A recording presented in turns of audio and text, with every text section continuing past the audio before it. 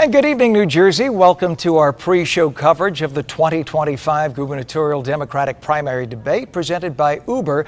We are live in Newark, New Jersey. I'm Ken Rosato. Let's take a look live now at the debate stage here at the Donald M. Payne Senior School of Technology tonight. We're setting the stage for a high-stakes showdown where Democratic candidates will clash over taxes, housing, and the future of our state. Now, this is a huge auditorium that they have here set up, a beautiful building, actually. We're expecting about 700 people to be on hand for the live exchange.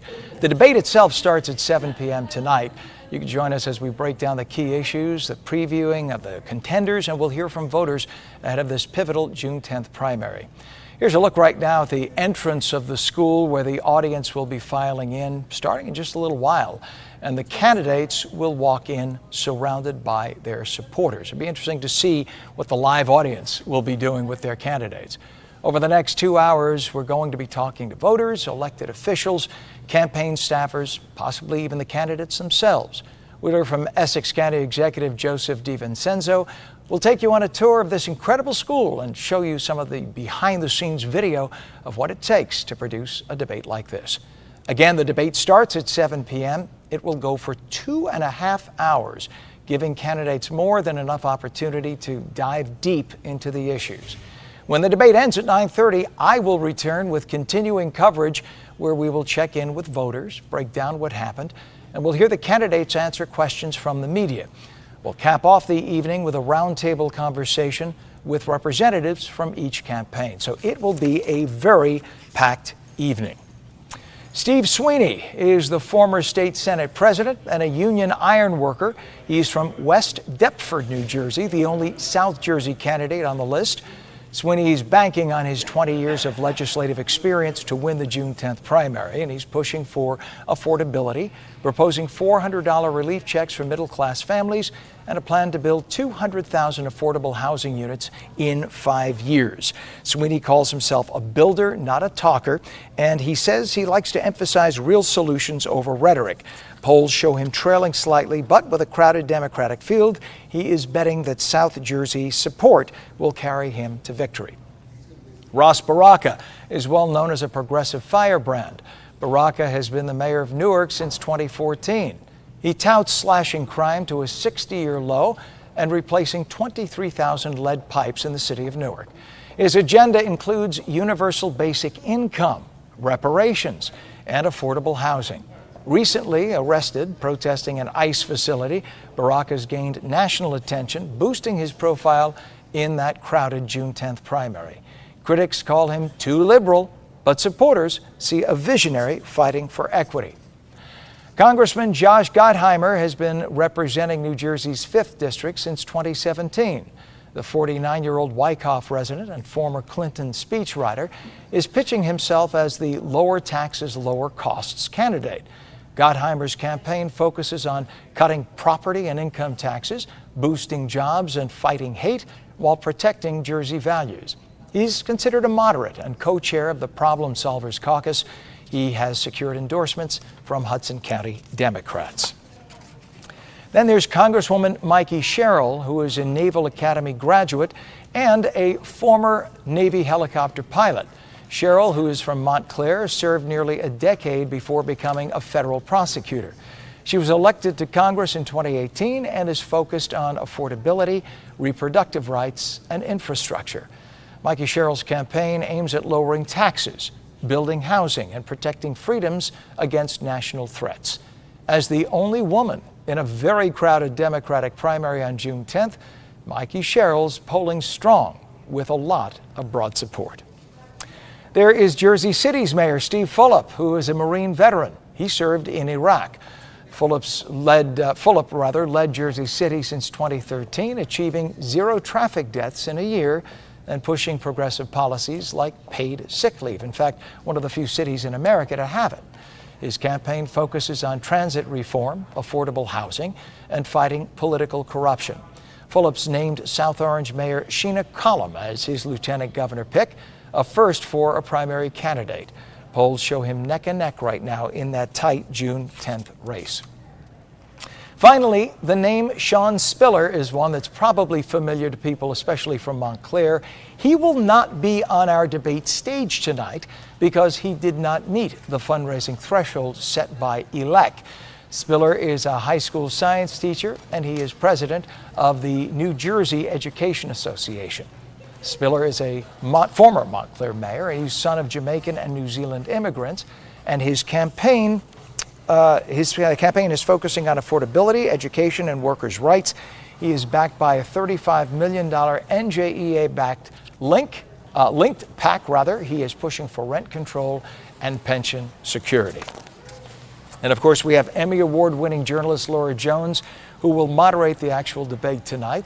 Laura is host of New Jersey Politics with Laura Jones, which can be seen on New Jersey and MeTV WJLP. She's known for sharp interviews with state newsmakers. Laura is a seasoned broadcaster and brings a no-nonsense style, ensuring candidates stay on point. Her work has earned her statewide respect, making her a fitting choice to guide these critical Democratic and Republican primary debates in Newark. Well, tonight we will be featuring a very sharp panel of questioners. David Wildstein, editor of the New Jersey Globe, brings decades of political insight, known for his incisive coverage of state politics. Micah Rasmussen, director of Rider University's Rebovich Institute, offers expertise honed as a former aide to Governor Jim McGreevey, blending academic and practical perspectives. Joey Fox, the Globe's political reporter, delivers meticulous analysis of campaigns and policy, keeping candidates on their toes. Expect tough but fair questions at this very pivotal debate. Joining me tonight for our debate coverage is reporter Jyoti Rinke, who's been all over TV. You've seen her over the years, of course. And Jyoti is with us right now. Good evening to you, Jyoti. Thanks for joining us tonight. Hey, good evening, Ken. Yeah, I think that I have the best seat in the house, at least at this hour, because I'm stationed right at the entrance. And I know you mentioned just a little while ago that we're going to try to talk to each of the candidates tonight to see how they're feeling.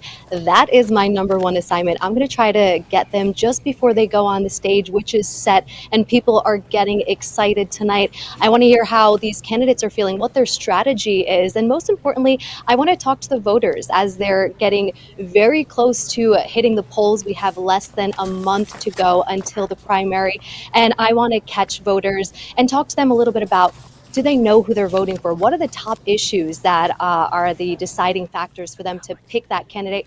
And what makes that candidate stand out in a very packed field? Of course, we have several candidates running for this gubernatorial race, and there are many issues that are important to people, from affordability, transportation. So I want to listen to them, and I want to see what they are hoping to hear tonight and what they think is going to be the deciding factor for who they vote for. I've already seen some people trickling in. Some folks are standing outside with their signs in their hand with the candidate's name, who they're favoring. So I'm going to try to check in with them and check in with you, of course, after I hear from them and give you an update.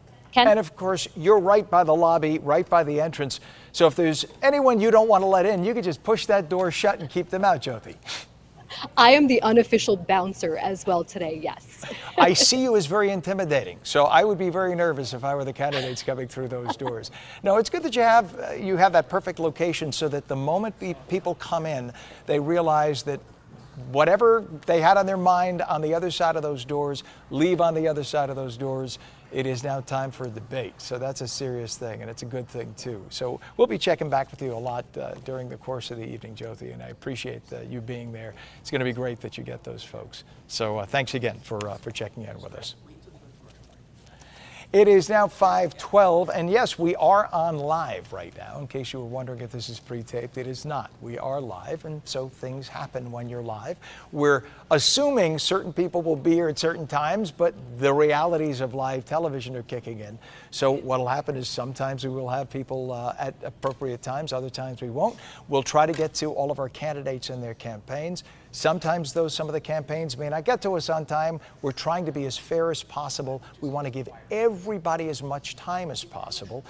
We have allotted so much time. We have 2 hours before the debate, and then we have an hour and a half of the debate and then an hour after the debate. So there's plenty of time available for everybody to make their case. But they have to be here. If they're not here, they're not taking advantage of free airtime. If they are here, whoever's here first, we'll give the free airtime to, and that's when we'll try to balance it out. Can we go to one of my guests right now? No. All right, so here's what we're going to do. And again, like I said, it's live TV, so bear with me. If any of you watches our morning show on New Jersey Mornings live each morning, you know that we go with the flow. So when we come back from our break, we'll be talking with some of our guests. Alex Wiltz, in fact, who's a regular columnist right now with the New Jersey Globe, so with Stomping Ground. So we'll be back in just a minute. We'll be talking about the candidates with Alex Wiltz. Don't go away.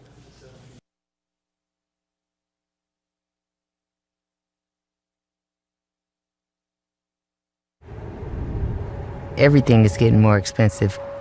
Rent, groceries, insurance.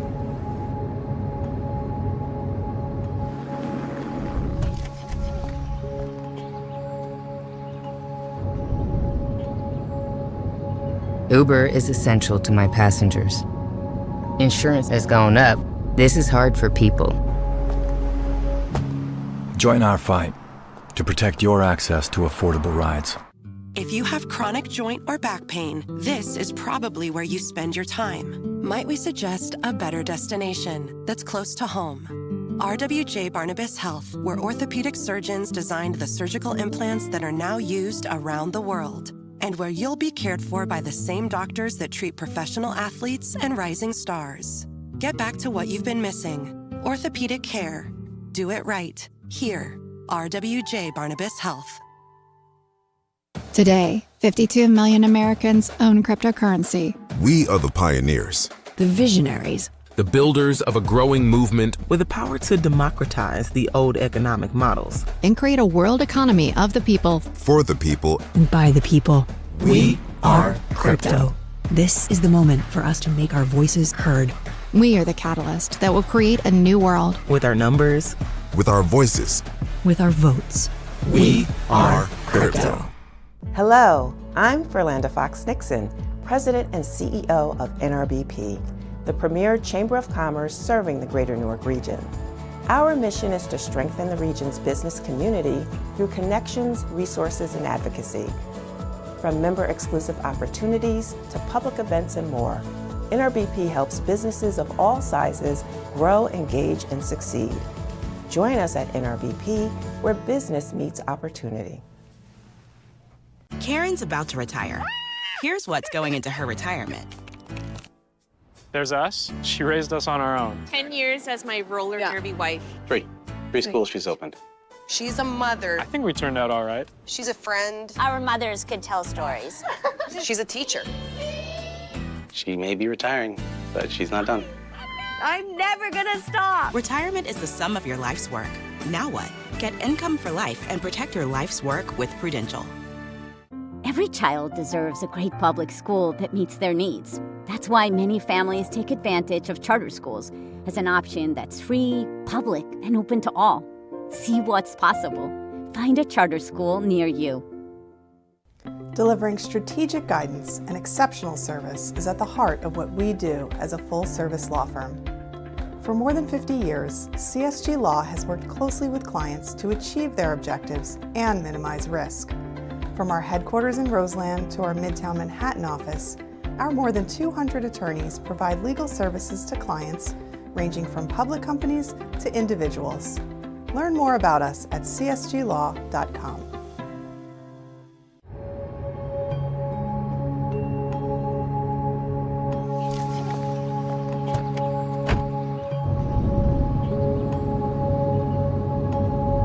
Join our fight to protect your access to affordable rides.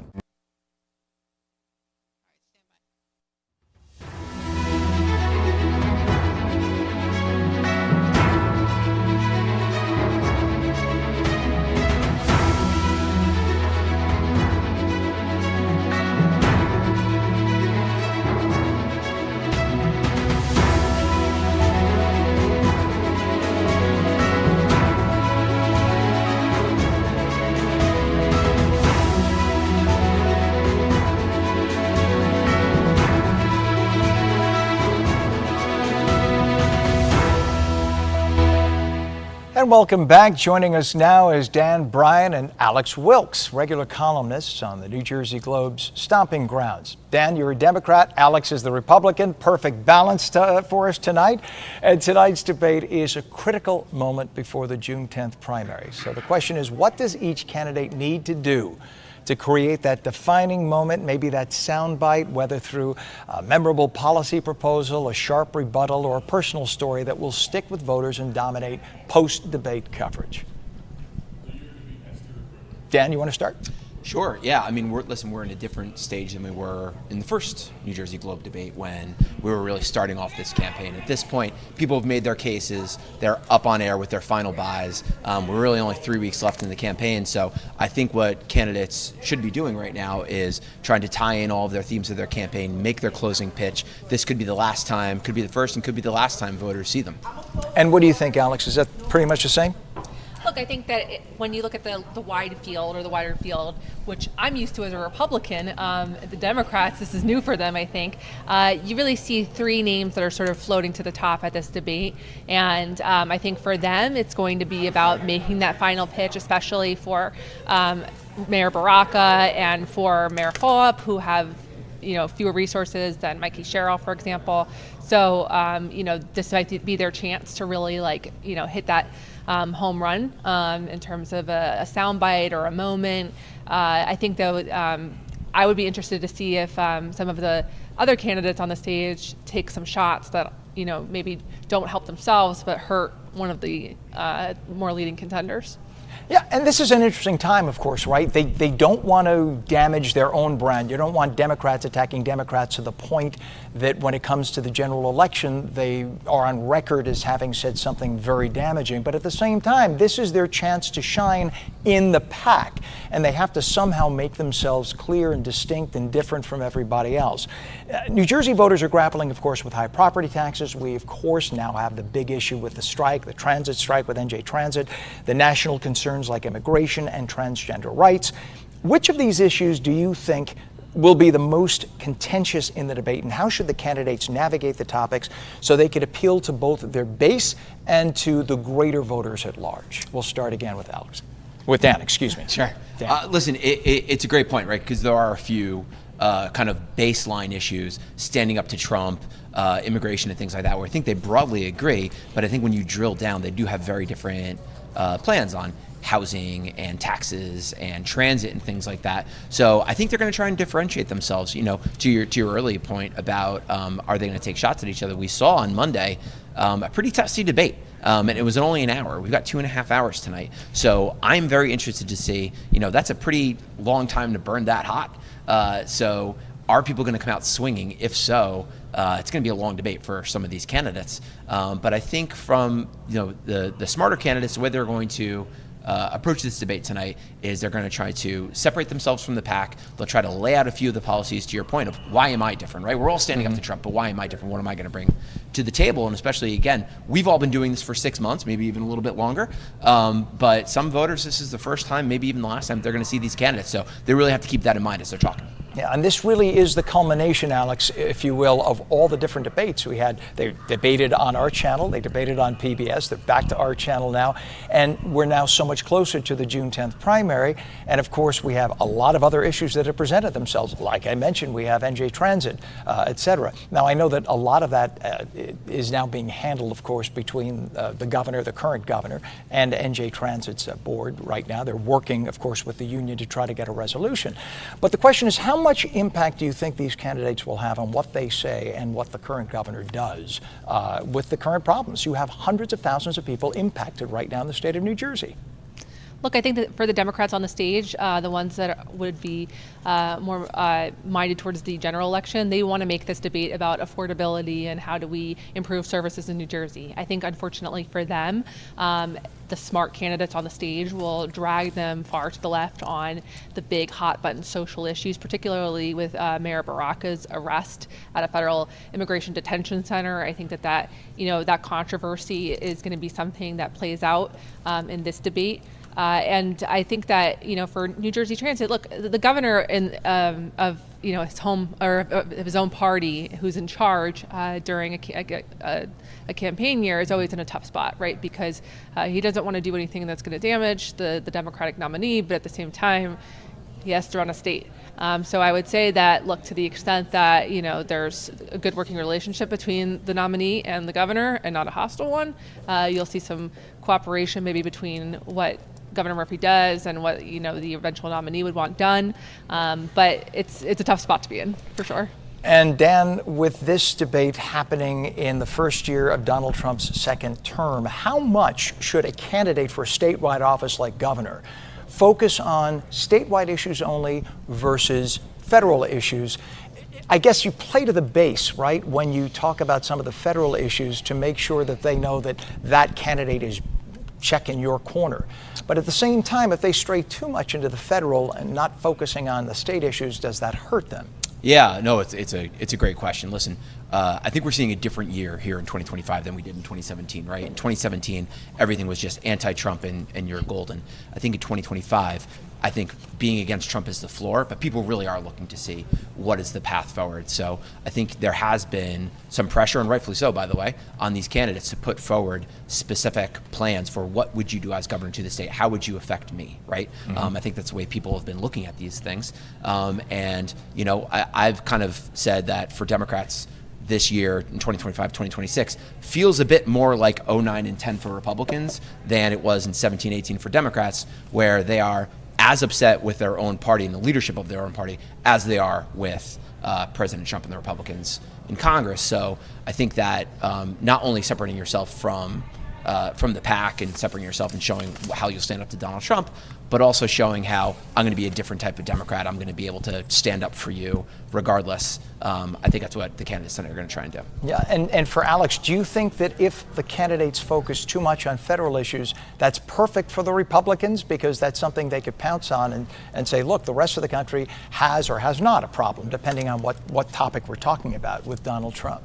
I agree. I think that focusing on some of the social issues, some of the record of the president's first 100 days, that gives Republicans a big opportunity to drag some of these candidates to a place where mainstream New Jersey voters just aren't. We could see that with the very narrow loss that Donald Trump had here in New Jersey, 6 points. To put that in perspective, Kamala Harris did better in Virginia than she did in New Jersey. So I think that, like Dan was saying, to the extent that maybe past campaigns have been a cookie cutter sort of, mailer of Donald Trump as the boogeyman and then the opposing candidate, you can't do that anymore because then you're offending some of those undecideds, some of those Democratic voters, quite frankly, who went out and supported the president in 2024. Well, and you have so many undecideds right now. That's the thing. We've seen a shift since or in the last year. A number of Republican, the roles of the Republican Party have increased somewhat significantly for Republicans as far as Republicans go in the state of New Jersey. Democrats still far outweigh Republicans in numbers, but the Democrat roles have actually come down. Not by a lot, but by a little bit.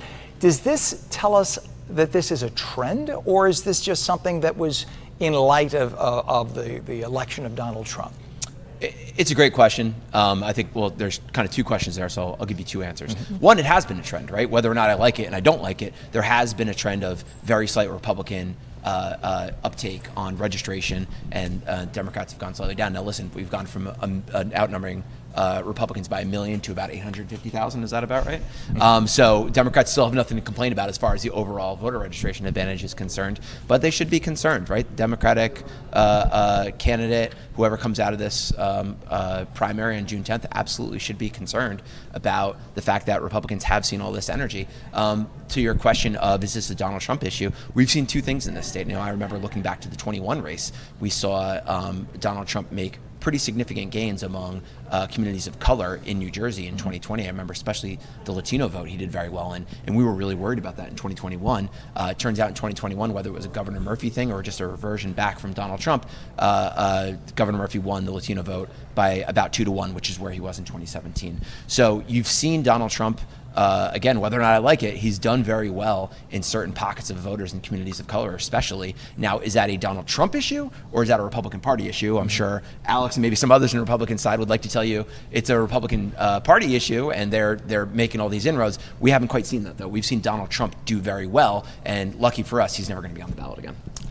And so, well, he says he will. Constitution says no, but I agree with that. Yeah. Well, we'll see what happens. No, I think he loves to troll people, and I think my sense is he's trying to see how far he can troll people. But who knows? We'll see what happens. New Jersey, of course, has a history. Oh, you know what? Forgive me, Alex. I didn't come to you for this. So, Alex, let's talk to you about the same thing. At this point, do you think that?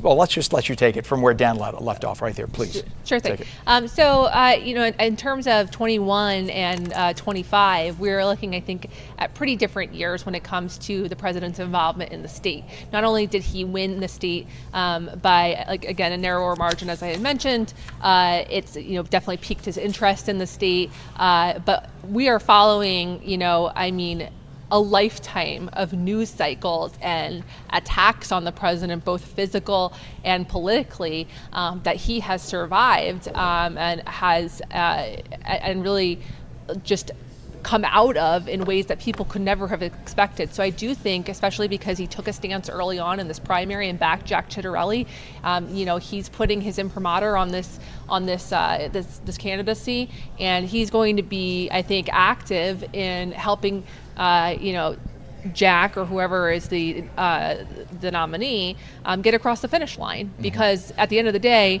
he doesn't want to see in his first term a loss, or sorry, his first year in office a loss, which might play out over a couple of news cycles ahead of the midterm election. So I think that he will come. I think that judging by the Wildwood debate that he had early on here in May of last year, he saw an energy here among young voters, minority voters, and working class voters that Democrats, quite frankly, did not really see. Yeah. And New Jersey, of course, has a history of low voter turnout. Because of off year, if you will. New Jersey people tend to come out for presidential elections, even during election years when you didn't think the candidates were that strong. New Jersey people do tend to come out. But when it comes to governor and state representatives, et cetera, New Jersey people tend not to come out as much. But we could talk about that more. We're going to have you on for the rest of the evening, so we'll be coming back to you in a little bit. Stay with us as we continue our live coverage of the 2025 New Jersey gubernatorial Democratic primary debate here on New Jersey. Yes. So right now, let's go out to our reporter, Jody Reiki, who is standing by with Mikie Sherrill, who's just coming in the front of the building. Jody. The last time I talked to you, I told you that I was in the best place here in this building because I was going to try to get all the candidates as they walk in. And as we were going outside, just doing a pulse check, seeing how people are doing outside, we heard some music and we heard everybody start chanting Mikie. So, of course, that meant that Congresswoman Mikie Sherrill would be here. So I want to ask you, Congresswoman, how are you feeling going in tonight? And how was it for you hearing all those people chant your name as you walked into the building? Well, I'm feeling great. It's always a wonderful opportunity when you get to connect with voters and tell them a little more about yourself and your vision for the state. So I'm really excited about tonight, and certainly coming out of the car and seeing all the supporters was a wonderful feeling. Yeah, I mean, me and my photographer, we were out there and we were like, hey, let's get some video of this. This is really cool. And then it was just like we heard the music going and we heard them chanting your name. So what a feeling. And, what are you prioritizing tonight for some voters who maybe they're not sure about who they want to vote for? What are some of the issues that you want to make sure that they hear you talking about tonight? Well, I think what's on voters' minds, of course, is who is going to be the strongest governor to stand up against the attacks we see coming from Washington, whether it's on the economy and rights and freedoms, as well as who's going to cut through the status quo and provide a different vision for our state as far as driving down housing and utility and healthcare costs. And that's what I'm going to talk about tonight. And I'm really excited to share that. Okay, great. Thank you so much. Appreciate your time. Thanks so much.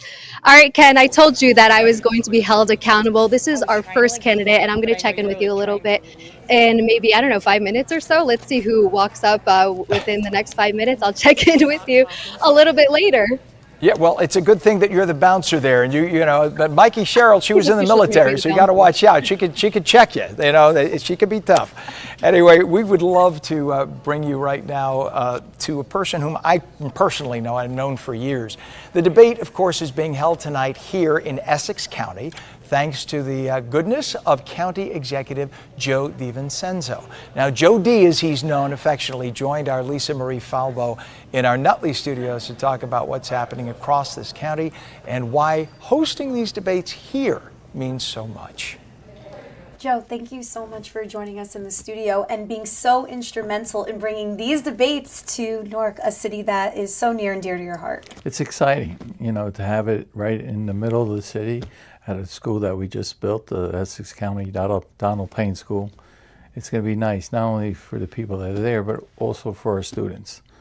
Why was it important for you to bring these debates to the city? You know, they do them all over the state, you know, and sometimes they leave us out. Newark is a major city in our state, so it's right that they do it there, and I'm happy they did. Why there? Because we could have done it anywhere in the city because you have so many beautiful venues. But at this school, I know means something. This is the Essex County Donald Payne School of Technology. We have 3 schools. This one we just built. It's about 4 years old. And we consolidated 2 schools, one North 13th and the other one Bloomfield Tech. And the school has about 1,400 kids. And the majority of them come from Newark. They come from the urban center, but we do have kids from the suburban that come there. And it's a great school. And to have it named after Donald Payne, the late Donald Payne, it means a lot to the family.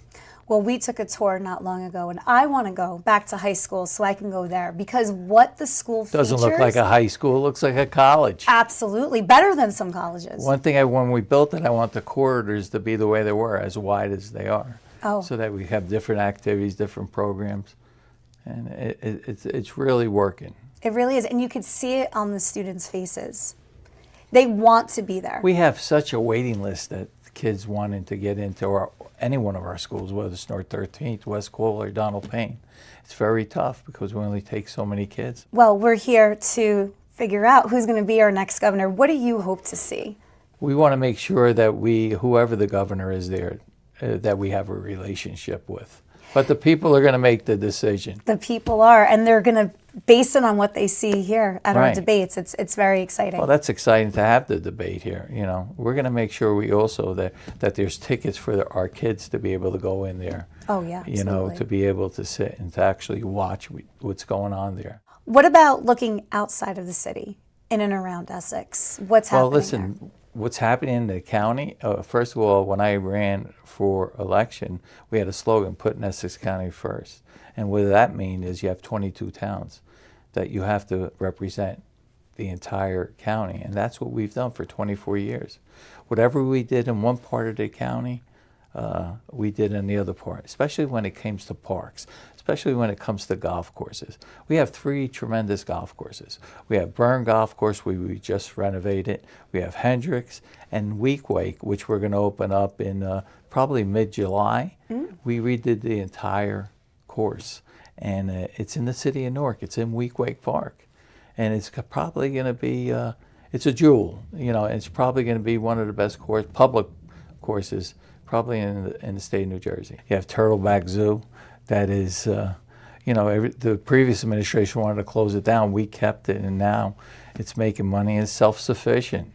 That whole area up there, Orange Reservoir. When I think of Joe D, Essex County, I do think of the parks. Is that the legacy that you want to leave? Well, it's one of them. The main legacy is putting our financial house in order that nobody's ever been able to do. Because if you don't have the money, you can't do the things you're doing. And you've done a lot. Well, I've done a lot. I got a good team, and we work together as a team, and we get things done. But you have to go out and get the money. I have to have relationships with the governors, which I do, and they've been all very supportive to the things that we're doing because they know the things that I'm going to do. I'm going to spend money the right way, and it's going to do for projects for people, and people that want to utilize it. You mentioned over 20 towns. 22 towns. 22 towns. So many different personalities, though. No question. Right? Essex County, I mean, it's home to a lot of good But people, I have to tell you, personalities. the reason that we've been successful is because we reached out to all 22 towns. We engaged them, all right? Not only the mayors, but the council people. But most importantly, the people that live there. We made them feel part of what's happening in Essex County. In the past, the people in the suburban area used to say, oh, the urban center is getting a lot more than us. Why should we be Democrats or Republicans? I said, listen, when I become county exec, what I'm going to do is make sure everybody gets a share of the pie. And that's what's happened. It's come together, and I couldn't be more proud. But you can't do it. I couldn't do it alone. You know, I could have the vision, the passion, but you have to have a great team. And I have the best team in the state of New Jersey. You really do. And you're great at branding, too. Right? You have very good marketing. There's no doubt. I have a very good PR person, too. Yes. Anthony Puglisi, yes, he is. Who does a great job. But I'm very engaged in it myself, too, like things that I do. But it makes a difference. Yeah, I have to. You've been at this for 24 years? I've been county exec for 6 terms so far. Oh, and I run next year for re-election. Okay. So what keeps you going? Just keep on doing what we're doing here. You know, as you get these places built, the next thing you have to do is be able to maintain them, the buildings. And that's what people watch. When you build a park, they want to make sure, okay, you did it once, but when it goes downhill, are you going to do the same thing? And that's what we've done. Every one of our parks, we started out with 17 parks. We have 24 parks now. Wow. Every one of our parks, probably because I've been there so long, we renovated each one of them. You know, when the playground goes down, we make sure we do what we do. When the synthetic turfs are worn out, we make sure we put another one. We just stay on top of it. And that's what you got to continue to do. You have to, you know, we work for the people, you know, and they're the ones who are our customers. And I tell them, my employees, I said, listen, the customer is always right. Whether you agree or don't agree, the customer is always right. And the biggest thing we changed around, what you said about legacy, because every county exec left this county broke. All right. And what happened is we had a huge debt when I took over. All right. We were junk bonds. Today, we're AAA bond rating. Whoever thought in Essex County you could get AAA bond rating? And our debt, we reduced it about $50 million. So things are going in the right way. Well, Joe, this was so much fun. Thank you so much for taking the time today. And thank you again for opening up your city for our debates. Our city and our county. Essex County Executive Joe DiVincenzo, a.k.a. Joe D. And this segment is sponsored by CSG Law, who are proud supporters of civic engagement and leadership across New Jersey. Stay with us as we continue our coverage of the 2025 New Jersey gubernatorial Democratic primary debate. I'm Ken Rosato. You're watching On New Jersey, live from Newark.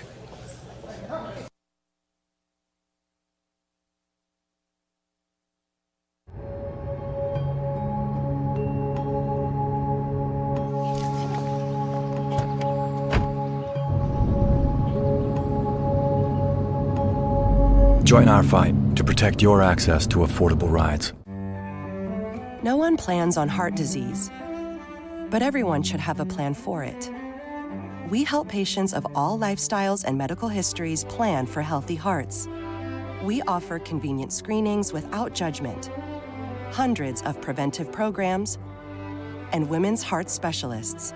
And we're the largest cardiac surgery program in New Jersey. Make plans for a healthy heart with RWJ Barnabas Health. Let's be healthy together. Today, 52 million Americans own cryptocurrency. We are the pioneers, the visionaries, the builders of a growing movement with the power to democratize the old economic models and create a world economy of the people, for the people, and by the people. We are crypto. This is the moment for us to make our voices heard. We are the catalyst that will create a new world. With our numbers, with our voices, with our votes. We are crypto. Hello, I'm Verlanda Fox-Nixon, President and CEO of NRBP, the premier chamber of commerce serving the greater Newark region.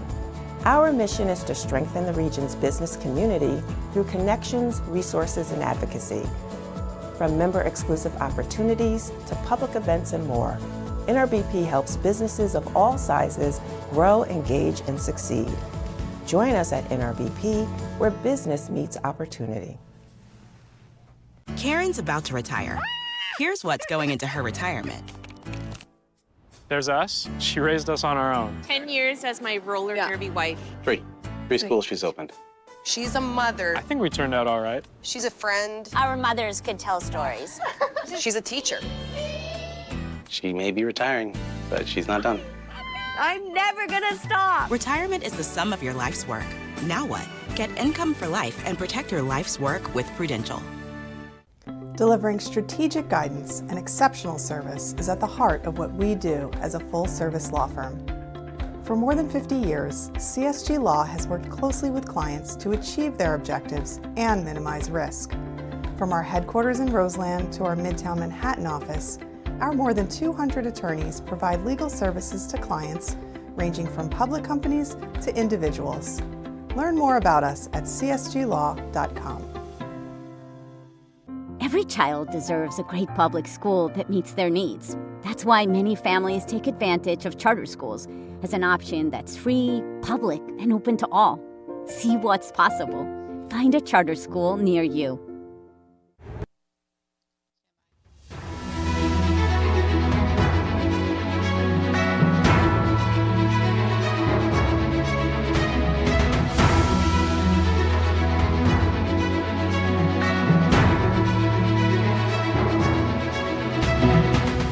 Taking a live look at the debate stage now as we welcome you back to our special pre-show coverage of the New Jersey Democratic gubernatorial debate. We're live at the Donald M. Payne Senior School of Technology in Newark. We go back to our reporter on the scene, Jyoti Reiki, with her gubernatorial candidate guest, Jersey City Mayor Steve Fulop. Jyoti.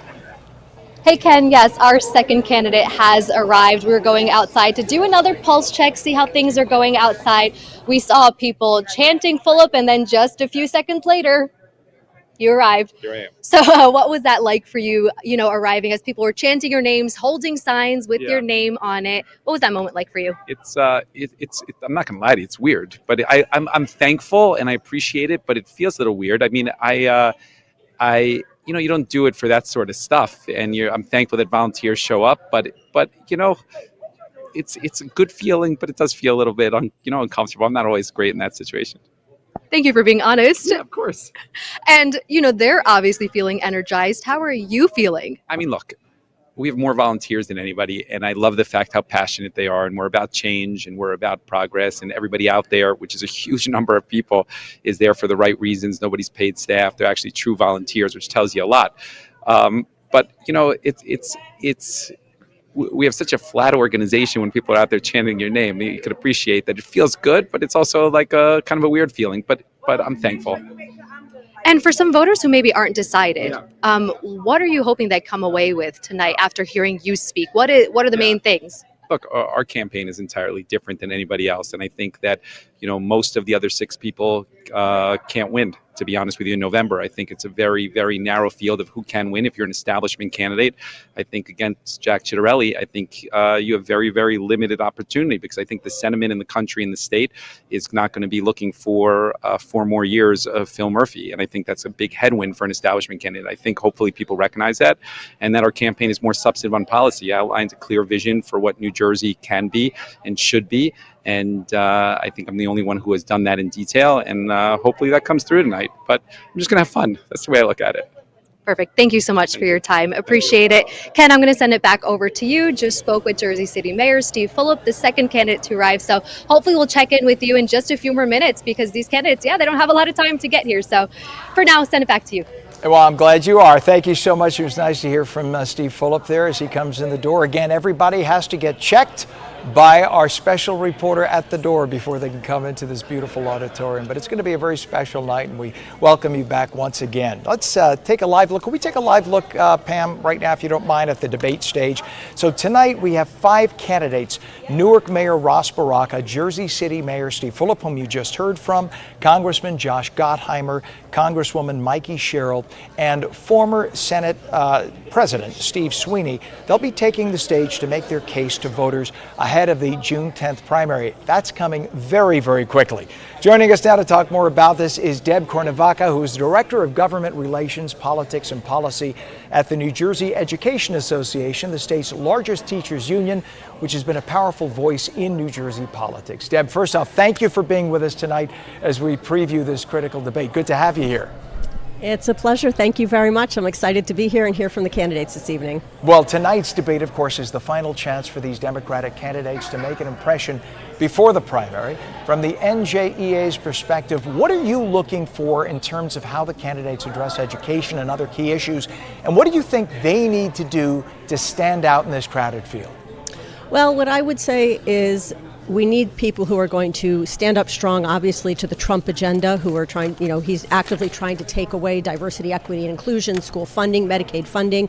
We need someone committed to understanding the disparities that exist within our system, and that's why NJEA proudly endorsed Shawn Spiller for governor, and we know that he will be the best one to lead us in an education agenda to make sure that we continue to have the best public schools in the state, and that we rise to the occasion to fight back against the Trump agenda. And the NJEA has, of course, strongly backed its president, Shawn Spiller, for governor, with a significant financial commitment through the working with the Working New Jersey Super PAC. However, Spiller did not qualify for tonight's debate because of the rules about public funding. You have to raise a certain amount of money from public funds as opposed to from a PAC.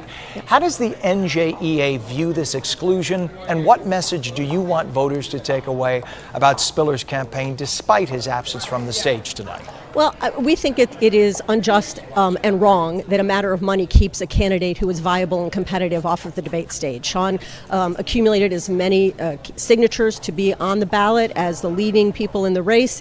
He has been ranked very highly in the polls, and it's simply a matter of money. And that's the problem with the political system right now, and that's why NJEA and the members of the NJEA voted to put and invest in this gubernatorial race to make sure that people who can contribute $25 and $50 can afford to have a voice in the process, because the people on the stage this evening got there by taking corporate donations from developers, from real estate people, from large attorneys, firms, and those are the people that will then influence the governor when they take seat. Mm-hmm. Shawn's campaign is different, and so while we think it is wrong and unjust that he is not on the stage, we are proud of the fact that he is the one who not just walks the walk and talks the talk, but will be governing based on being responsive to the needs of the people of New Jersey, and not special interests, not the uber rich, not the ones who funded the candidates who did make it on stage this evening. And as a former political organizer and now a key figure in the NJEA, you've worked closely with educators all across the state. So what are the top concerns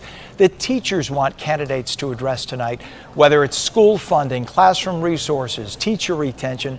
And how should the candidates propose solutions that resonate with the members of the NJEA?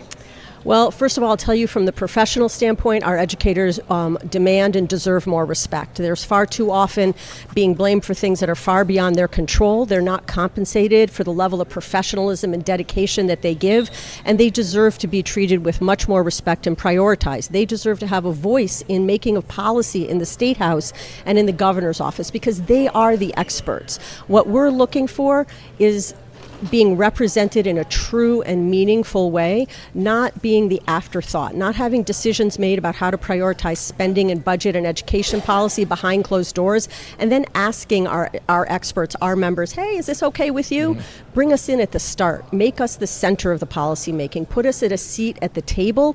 That is what educators need, and that is what Shawn Spiller's bringing to this candidacy as someone who has served in a leadership role of the union across 21 counties for the past decade plus. He brings that experience and that knowledge, and that's why we're so confident he's the right pick for New Jersey. And our members care about the same thing that most hardworking, middle-class, and union families do. New Jersey needs to be more affordable, which is what Sean has been running on since day one.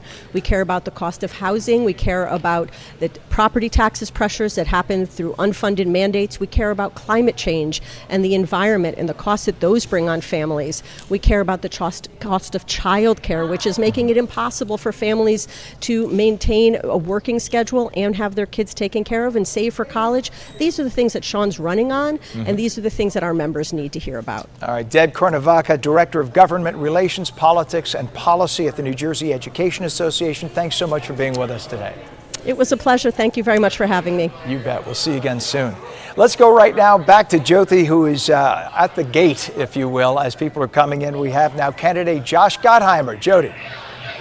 Yeah, Ken, all of our candidates have arrived, and I am with Congressman Josh Gottheimer right now, and we want to talk to you about how you are feeling going into tonight's debate. Great, excited about this. Excited to talk to everyone and to have a really good conversation about the future of Jersey. And I've been asking all of the candidates, for some people who are still undecided, we have less than a month to go. What is the main takeaway? What are you hoping that they hear tonight that makes them say that this is my guy? I know people are feeling crushed right now, which is why I'm focused on helping people getting costs down and taxes down. That has been a huge focus of my campaign since the beginning. What do we do to cut people's taxes? I've got a property tax cut of nearly 15%. I'm going to help seniors with actually give them a bonus when they turn 70, renters with a rebate, and get middle-class income taxes down. You know, we can do this in Jersey. We can make life more affordable for people. They need the break right now in Jersey, and I'm going to deliver it as governor. Yeah, affordability certainly the top issue. We've talked about this several times in the past couple of months. You know, what is it like for you seeing all the other issues unfold here across the state? We have a transportation crisis going on as well. You know, what was it like for you preparing for this debate when we have multiple crises unfolding at the same time here in the state? You know, I'm in Congress, and I'll tell you what I see all the time is you're dealing with lots of issues. We have to get this transit strike settled, right? People got to get to work. We're dealing with Newark Airport, and that's a mess, right? And Route 80's got potholes. You know, governor's got to make sure you lead, you take charge, and you deal with these things. We've got to stay at the table until this transit strike is over. And we at the same time have to focus on making life more affordable for people, right? Because we're literally, I don't know if you saw ARP put out this study recently, 41% of seniors are considering leaving the state because it's so expensive, right? Rents are up 33% in the last few years. We have the highest property taxes in the country. People are just getting crushed. And I'm all about helping regular folks just get a break. We got to do this and fix the transit issues, of course, and fight Trump, right? Who's, you know, trying to do everything he can to stick it to us in Jersey, right? You got to be able to do all these things at the same time. And as governor, that's exactly what I'm going to do. I've got the experience. I'm someone who's got a long record of solving the toughest problems in Washington and here. And I'm going to get it done because, listen, we really, really have a great state. I love it. But the bottom line is we got to make it so people can afford to stay here, whether they just graduate, whether they're a senior or raising a family. Like, I just want everyone to be able to have a great life in Jersey. It's a great place. Thank you so much, Congressman. Thanks. Appreciate your Thanks time. so I know we don't have much time to go, so I'm going to let you get ready. Yes, Okay, thank you so much for your time. Ken, I'm going to send it over to you because we have two other candidates that have just arrived. And I want to talk to some of the folks that are trickling into the building. I want to know what are the top issues for them. What are the decisions that are going to factor who they decide to vote for? So I'm going to send it over to you, Ken. And I think that maybe you are going to chat with Mayor Ras Baraka. If he isn't there right now, I know that he was saying that he's going to make it over to you as soon as he can because he walked in at the same time. And then former Senate President Steve Sweeney also walked in at the same time. So I'm doing my best out here, you know, being the bouncer, trying to catch everyone as soon as they walk in. But we're going to try to tag team this one. And if I don't get him here, then I'm going to send him over to you.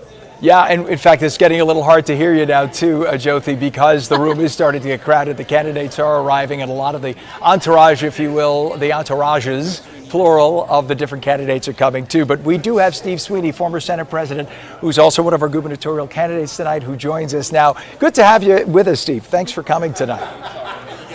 Thank you for having the opportunity to speak.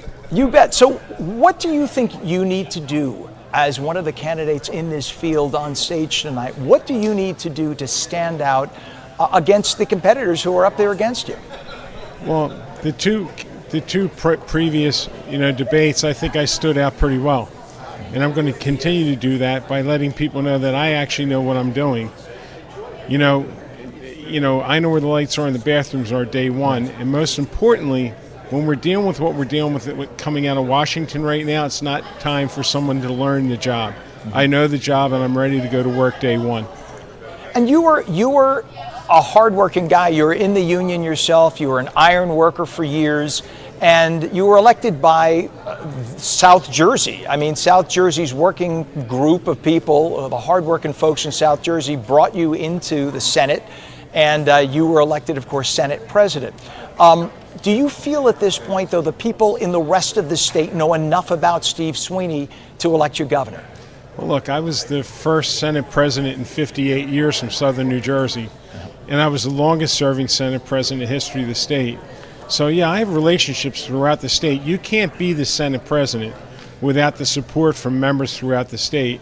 And I enjoyed that for 12 years. So, yeah, I think people know who I am.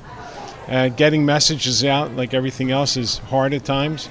But we're out there doing everything we can, knocking on doors, doing lit drops in northern New Jersey, central New Jersey. So we're getting out the message.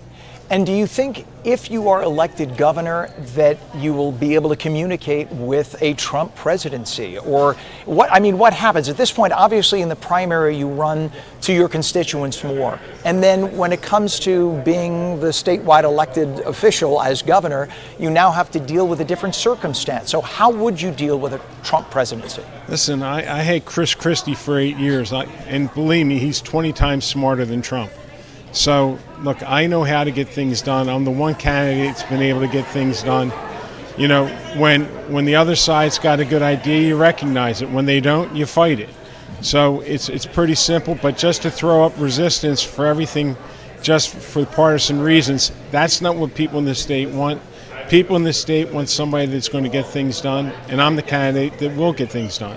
All right. It's good to have you here, Steve Sweeney, the former Senate president and now candidate in the Democratic primary running for governor in the state of New Jersey. Thanks so much for joining us tonight. Thanks for having me. You bet. It is now 5:58, and when we come back, we have lots more of our pre-show action, so don't go away.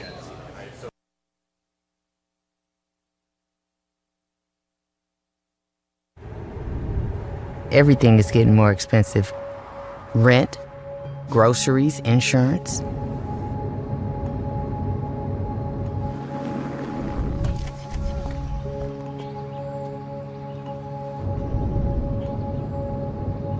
Uber is essential to my passengers. Insurance has gone up. This is hard for people. Join our fight to protect your access to affordable rides. If you have chronic joint or back pain, this is probably where you spend your time. Might we suggest a better destination that's close to home? RWJ Barnabas Health, where orthopedic surgeons designed the surgical implants that are now used around the world, and where you'll be cared for by the same doctors that treat professional athletes and rising stars. Get back to what you've been missing. Orthopedic care. Do it right. Here, RWJ Barnabas Health. Today, 52 million Americans own cryptocurrency. We are the pioneers, The visionaries, the builders of a growing movement with the power to democratize the old economic models and create a world economy of the people. for the people, and by the people. We are crypto. This is the moment for us to make our voices heard. We are the catalyst that will create a new world. with our numbers. with our voices. With our votes. We are crypto. Hello, I'm Philanda Fox Nixon, President and CEO of NRBP, the premier chamber of commerce serving the greater Newark region. Our mission is to strengthen the region's business community through connections, resources, and advocacy. From member-exclusive opportunities to public events and more, NRBP helps businesses of all sizes grow, engage, and succeed. Join us at NRBP, where business meets opportunity. Karen's about to retire. Here's what's going into her retirement. There's us. She raised us on our own. 10 years as my roller derby wife. Three schools she's opened. She's a mother. I think we turned out all right. She's a friend. Our mothers could tell stories. She's a teacher. She may be retiring, but she's not done. I'm never gonna stop. Retirement is the sum of your life's work. Now what? Get income for life and protect your life's work with Prudential. Delivering strategic guidance and exceptional service is at the heart of what we do as a full-service law firm. For more than 50 years, CSG Law has worked closely with clients to achieve their objectives and minimize risk.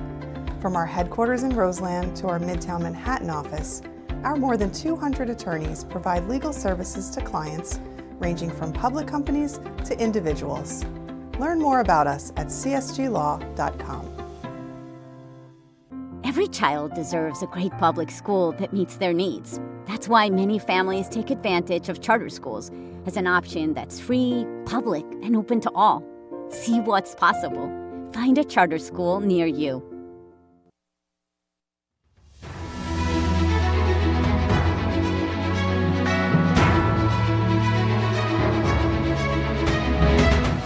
And welcome back to our special coverage of the New Jersey Democratic gubernatorial debate, the primaries debate, of course, live from the Donald M. Payne Senior School of Technology in Newark. I'm Ken Rosato. We go back to Jyoti Rekhi, who's at the entrance of the auditorium tonight. And do we have, if I'm correct, Ras Baraka with you right now?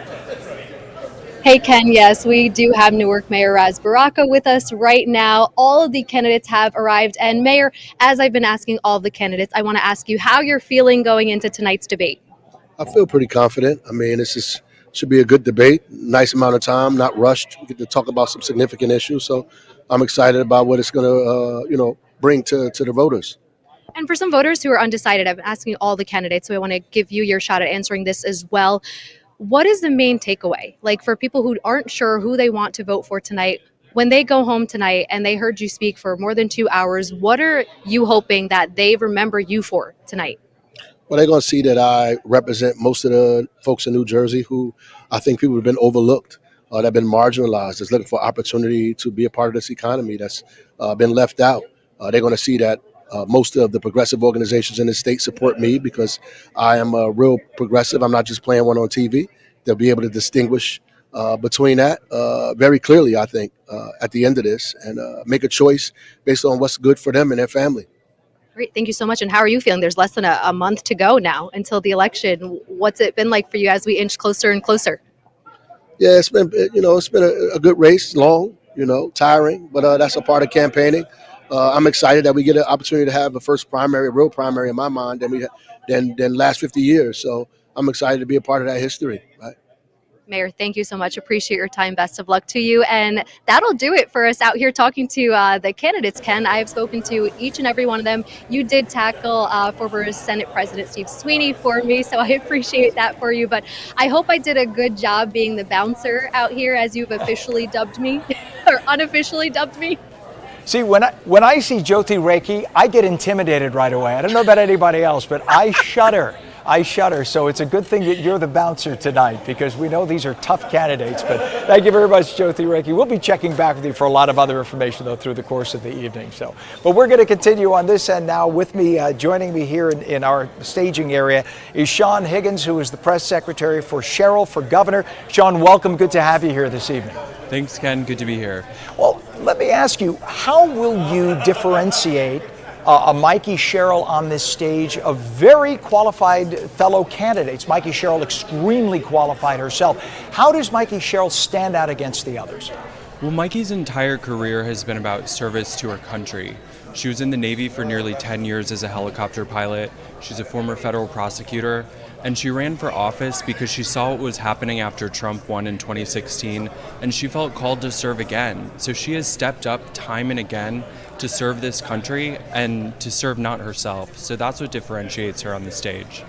And Mikie Sherrill is a person who was able to accomplish something very few people could do. She came in beating a multi-term Republican candidate in Frelinghuysen at a time that a lot of people thought he could beat her.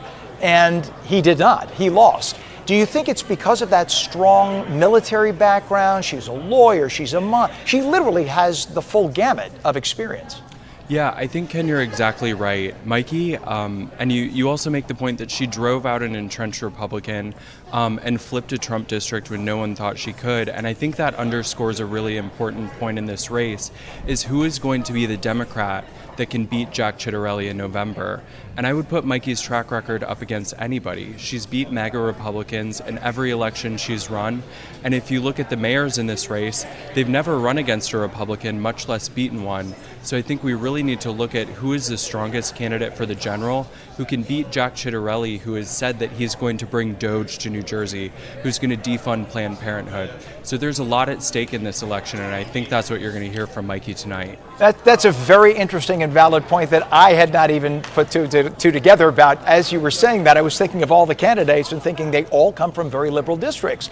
And so they're not running against a conservative in those districts. They literally have to win the primary. Once they win the primary, they basically have the election. But in the case of Mikie Sherrill, you have a very different circumstance, because her district to this day is very purple, and she's a candidate that the people on the right gravitated toward and voted for. So do you think if there is a Governor Mikie Sherrill, that Governor Sherrill would be able to work with a Trump administration? Look, I think Mikie has built broad coalitions to get things done, both on the campaign trail and in Washington. And that's how she would govern. She's someone who is not going to compromise on her values, but she does build coalitions and she delivers. It's how she was able to fully fund the Gateway Tunnel and deliver on an infrastructure project that Chris Christie defunded and that everybody thought was impossible.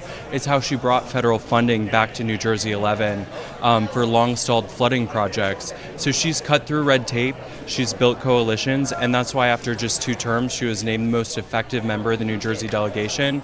And I think that's how you'd see her govern in Trenton. She has a different governing style. It comes from nearly 10 years in the military, and I think that's why she's been so effective. From a financing point of view, does the financial war chest hold up against, say, a Jack Ciattarelli when it comes to a general election? Yes, Mikie's been a really powerful fundraiser throughout her career, and I think when you actually look at this primary, we made a strategic choice to hold our fire until people were paying attention and until voters were making up their minds. So you see us entering the final stretch of this primary with more cash on hand than any other candidate, whereas Steve Fulop, for example, his campaign is nearly broke. So I think you've seen us make really strategic and wise choices, and now that Mikie's on the air, you've seen the last 3 polls, she's growing her margin more than any other candidate. So she's got the momentum leading into this final few weeks of the campaign.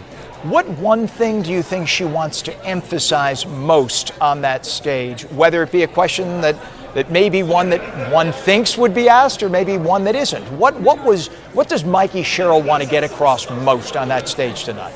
I think what you're going to see Mikie outline is her positive vision for New Jersey, the different kind of leadership that she brings to this race, a focus on affordability from housing, healthcare to utilities, but also that she's the strongest person on that stage who can stand up to Donald Trump and still get things done for New Jersey and still deliver. Okay. And final thoughts, because we're going to have you back later after the debate tonight, but final thoughts. Look, Mikie has a clear vision for New Jersey. She's going to go out there and share her positive message, share her vision, let people know who she is, because when you know who Mikie Sherrill is, her lifetime of service, you know who she fights for, and that's the people of New Jersey. All right. Thank you so much, Sean Higgins, press secretary for Sherrill for governor. It's good to have you with us. We'll be talking with you again later in the evening. Ken. Best of luck to your candidate tonight. Appreciate it.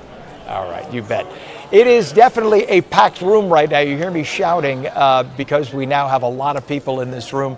There are going to be about 700 people filling the auditorium. We're at the Donald M. Payne Senior School of Technology in Newark, right in the heart of Essex County. This is a very, very packed house, and a lot of people very interested to see how their candidate will do tonight.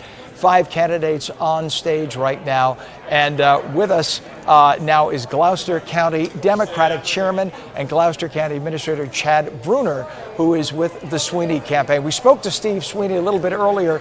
How do you think Steve Sweeney will stand against these other candidates, all from northern or central New Jersey, as opposed to a southern New Jersey candidate?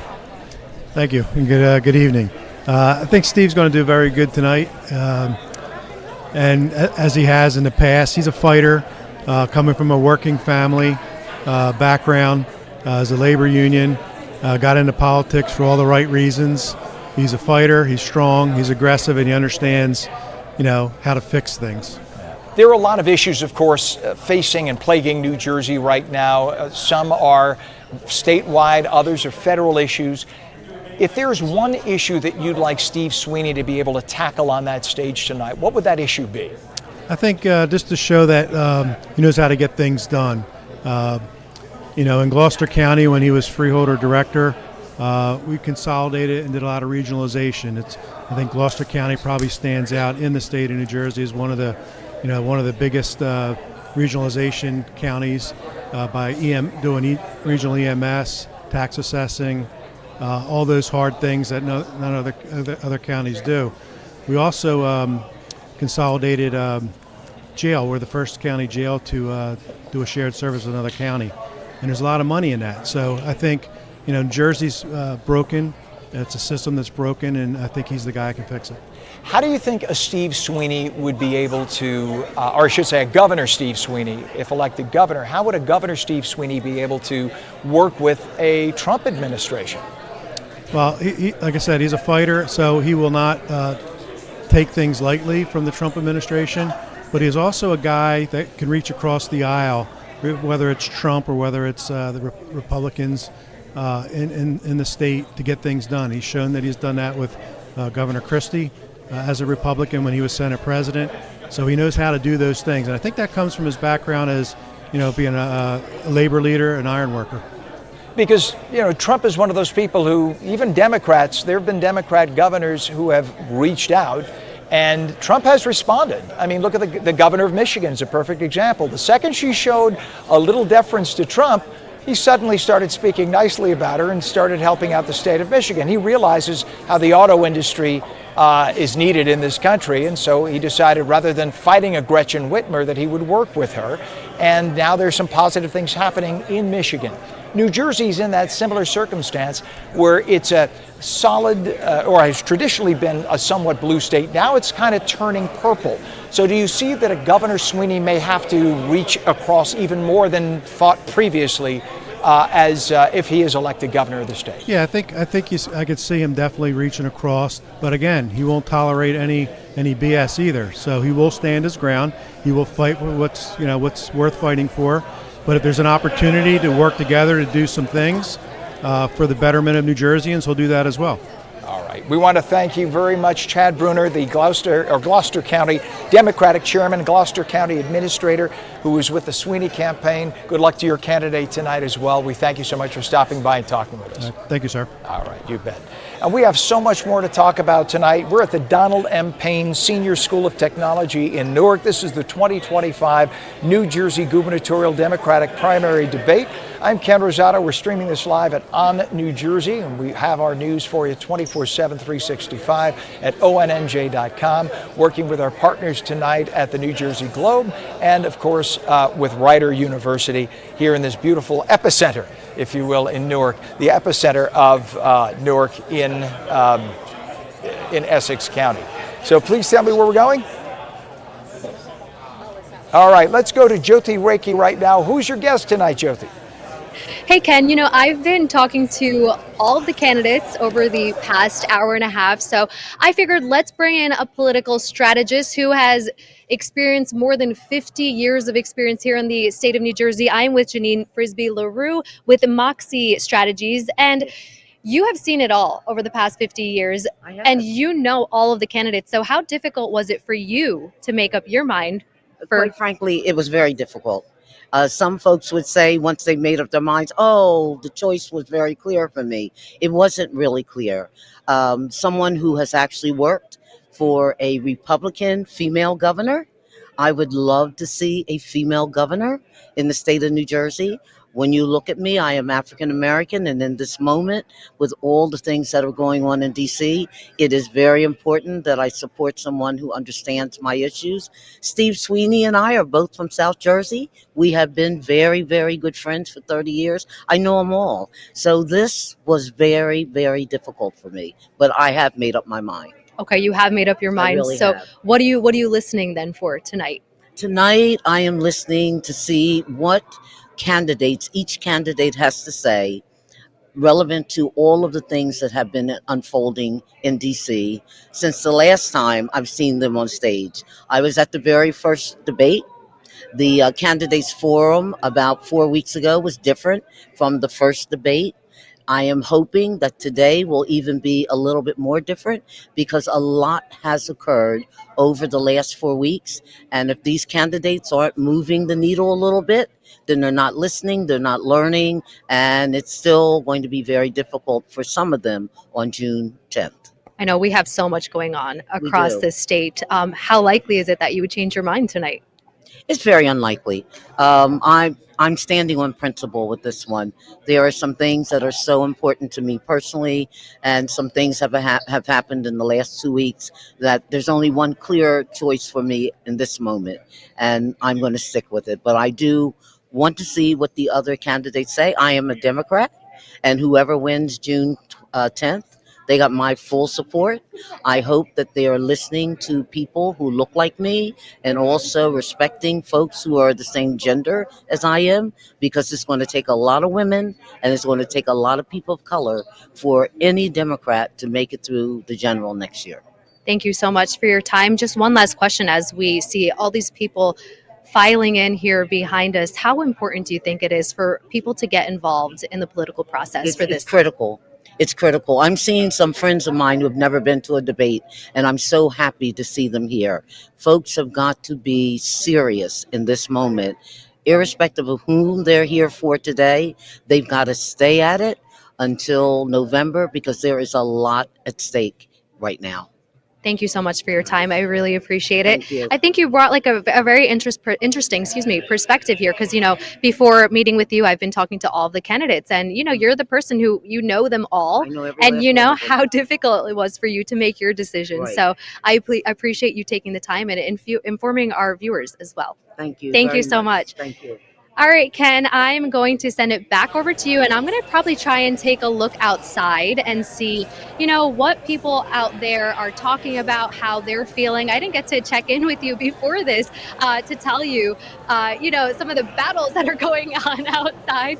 We heard some folks, battling with their words, of course, saying, Mikey, Mike. Then you heard, supporters chanting just across the way, chanting Fulop. And so people are definitely, they're energized, and we have a little bit more than 45-ish minutes, 40 minutes actually, to go before the debate. So I want to check in with some of them, and maybe I can get an interview with a voter for the next time I chat with you, but we'll see. Well, she was an extremely eloquent speaker, and I'm sure there are a lot of people on the Democrat side right now, Jyoti, who wish they could come up with a decision because they have quite a qualified field. This is a tough one for anybody on the Democrat side voting. It's an extremely qualified field of candidates, and I know it's just very hard once you get your heart set on one candidate, if that isn't the person chosen in the primary, to switch your allegiance. But in the end, if you're a registered Democrat, you want to stay within your party and vote for that person. Jyoti, Reiki, thank you very much for being at the entrance to our beautiful auditorium here tonight, speaking with the candidates and the voters who are coming in. 700 people coming to watch this debate tonight. Joining me now where we are seated right by the back entrance to the auditorium itself is Chelsea Broussard, who is a Gottheimer campaign manager. Thank you for being with us, Chelsea. Thank you. Well, let me ask you what it will take for Josh Gottheimer to stand out in the pack tonight. Well, Josh has been focused since he launched his campaign on one thing. He's been laser focused on affordability, lowering taxes, and lowering costs. And the thing that's going to make him stand out is that he's the only candidate who is laser focused on lowering taxes, and he's the only candidate who's put out a detailed plan in order to get that done. Josh to a Republican would be very attractive. Josh to many mainstream Democrats would be very attractive. But when it comes to the far left of the party, Josh might be viewed as too centrist. How will he make the case to the primary voters that he is a tried and true Democrat? He has a record in Congress of getting things done that people said would be impossible, and very progressive things done. No one said that we could get gun safety legislation done. Josh he shepherded through a piece of gun safety legislation, the first one in over a decade. And so he has a record on democratic values, on democratic priorities. But everyone in New Jersey cares about lower taxes and lower costs. Regardless of whether you're on the left, on the right, everyone in New Jersey cares about the same thing. And Josh is the best candidate to beat a Republican in November because of that focus.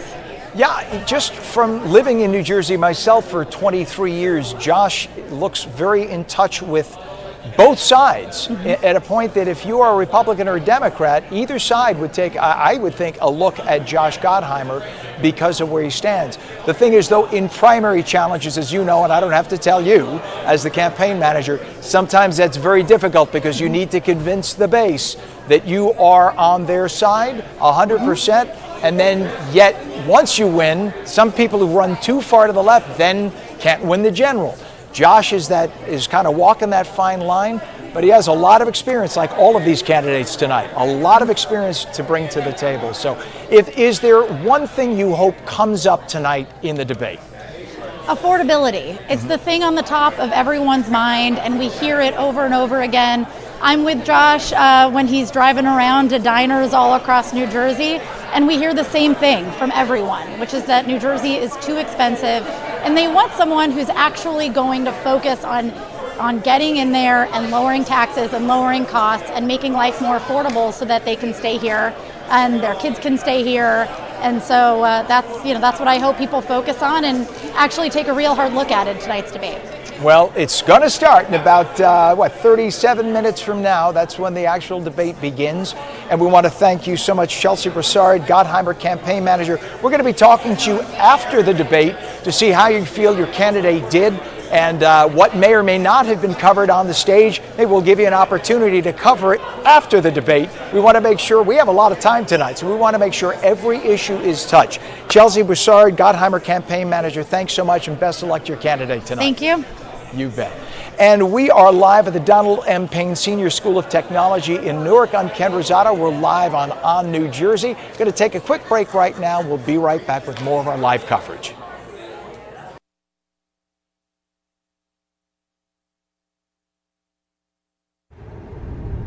Everything is getting more expensive. Rent, groceries, insurance.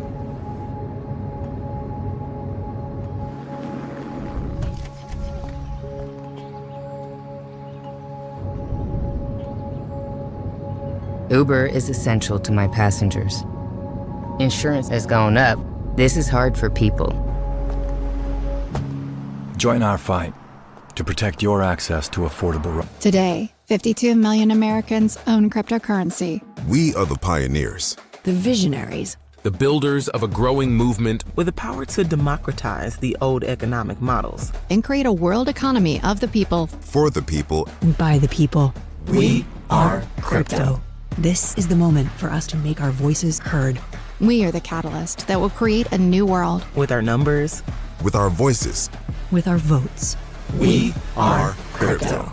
If you have chronic joint or back pain, this is probably where you spend your time. Might we suggest a better destination that's close to home? RWJ Barnabas Health, where orthopedic surgeons designed the surgical implants that are now used around the world, and where you'll be cared for by the same doctors that treat professional athletes and rising stars. Get back to what you've been missing. Orthopedic care. Do it right. Here. RWJ Barnabas Health. Karen's about to retire. Here's what's going into her retirement. There's us. She raised us on our own. 10 years as my roller derby wife. Three schools she's opened. She's a mother. I think we turned out all right. She's a friend. Our mothers could tell stories. She's a teacher. She may be retiring, but she's not done. I'm never gonna stop. Retirement is the sum of your life's work. Now what? Get income for life and protect your life's work with Prudential. Every child deserves a great public school that meets their needs. That's why many families take advantage of charter schools as an option that's free, public, and open to all. See what's possible. Find a charter school near you.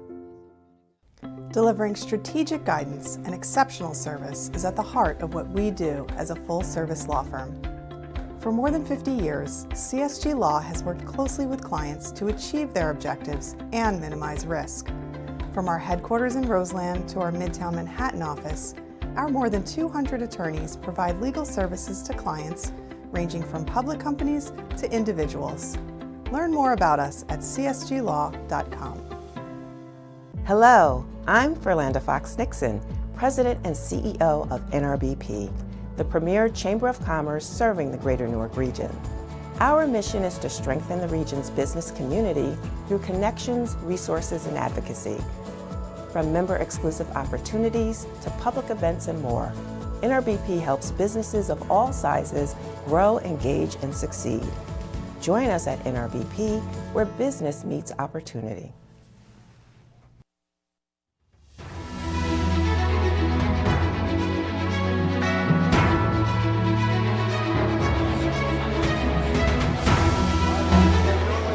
And welcome back to tonight's gubernatorial debate taking place at a crown jewel in the heart of Newark, the Donald M. Payne Senior School of Technology.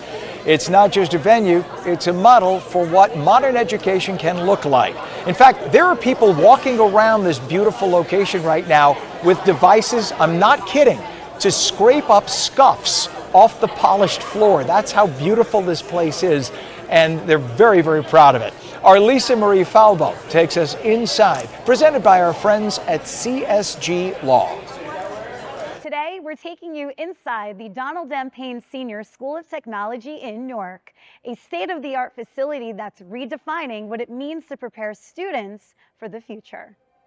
Opened in 2018, this $160 million facility is one of the largest and most advanced public high schools in New Jersey. Serving over 1,200 students, it offers more than a dozen specialized career and technical education programs, from health sciences and engineering to music production and cosmetology. I have to tell you, when I first met the both of you, it was in this room, and I was completely blown away. Just the aesthetics, the comfort of the seats, and most importantly for our debates, the technology. Tell us about this auditorium. What does it feature? This is a 800+ seat auditorium, state-of-the-art sound, state-of-the-art lighting. The reason why this is important to us is because the students operate all the shows. So they will be up there, and our teachers take more of a supervisory role, because we want to turn this into a learning experience we consider this entire school, this entire district, one giant lab. Yeah, well, they're in for a learning experience on May 18th and 20th, that's for sure. Students spend part of each day in academic courses and part in their chosen career pathway. Whether it's in a culinary kitchen or a robotics lab, the experience is designed to mirror the real world. When I stepped into their professional-grade TV production studio, I'll admit I was a little jealous. As someone who works in broadcasting, I can say without a doubt, having access to something like this in high school would have been a dream come true. You mentioned Joe DiVincenzo, the Essex County executive. This was a big passion project of his. Why was it so important for him? County executive has been our #1 supporter because he does what's best for our students, and that's the key thing. So Payne Tech has offered us an opportunity to really excel both in academics and especially in the career areas. The school also boasts performing arts, athletic facilities, and flexible collaborative spaces that reflect a college campus feel, all while maintaining a strong focus on safety and academic excellence. I love we have girl power in the carpentry room. We actually encourage the females to go into those areas that are represented. The fancy term for it is getting students in non-traditional pathways. Okay. So what we try to do is we try to get more girls in the building trades and also like boys into cosmetology. Oh. Yeah, so that's part of what we try to do just to make sure there's diversity everywhere, just not just racially, but also gender. Love that. One of the cool things is that as you're walking around, very seldom are you going to see the kids even realize we're here. Beyond academics, Payne Tech promotes personal growth and leadership. With clubs, mentorship programs, and community partnerships, students are encouraged to think big and give back. Well, what I love about your school is that there is something truly for everyone. So you can really hone in on what you're passionate about and then just flourish. And regardless of what area a student might find themselves in, even if they find their life path going a different way, they always have these skills that they can use a lifetime. Yeah. With a 97% graduation rate and a growing network of alumni in skilled trades, higher education, and beyond, the Donald M. Payne Senior School of Technology is showing what's possible when education meets innovation. At the Donald M. Payne School of Technology, it's not all about education. It's where passion meets purpose. For On New Jersey, I'm Lisa Marie Falbo. And that is our Lisa Marie Falbo. This place is truly beautiful, and you can tell the county executive is very proud of it. Joining me now is Kabir Moss, who is a spokesman for Baraka for governor. Kabir, thanks for joining us. Very, very happy to be here. Well, what do you think it will take for the mayor to say on stage to stand out as the candidate for the primary voter? You know, we're really excited about this, especially this like extended format. I think, you know, the mayor's executive experience is what sets him apart from the rest of the group, particularly in a city like Newark. And I think, you know, the longer form, the deeper he can get into how he's managed this city, like people really can see him for the executive that he is. And he is in his hometown. He is in his city, the city he's from, the city he governs, and a school that he's been in, I'm sure, many times. He's sort of a hometown favorite. Do you think that this is going to be a benefit for him, the fact that we're in this venue tonight? Yeah, I mean, at the end of the day, I think him on stage is a benefit for him. He's just, it's really where he thrives. He does so well on up there with the podium, or not a podium, but a microphone in his hands. But yeah, he definitely feels comfortable. He came in here, he, you know, shook hands with the security guards. Like, he knows the folks around and the people putting it on. So yeah, he's definitely comfortable, ready to go. How do you feel the arrest last week will impact him? Do you think it'll be, will there be, shall we say, dare I say here, the Trump effect, where if you get arrested, it makes people take a second look and in fact come to you for support? You know, that's really hard to say. You know, we're all just happy that he's, you know, he made it through. It was a really long week. He's on top of 2 debates. He had that in the center of it, and you know, he's really. It's been beautiful to see the amount of support he's got. You know, he had a story of a woman from Lambertville who just got in their car and ran down to support. So like, you know, the groundswell of support has really been a beautiful thing to watch. How that plays out in the you know, he didn't go there as a stunt. He didn't do this as a campaign thing. How it plays out, you know, who's to tell? But yeah, the support has been really, really beautiful to see. Kabir, if there is one topic you're hoping comes up on that stage tonight for the mayor to address, what is that topic? I think he is the only one that's going to talk about redistributing the wealth in this state and supporting, you know, working families in a way that has actual meaningful, you know, policies that he has actually seen, you know, done in Newark. And I think like how he has managed to bring this city back from the brink of a $93 million deficit, like that, all of these things, the affordability, the education, the transit, like all of those things intertwine in a way, and especially in a city like Newark, I think like all of them together and how he's going to be able to handle these, you know, weedsy questions, I think is just going to set him apart. And if he is the candidate, how do you think he will fare against a Republican in the state at a time when there's been an upswell of Republican registrations and actually a loss in Democrat registrations, albeit Democrats still far outweigh Republicans in the state of New Jersey, but there's still that group of unknowns in the middle, the undecided. So how do you think a Ras Baraka in the general election will fare against whoever the Republican nominee is? I've been saying this for a year now. I think Ras Baraka is the candidate that is strongest in the general election. Yes, we have lost maybe 200,000, you know, voters to the Republican Democratic difference, but there's still 800,000 more Democrats in this state. We have lost our ability to speak to them. We've lost our ability to bring them out and get them to vote. I mean, Governor Murphy won this state by 3 points, and over 1 million Democrats stayed home. I think, he is uniquely qualified to walk into places of immense votes, like in Newark, like in Trenton and Camden and Inglewood and across the state, where there's a ton of Democratic voters that just haven't been talked to, just haven't been brought out. And if he's not the candidate, I'm really worried, but I think he is the strongest candidate in the general election, bar none.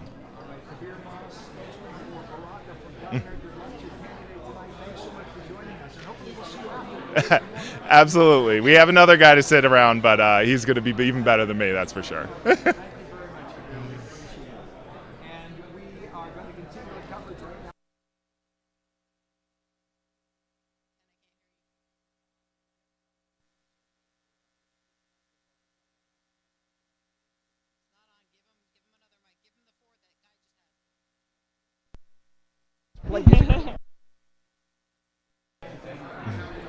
It.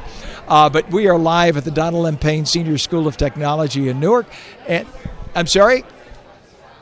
Okay, and this is the 2025 New Jersey gubernatorial Democratic primary debate. I'm Ken Rosado. We're live on New Jersey.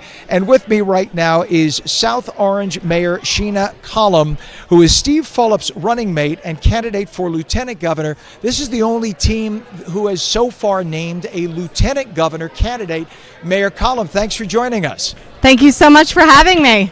And is there one issue tonight you hope comes up on that stage so that should it come up that you feel that Steve Fulop will hit a home run? Definitely it's going to be housing. Steve Fulop is the #1 producer of market and affordable housing in the state of New Jersey. There's nobody who can compare to his executive experience. Not only is he the top producer, it's 3 times just as much as the New York metropolitan area. So I think housing is going to be of critical concern to voters in this election, and he's the one who's going to be able to deliver it. And do you feel that do you think that in a state at this point, as I was just speaking about moments ago, that if Steve runs to the left in order to win the primary, that he will then be able to come to the center a little bit in a general election against whoever the Republican is? Without a doubt, he's going to retain that base as a very progressive Democrat, but he speaks to the issues that cover no party affiliation. If you look at his affordability agenda, you're looking at consolidations and shared services of municipal government. You're also looking at what he did in Jersey City in order to control costs, whether that be creating an entire office focused on auditing, whether it be green financing. Some of the things that he's proposing is an escalation of the mansion tax from $1 million to $2, $5, $10 million, re-looking at the Stay New Jersey program to focus more on working families and not those that make $500,000 a year for property tax. So I think front and center, he is going to be the best candidate to go up in November, and he's already said he's going to retain the Attorney General, or at least offer to retain Matt Placken, who has been very clear that he doesn't focus just on Republicans, is that he is equally critical of Democrats in fighting the Trump agenda. And at the end of the day, if you're a Republican, if you rely on Medicaid, Medicare, Social Security, these are issues that impact every last one of us, and you need a governor with executive experience to be able to get through what's going to be the next very difficult 3.5 years. So Steve has been the mayor of a city that traditionally has been very strongly Democrat. Some of the other candidates as well have run in districts that have been strongly Democrat. And so there hasn't been as strong a Republican opposition, if you will. So at this point, does Steve have the financial ability? You and Steve, I should say, it's not just Steve here, it's a team. Do you and Steve have the financial ability to run against a Republican machine with a lot of money at this point? Yes, I absolutely think so, because both Steve and myself come from nonpartisan elections, which means we're not just trying to appeal to a Democratic base, is that everybody we talk to, they're judging us on the accountability that they hold us to on what we promise to our communities. And that is not about being a Democrat, a Republican, or independent. It is about delivering results, and there is no candidate in this race that can outmatch Stephen Fulop's accomplishments in Jersey City and his agenda that works for every taxpayer. Well, Lieutenant Governor candidate Mayor Sheena Collum, Mayor of South Orange. May I tell you, your city of South Orange, your community is gorgeous. I just want to let you know that. Every time I've ever driven through, it's one of the most beautiful communities in New Jersey. So I got to give you props for that. But thank you so much for joining us. May your partner tonight, your candidate, Steve Fulop, do very well tonight. We thank you so much. You bet. And we should let you know that the debate begins just 18 minutes from now. Right now, we go back to our reporter, Jyoti Reiki, who has somebody else to interview for us. Jyoti. Hey, yeah, Ken. You know, we just saw the Essex County Commissioner, Brendan Gill, so we figured before we get started, we have about 20 minutes now, we figured you were the person to talk to. What do you think about this debate format? More than 2 hours for all the candidates to talk, and we are expecting more than 600 people tonight. So how important is that for people to get involved with this political process? Yeah, I think it's more than, now more than ever, very, very important having 6 candidates in the race, all who have very, very established records, and having that length of time for each of them to be able to explain their records to the voters, especially as we get closer to Election Day. We know vote by mail ballots have already hit. So in a sense, the election has already started. But as we're barreling towards June 10th, this type of format, which gives candidates a little bit more in a long form, so to speak, with that length of time to really dive deep into why they're running, why they think they're the best candidates, is a great thing.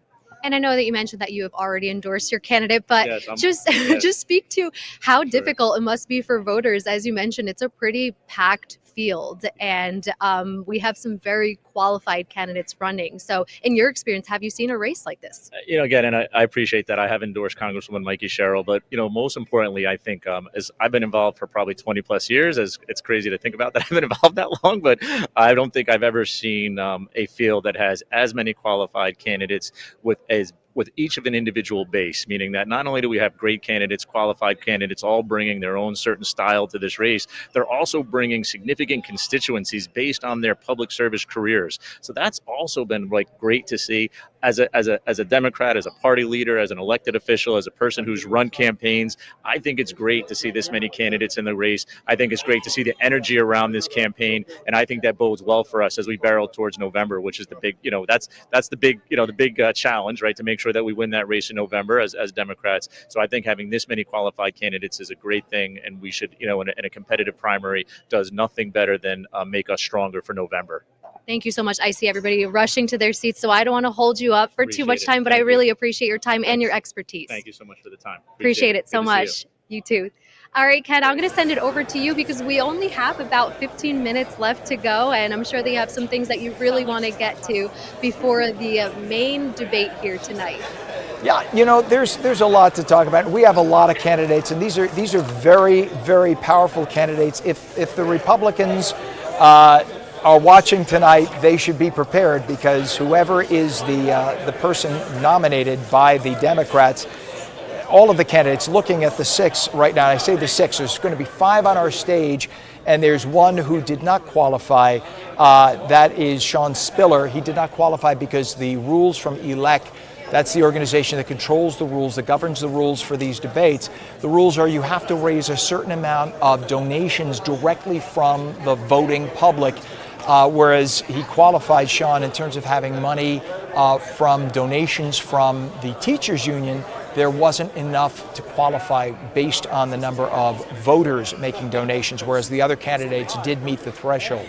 So the candidates tonight who are going to be on that stage, again, Ras Baraka, who is the mayor of Newark, Steve Fulop, the mayor of Jersey City, Josh Gottheimer, who's a congressman, Mikie Sherrill is a congressman, Sean Spiller, as I mentioned, who's not going to be on the stage, but who is the former mayor of Montclair and who is currently the president of the NJEA, the teachers union, and Steve Sweeney, who is the former president of the state Senate in New Jersey. Of course, the reason why Democrats are running this time out when there's a Democrat governor is New Jersey's incumbent governor, Phil Murphy, is being term limited. Now, if I read the law correctly, and I may not, because I sometimes misread, but what I read was, based on New Jersey law, if you are term limited out, you are required to sit out 1 term. But to me, it was a little gray as to whether or not they're allowed to then run again in 4 years. So somebody correct me, but I think it is possible that the governor, should he choose, could sit out this 4 years And if it's not another Democrat who wins this time out, he potentially could run again. Correct me if I'm wrong. I'm not saying it's a fact, but I believe that is the fact based on what I've read in New Jersey law. So I'll tell you what we're going to do right now. It's such a beautiful place that we're sitting in right now, the Donald M. Payne Senior School of Technology in Newark. Our Lisa Marie Falbo talked about it, and she takes you on a little tour. Let's take a look.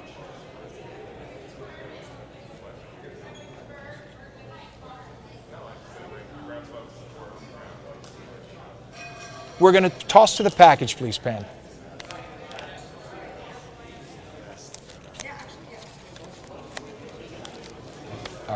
All right, we wanted to present you with a piece on the insides of this place. We're going to do that for you in just a moment.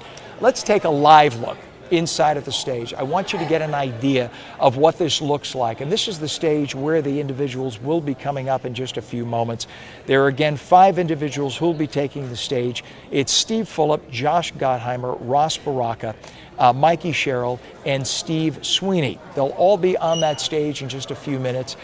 We thought we might even see the governor walk in tonight, but he did not. To my knowledge, he isn't here. Nonetheless, this is I'm sure the governor's going to be watching on TV. But this is the last opportunity these candidates will have to make their case to their constituents to vote for them. Remember, on June 10th is the primary vote, and many people have already cast their vote by absentee ballot. So it's only coming up a few weeks from now.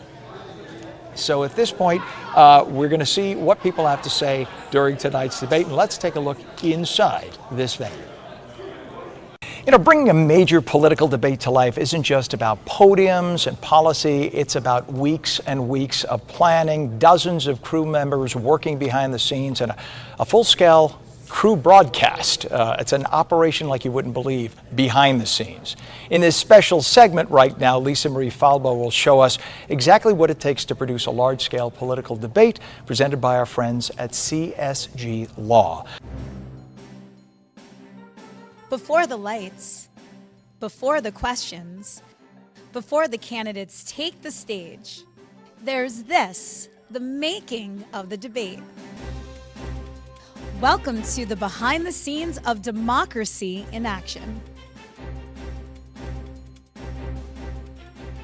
It's a full-scale production, months of planning, weeks of coordination, and a 48-hour window to make it all happen. This year's primary debates are presented by Uber in partnership with the New Jersey Globe, On New Jersey, and Rider University, turning the Donald M. Payne Senior School of Technology into the political epicenter of the state.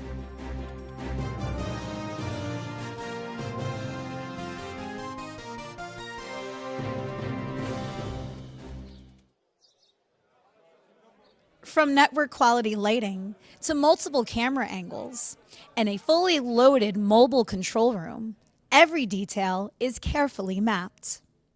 So run it down, because I even don't know. What did you have to bring in here today? Well, we brought our custom production system here. We have a rollable cart that has a production system on it. We've custom built it. It's the same production system that we have in our studio. So we're bringing our studio functionality here. 10 to 11 cameras we're going to have switchable throughout the entire facility, not only on stage, in the auditorium, out front. We're going to have a reporter camera. We're going to have a separate set for pre-show out front. So there's a lot of moving parts here. And this school makes it easy for you to do your thing. They are amazing. They have helped us every step of the way. The staff at the school is incredibly professional, incredibly helpful. They've gotten us everything that we've asked for. They're here to support us, and a big thanks to all of them. Phil, we are here because of you and Joe D today. Because of Joe D at our amazing Payne School with great kids doing great things in Essex County and Newark. We're so excited that you're here, that you've gotten some of the students involved, and that we're able to showcase what we think is one of the best vocational technical schools in the state of New Jersey. Why did you want the debates here? It's an opportunity, number one, to showcase our school. Number two, it's an opportunity to show kids that are learning here what politics is about, what government is about, but other stuff like behind the scenes stuff, in front of camera stuff, behind camera stuff. I think it's important that we have this debate in the biggest city, the most important county in New Jersey. So I think all of it makes this a unique, phenomenal spot to have the debate. Tell us the technical capabilities of this auditorium.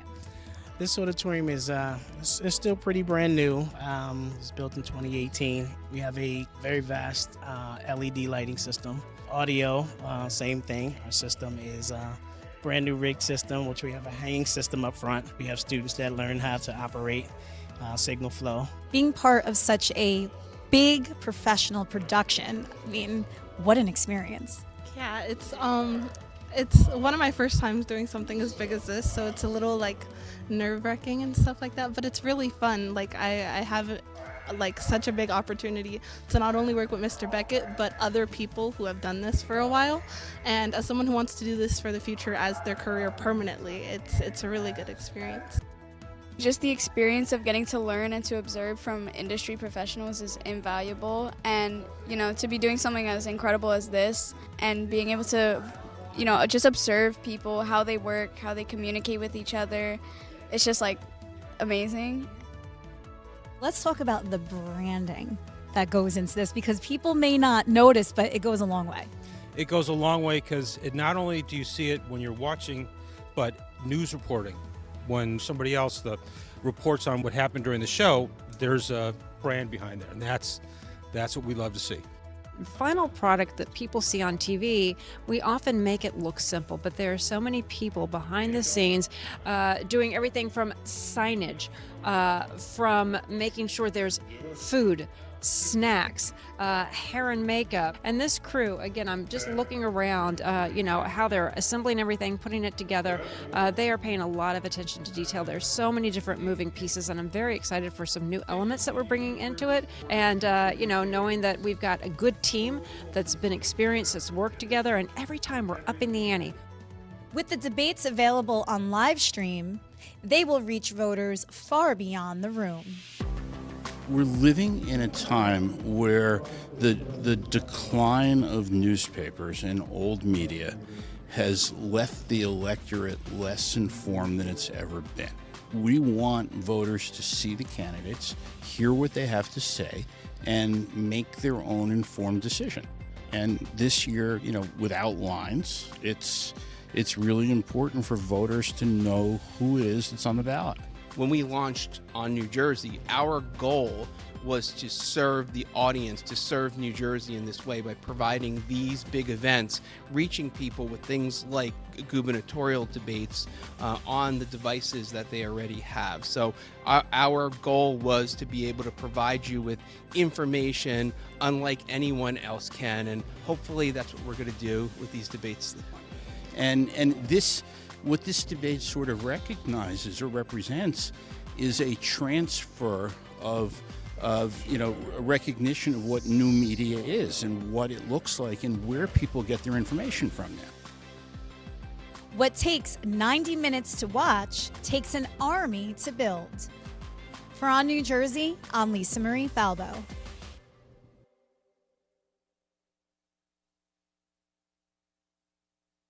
Debate moderator Laura Jones is getting ready to head to the stage right now. She's here to tell us the rules for tonight's debate. Laura.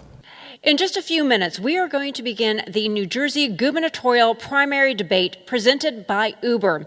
We have 5 Democrats taking the stage this evening. Each candidate will have 90 seconds to make an opening statement. After that, our panel will ask a series of questions divided into 3 main categories: affordability and taxes, education, and public transportation and development. The questions are coming from David Wildstein of the New Jersey Globe, Micah Rasmussen of the Rebovich Institute for New Jersey Politics at Rider University, and Joey Fox of the New Jersey Globe. Now, this debate is designed to help undecided Democratic primary voters decide who they want to nominate to run in November's general election. Each candidate will receive roughly the same number of questions. Panelists will direct questions to individual candidates. Each candidate will receive approximately the same number of questions over the course of the evening. Candidates will have 60 seconds to answer a question. Responses and rebuttals will be encouraged and also limited to approximately 45 seconds each. Our time constraints mean not all candidates will be able to respond to every question. This will be at my discretion. If a candidate is the subject of a direct attack, 30 seconds may be granted for a response, again, at my discretion. Microphones will remain on, but muted if necessary. There will be 2 brief breaks during this 2.5-hour debate, each lasting 4 to 5 minutes. Respectfully, I ask the candidates to stick to their allotted times. If a candidate goes too long, I'm going to hold up my hand. If that doesn't work, I'm going to interrupt. And if that doesn't work, I have a bell that I will use if I have to. Now, my job is to be the moderator, not to take sides, not to give opinion, so I'm going to moderate and keep this debate on course. We reserve the right and the option of fact-checking if warranted. Candidates will have 1 minute, 90 seconds each for a closing statement, and we conducted a draw with each of the campaigns to determine the order of opening statements, closing statements, and podium places. So in just a few minutes, we look forward to welcoming the candidates to the stage for the New Jersey gubernatorial primary debate presented by Uber.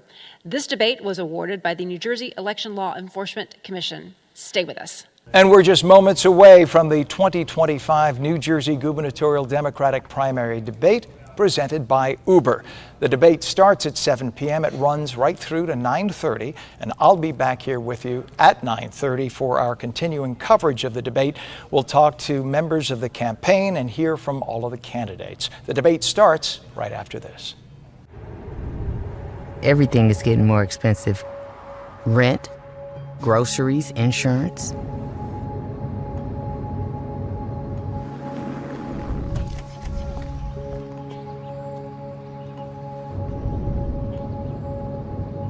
Uber is essential to my passengers. Insurance has gone up. This is hard for people. Join our fight to protect your access to affordable rides. If you have chronic joint or back pain, this is probably where you spend your time. Might we suggest a better destination that's close to home? RWJ Barnabas Health, where orthopedic surgeons designed the surgical implants that are now used around the world, and where you'll be cared for by the same doctors that treat professional athletes and rising stars. Get back to what you've been missing. Orthopedic care. Do it right. Here, RWJ Barnabas Health. Today, 52 million Americans own cryptocurrency. We are the pioneers, the visionaries, the builders of a growing movement with the power to democratize the old economic models and create a world economy of the people, for the people, and by the people. We are crypto. This is the moment for us to make our voices heard. We are the catalyst that will create a new world. With our numbers, with our voices, with our votes. We are crypto. Karen's about to retire. Here's what's going into her retirement. There's us. She raised us on our own. 10 years as my roller derby wife. 3 schools she's opened. She's a mother. I think we turned out all right. She's a friend. Our mothers could tell stories. She's a teacher. She may be retiring, but she's not done. I'm never gonna stop. Retirement is the sum of your life's work. Now what? Get income for life and protect your life's work with Prudential. Every child deserves a great public school that meets their needs. That's why many families take advantage of charter schools as an option that's free, public, and open to all. See what's possible. Find a charter school near you.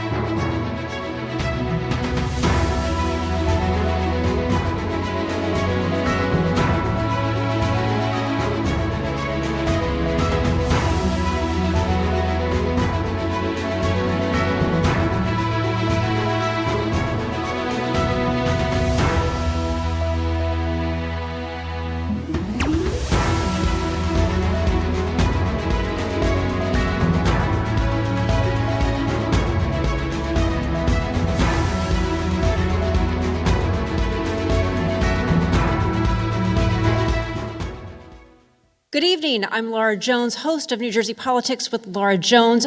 Welcome to the New Jersey gubernatorial primary debate presented by Uber. Streaming is sponsored by Stand with Crypto, and the debate is sponsored by RWJ Barnabas Health and Horizon Blue Cross Blue Shield.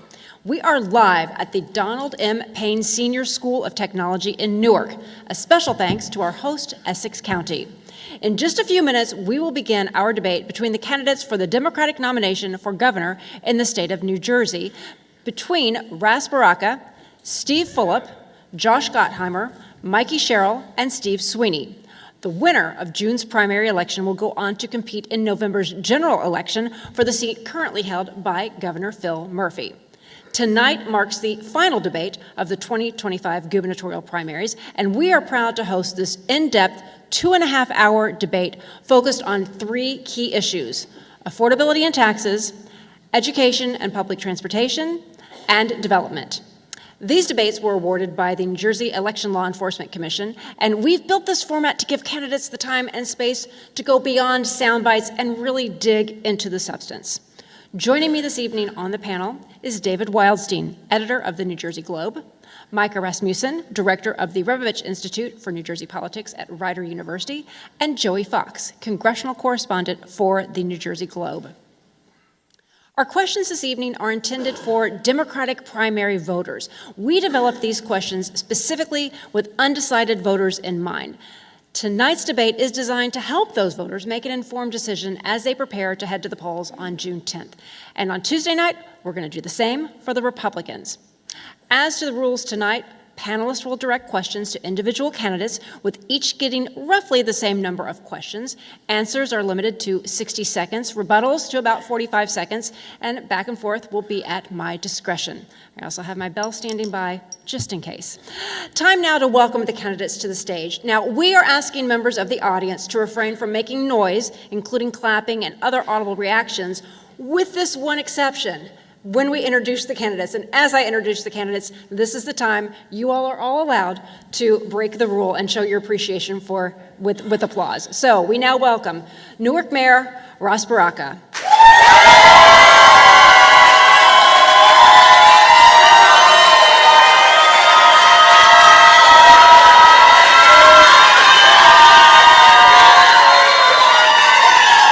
We'd like to, Congresswoman, our next is Congresswoman Mikie Sherrill.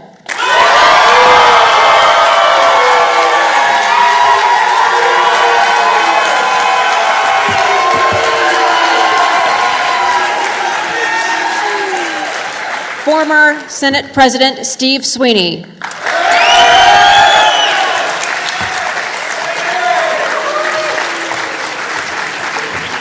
Congressman Josh Gottheimer.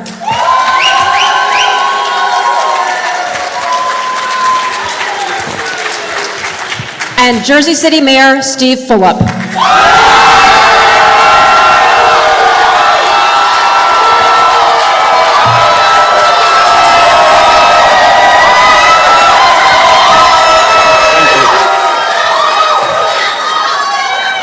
All right, that's all the audience is allowed at this point. And now it's back over to us. Candidates will have 90 seconds each for an opening statement and 90 seconds for a closing statement. The order was determined through a random selection process involving all of the campaigns prior to this evening's format. We've gone over the rules of the debate and have a lot of questions to get to, so we're going to jump right into opening statement.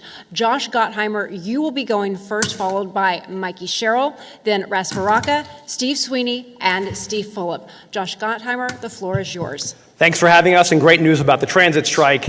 I love Jersey. I grew up here. My dad was a small business owner. My mom was a school teacher.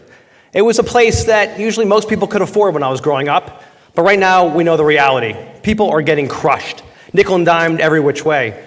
ARP just put out a survey that 41% of seniors are actually thinking of leaving the state because it's too expensive. We've got the second highest child care costs in the country. Starting next month, you're going to have utility bills up 40% in 1 year. Trump's tariffs are killing people and killing the retirement savings. People just can't afford to be here. And we've got, of course, the highest property taxes in the whole country. That's why I'm running as the lower cost, lower taxes governor, to make life more affordable for people, because we have to. I want everyone to be able to stay here and raise their kids here and be able to stay here when they graduate or when they're a senior. Listen, I'm going to cut property taxes by nearly 15%. I'm going to give the middle class an income tax cut. We're going to help renters with a rebate because rents are up 33% in the last 5 years. And of course, we're going to help our seniors. We're going to give them a break every year called a senior bonus if they stay here when they're 70. We can do this. I worked for Presidents Clinton and President Obama. I also beat a 7-term Republican right-wing incumbent.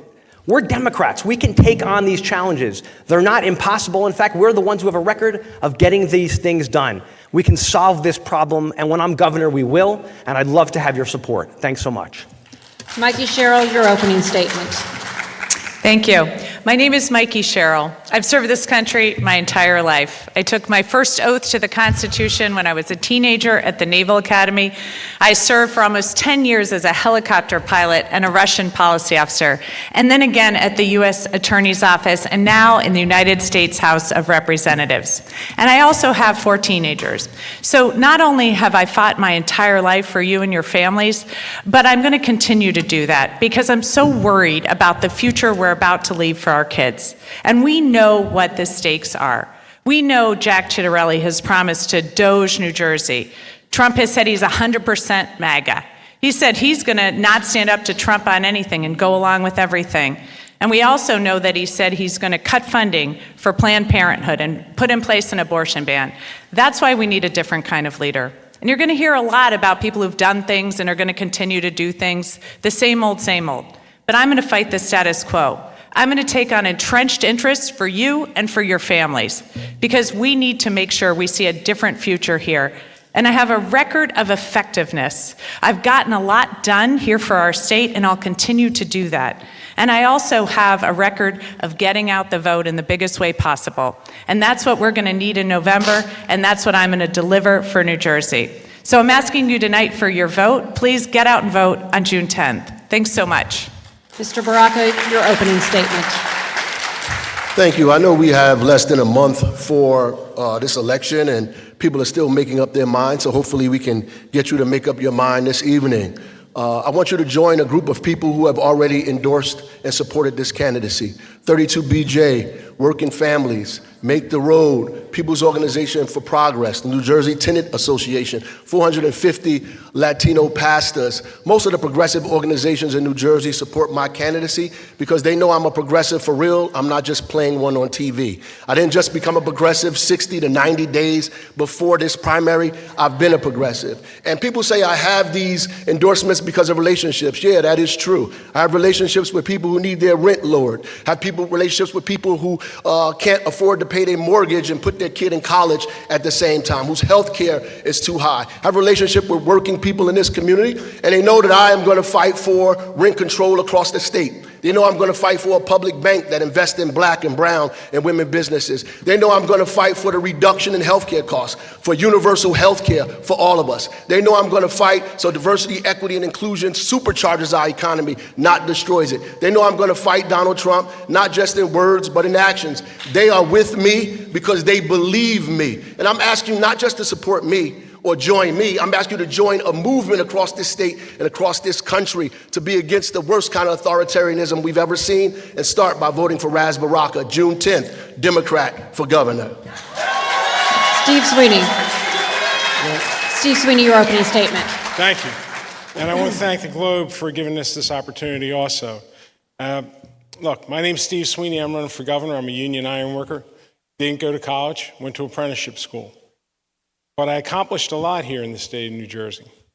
And what we have to be careful about right now is, I can't tell you how many times we hear, well, we need somebody from outside to fix this place. Now, you actually need someone that knows what they're doing to fix this place, not to learn. Look, the candidates on this stage, it's going to take time for them to figure it out. It did with every single governor that I've ever met. It takes them 2 years. Well, I don't have a learning curve.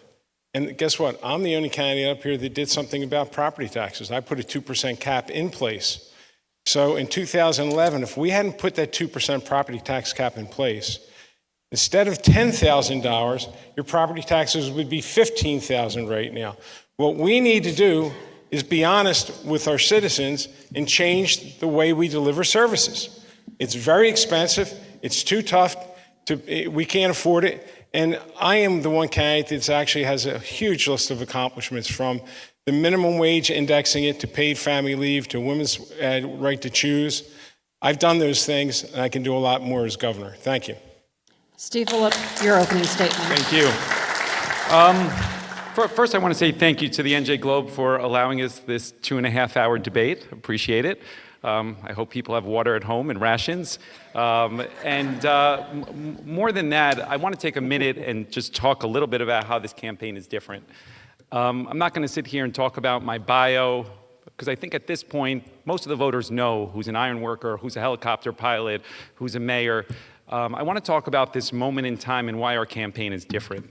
Our campaign is based on 3 things. I talk about the corruption tax that you pay in New Jersey that is unique to New Jersey.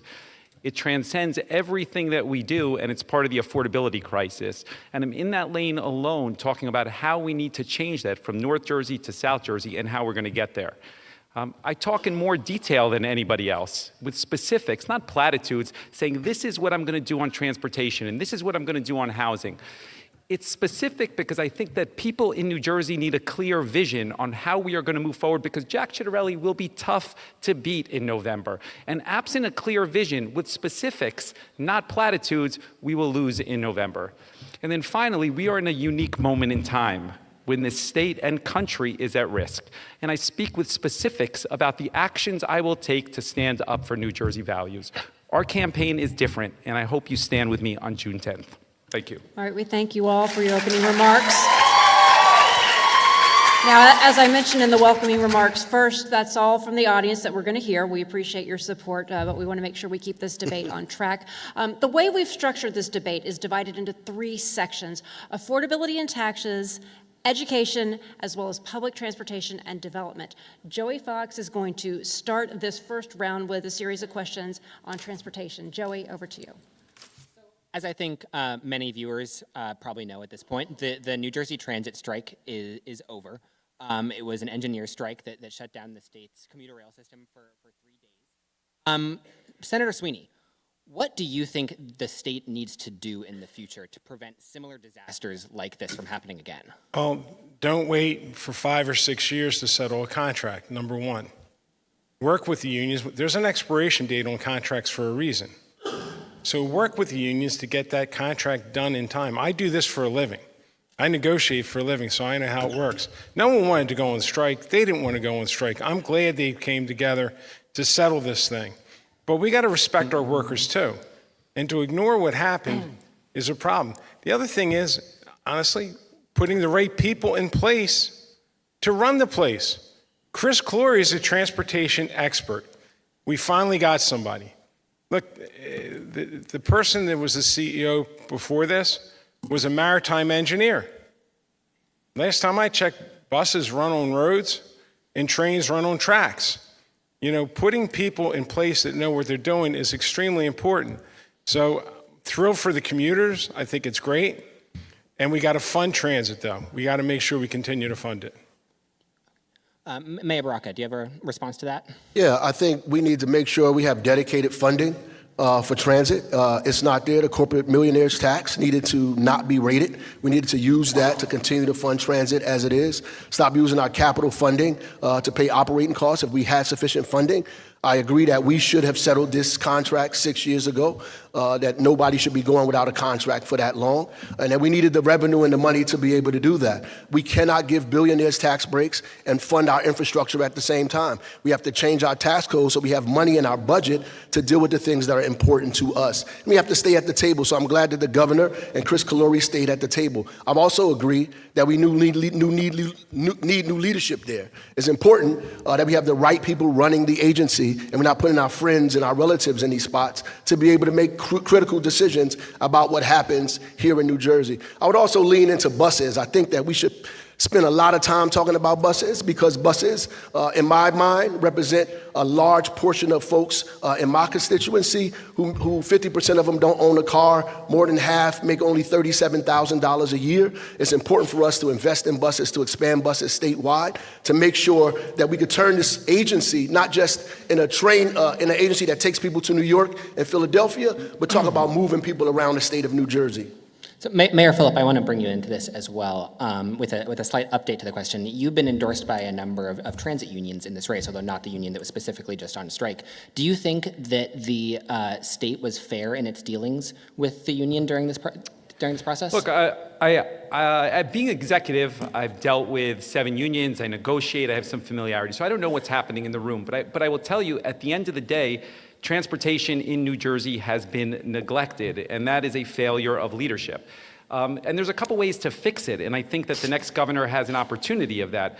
Number one is I stood alone on congestion pricing, saying that it is a healthy thing for the state of New Jersey, because if you believe in the environment, you believe in health, or you believe in mass transit from a regional standpoint, you would err on the side that working families take the buses and trains, and congestion pricing has served to benefit. Number two, the widening of the Turnpike project is a $12 million boondoggle. You need to put that directly into the system. The CBT, which we suggested originally, you need to make that perpetuity, not 5 years. I say this because we are a failure of leadership crisis moment because they haven't put money into it and thinking about a regional system. So I'm not in the rooms ultimately, and I don't think any of us are on how that looks. I'm proud to be supported by the majority of transportation unions, and I am proud to have a substantial track record around transportation. Well, Congressman, I'm actually going to get to you on the next question, which is a continuation of this. Mayor Fulop brought up a number of different transportation-related topics, including the corporate transit fee that will fund, or that has dedicated funds for New Jersey Transit through 2028. Do you support continuing that corporate transit fee after 2028? Some of your opponents have called for that. To my knowledge, you have not specifically called for that. Do you support that policy? I'll get that in 1 second. I do want to just say one thing. People are pissed about what happened on the transit strike because they're upset about transit overall, right? We know the summers of hell where they're stuck on the trains are delayed, buses aren't running on time because we've got old buses and new and old rail cars. We've got to fix both so we get the place running again. And that, I think, is critically important. And to the point of the congestion tax that Steve brought up, which I just want to address, people are hurting in our state right now. They're getting nickel and dimed. They're everywhere they turn, they're feeling crushed. The idea that we would hit hardworking families like nurses and electricians and teachers with a new $9 a day tax to drive into New York is outrageous. You fight New York when they mess with Jersey families. You don't allow that to go on. And Steve should also know that actually the congestion tax would cause more pollution in northern New Jersey. There's not a lot of options, Steve, for people in a lot of places in our state for mass transit. That's why a lot of people have to drive, unfortunately. We want more mass transit, which is why we should invest in more mass transit. It's why, of course, right now you've got the corporate tax to be able to help invest more in mass transit. We got to keep investing in mass transit. It's critical for our state. So I just want to... Joe, he mentioned me by name. Could I respond to that, please? Sure, but I do also want to ask him the follow-up because the ultimate question wasn't answered. Okay. Well, everybody's going to mention me by name, so that's great. That's good. Okay. But I want to follow up. But first, Congressman, do you support extending this corporate transit fee? I think right now it's in place for 3 years. We'll see what the next budget calls for. Right? The bottom line is I want to make life more affordable for people, not increase taxes. That's the same old way in Jersey, right? And hitting people when they drive, when Jersey and New York people drive into Jersey, New York people drive into Jersey with yet another tax. I want them coming to Jersey to eat at our restaurants, to go to our stores, and hitting people with another fee to drive into Jersey is going to drive people away from Jersey. Listen, the corporate business tax was proposed in 2018 by Senator Loretta Weinberg and me. I'm thrilled that they passed it. But what they didn't do is constitutionally dedicate it. I know how this stuff works. What's going to happen here is in 3 years, if that money isn't dedicated, it's going into the black hole called the budget. That's the thing we got to fear about. Look, they raised it last year and took the $1 billion and used it for the budget, not for transit. We have to make sure that transit funding is in place and it's used for the purpose that it's being raised. Too much of the stuff that happens in Trenton is we raise something, we're saying it's going to be for this, and it goes over there. It's not okay. We have to lock this money up to make sure that the people that are depending on transportation, and by the way, I would love to have some in southern New Jersey. We'd love to have some. I've seen buses, I've seen trains. Don't have many down by me, but would love to have some more. Okay, so Steve Fulop, you get 15 seconds. And again, just to remind everybody, just mentioning the name isn't necessarily an attack. Did he answer the 15 corporate seconds. business tax question? Did he answer that? Mayor Fulop. Let me just say that a reasonable person could understand on congestion pricing, okay? And I get the polling says that you should be opposed to it, but every environmental group, every health group, every mass transit-oriented group says it is a good thing. Ask yourself, who drives their personal vehicle every day to Midtown Manhattan and then pays $1,500 a month to park? Is that working people? Working people take buses and trains every day. If they don't have and the we options, need to invest you should in mass really go transit to other at the parts end of the day. Jersey besides Jersey City, because a lot of people don't have the option, man. Josh, that's the problem. Listen, we need to invest more we in have the mass most transit comprehensive to make sure plan around Okay, here. we're stopping right here because we have another Can they go somewhere else and have this argument so we can have a debate? Joey, you have your follow-up. Yeah, so I'll bring Congresswoman Sherrill into this really quickly. Any funding that goes towards mass transit could go towards any number of goals. It could go towards capital improvements, it could go towards line expansions, it could go towards reliability improvements, so on and so forth. Everyone on the stage is going to talk about fixing New Jersey transit. When you talk about fixing New Jersey transit, what are the specific things that you would prioritize above all else? So specifically, I think we have to get a dedicated source of funding to rail. The corporate business tax is what we have in place right now, but I think long-term we have to look at transit-oriented development. That's exactly what I would build out as governor. I think we need to have a statewide transportation plan so that we run the systems throughout our state. Right now, the last plan was really done in the 1800s, so we have rail lines that go in and out of the cities. We need a statewide plan that includes bus lines and, yes, the southern line from the Glassboro-Camden light rail that we need to get built out as well. And then finally, I think we need to look at what the future is of our EVs on the road. So where are we going to have EV chargers as well as truck stations? All of this needs to be determined because that will help us then build out the state as far as where we're building homes and corporate offices as well. Right, so I would like to say that, with all due respect, I agree with transit-oriented development. It should happen. We should be building housing, but that's more of an affordable housing model. It's not going to fund transit itself. We're going to get into this tax issue. People are trying to avoid this, but this is the only way we pay for services in the state. We don't sell pies out of the back of the state house or cars. Our revenue comes from ratables. It comes from taxes, people's taxes. Either the middle class are going to pay or billionaires and millionaires are going to pay. Then they say they're going to lower your taxes but raise your fee 15%, which is really a tax. So ultimately, we're going to get the money from millionaires and billionaires to invest in transit the way it should be so it'll function for everybody. Transit-oriented development around the world to fund transit, and I think that's the model that we really have to look at. Just not fund transit. Steve Sweeney's next. New Jersey was the envy of the nation in transportation in the 80s and 90s. We had the best transportation system in the country. And what's happened here is we stopped funding it. My son was in Japan not too long ago and told me if they're 40 seconds late, they're apologizing. So if Japan can do it and other places can do it, and what we need to do, we got to look around the country and get the very best model of mass transportation and bring that here and adopt it. Yeah. We finally got the funding. We finally have the funding for it. So now let's go get the best operations, because what we're doing sure as hell doesn't work. And too many people that are missing their meetings. Hey, I love Amtrak. I love taking the Acela. I hate having to pay for a ticket to go to New York and wind up being 3 hours late for my meeting, so my meeting gets canceled, and I paid for a train ticket. Mikie Sherrill, 15 seconds, and then we're going to move to Micah with the next question. I just was going to address the transit-oriented development. That is one of the ways, in fact, Japan funds their transit system. So I do think we can do both, the affordable housing, which we need to build, but also have those ratables around those transit hubs feed into our transit system as a dedicated source of funding.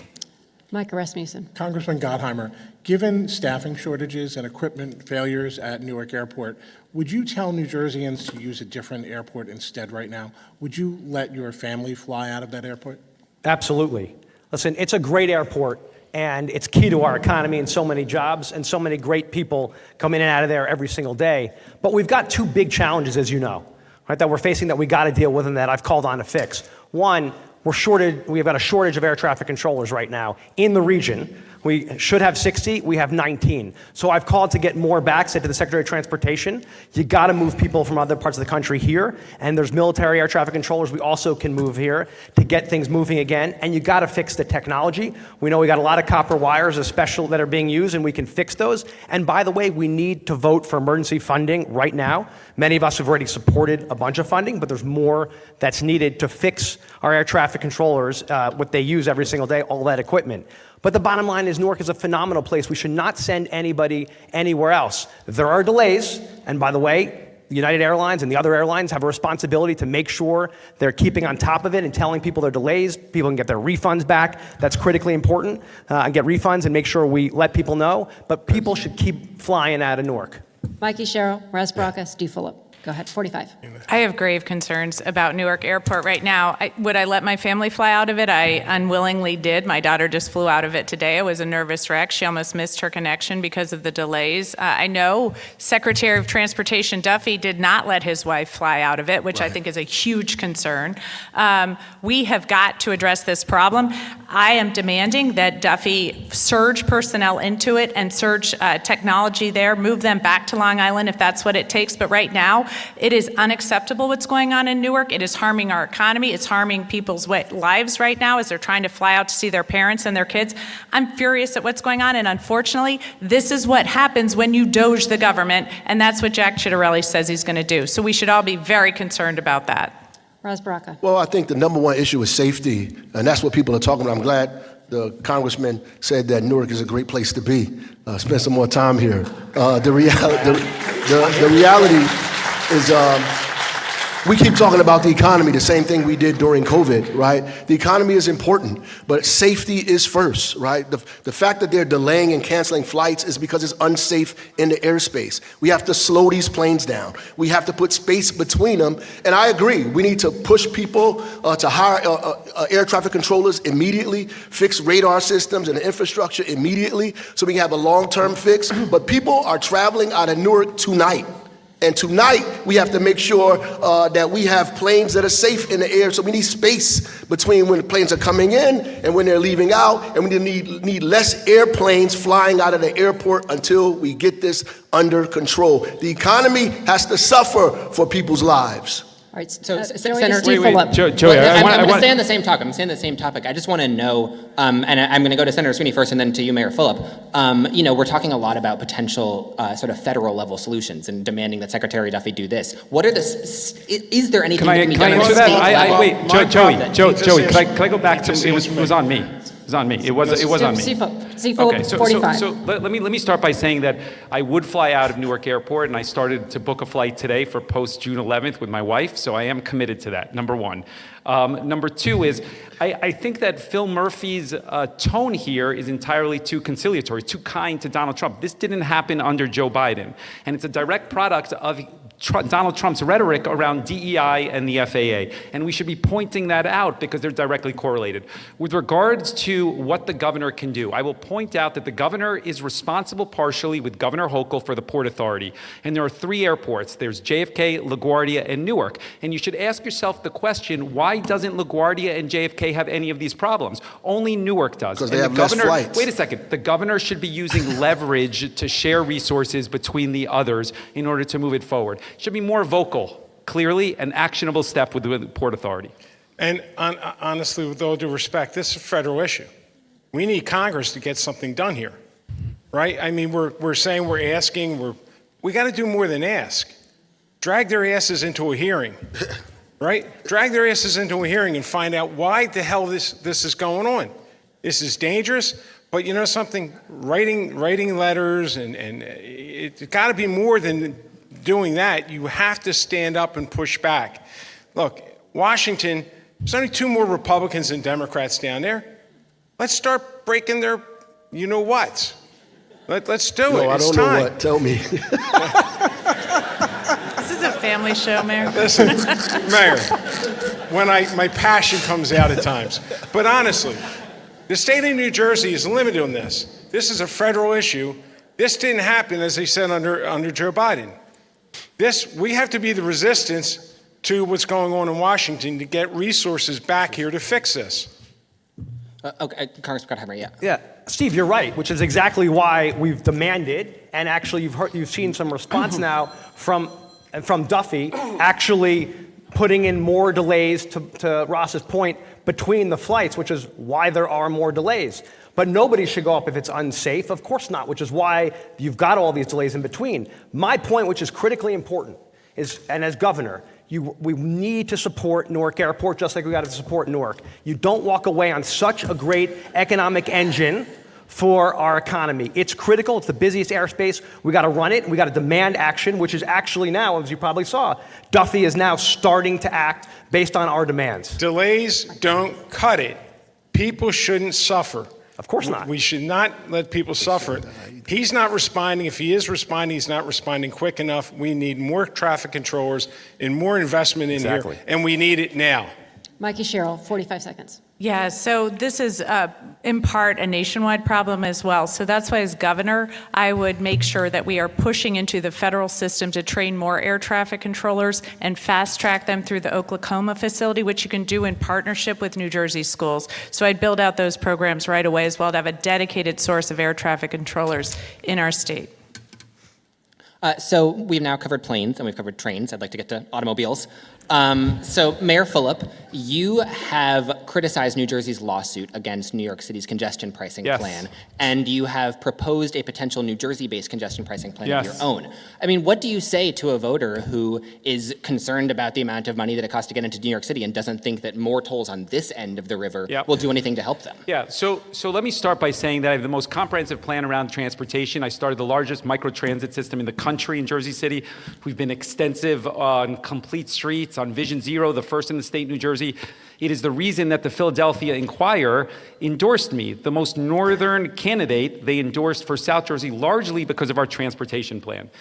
Congestion pricing, what I say about it is something that Jack Ciattarelli actually took from me because it is a good idea. He talks about reverse congestion pricing to put New York back at the table. Brag about that. The reality of the situation is that you need to create leverage to create a regional transportation system because this back and forth between New York is not healthy for anybody.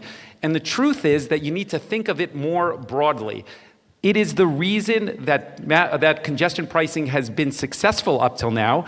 If you look at mass transit times, if you look at the environment, and I think that there's a route here ultimately to improve this. I want to say one other thing. We have plate readers on every entry and exit into Jersey City because the technology today allows you to exempt whoever. If you want to exempt a person with purple hair with the driver's license G starting, Steve you can do next. that. Josh Gottheimer, Mikie Honestly, Sherrill. reverse congestion pricing is the dumbest thing I ever heard of ever, to be honest with you. No. With all due respect. Amen. Because what's going to happen is I gotta respond. now you're getting that. Yeah, I want you to respond and explain why it's okay to tax people both ways. Yes. Congestion pricing is wrong. We should be fighting it. We're in New Jersey. Our people that are driving to New York are paying that penalty.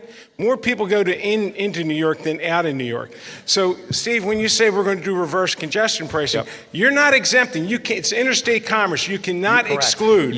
You cannot exclude New Jersey drivers if you charge in a tax. Whoever did your policy, didn't do the research. Josh Gottheimer, hold on for a second. Let him respond. Let me say this. You absolutely can exclude people on it. It is the same. Yes, you can. It is the same thing that I suggest that Jack Ciattarelli took from me because the goal of it is creating leverage because you need a regional transportation system.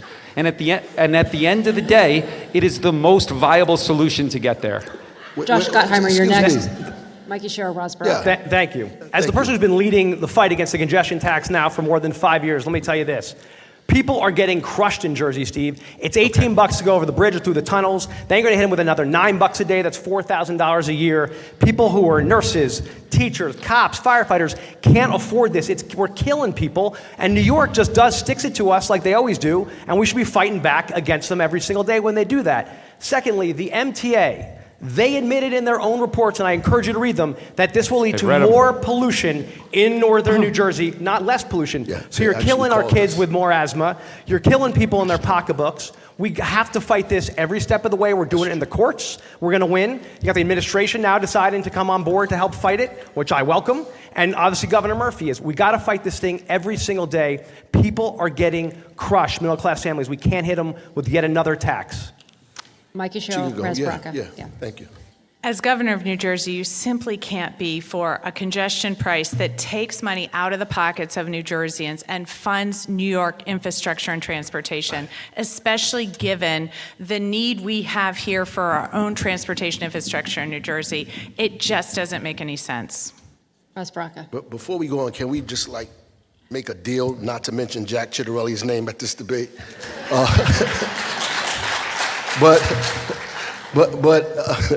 I do want to say, that's pretty funny. I do want to say that. But it's true. I think that honestly, that the idea is a little mean-spirited, right?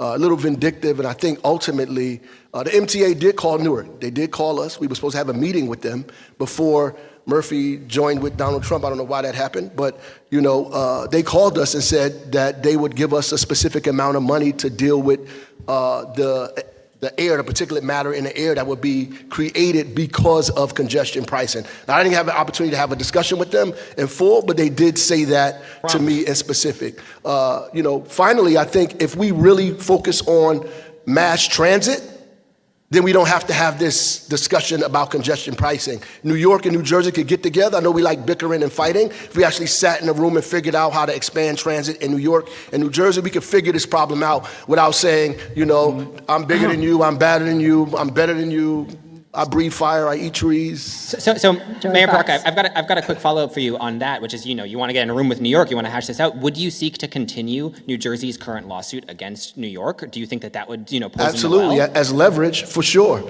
I think ultimately the objective is to get us in the room, to talk about how to raise dollars for MTA and New Jersey Transit, how to figure out how our Turnpike Authority and everybody else that are part of our transportation infrastructure here and the transportation infrastructure in New York can figure out how to expand mass transit, right? How do we do this together? How do we use Port Authority as a part of that as well and not take each other to court and fight each other about whose tolls are the biggest and whose tolls are the most expensive? I think it's ridiculous and silly.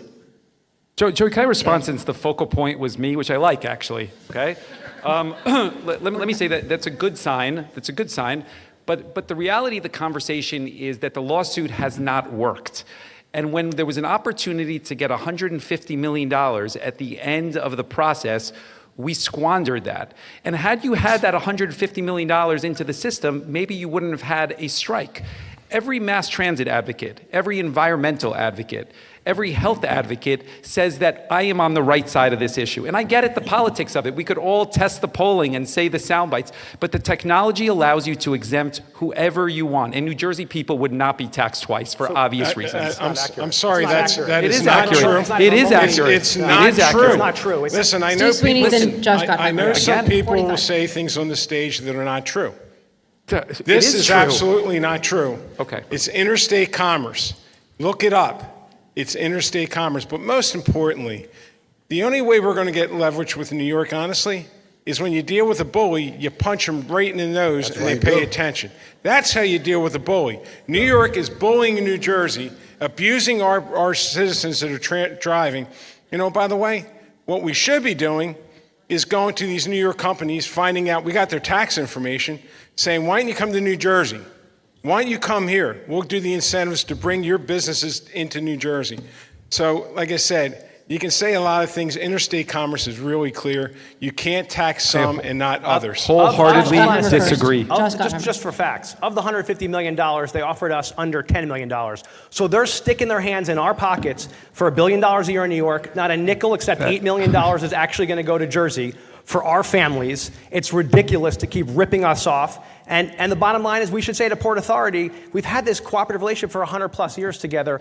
Why aren't we actually continuing to work together? New York just can't stick it to our families, crush our middle-class families when they want to give us a few crumbs to deal with pollution and to deal with what people are dealing with. That's totally wrong. And by the way, I think Steve's right. We're going to get more jobs here. We should fight every day to bring more jobs here. New York rips us off every day. It's time to stick it to them, fight them, and we should fight them. And this is the case one of where we should fight them. We can disagree. Look, we can disagree. seconds. We can disagree. But the reality is that I have more endorsements from transit-oriented unions than anybody up here. Wait a second. We said earlier that the entire South Jersey Philly Inquirer was based on my transportation ideas and suggestions. You were saying up here we could disagree on what's true and what's not true, but there are independent qualifiers in this conversation. I got to answer to that. No. There's 15 seconds, and then we're going back to Joey. Nothing in your plan to address transportation in South Jersey. Of course there is. You might have put light rail in recently. No, when I look at no, Steve, I read your plan. You said read my plan. I read it. There was nothing for South Jersey. Steve. Okay, and on that note, we're going back to Joey Fox.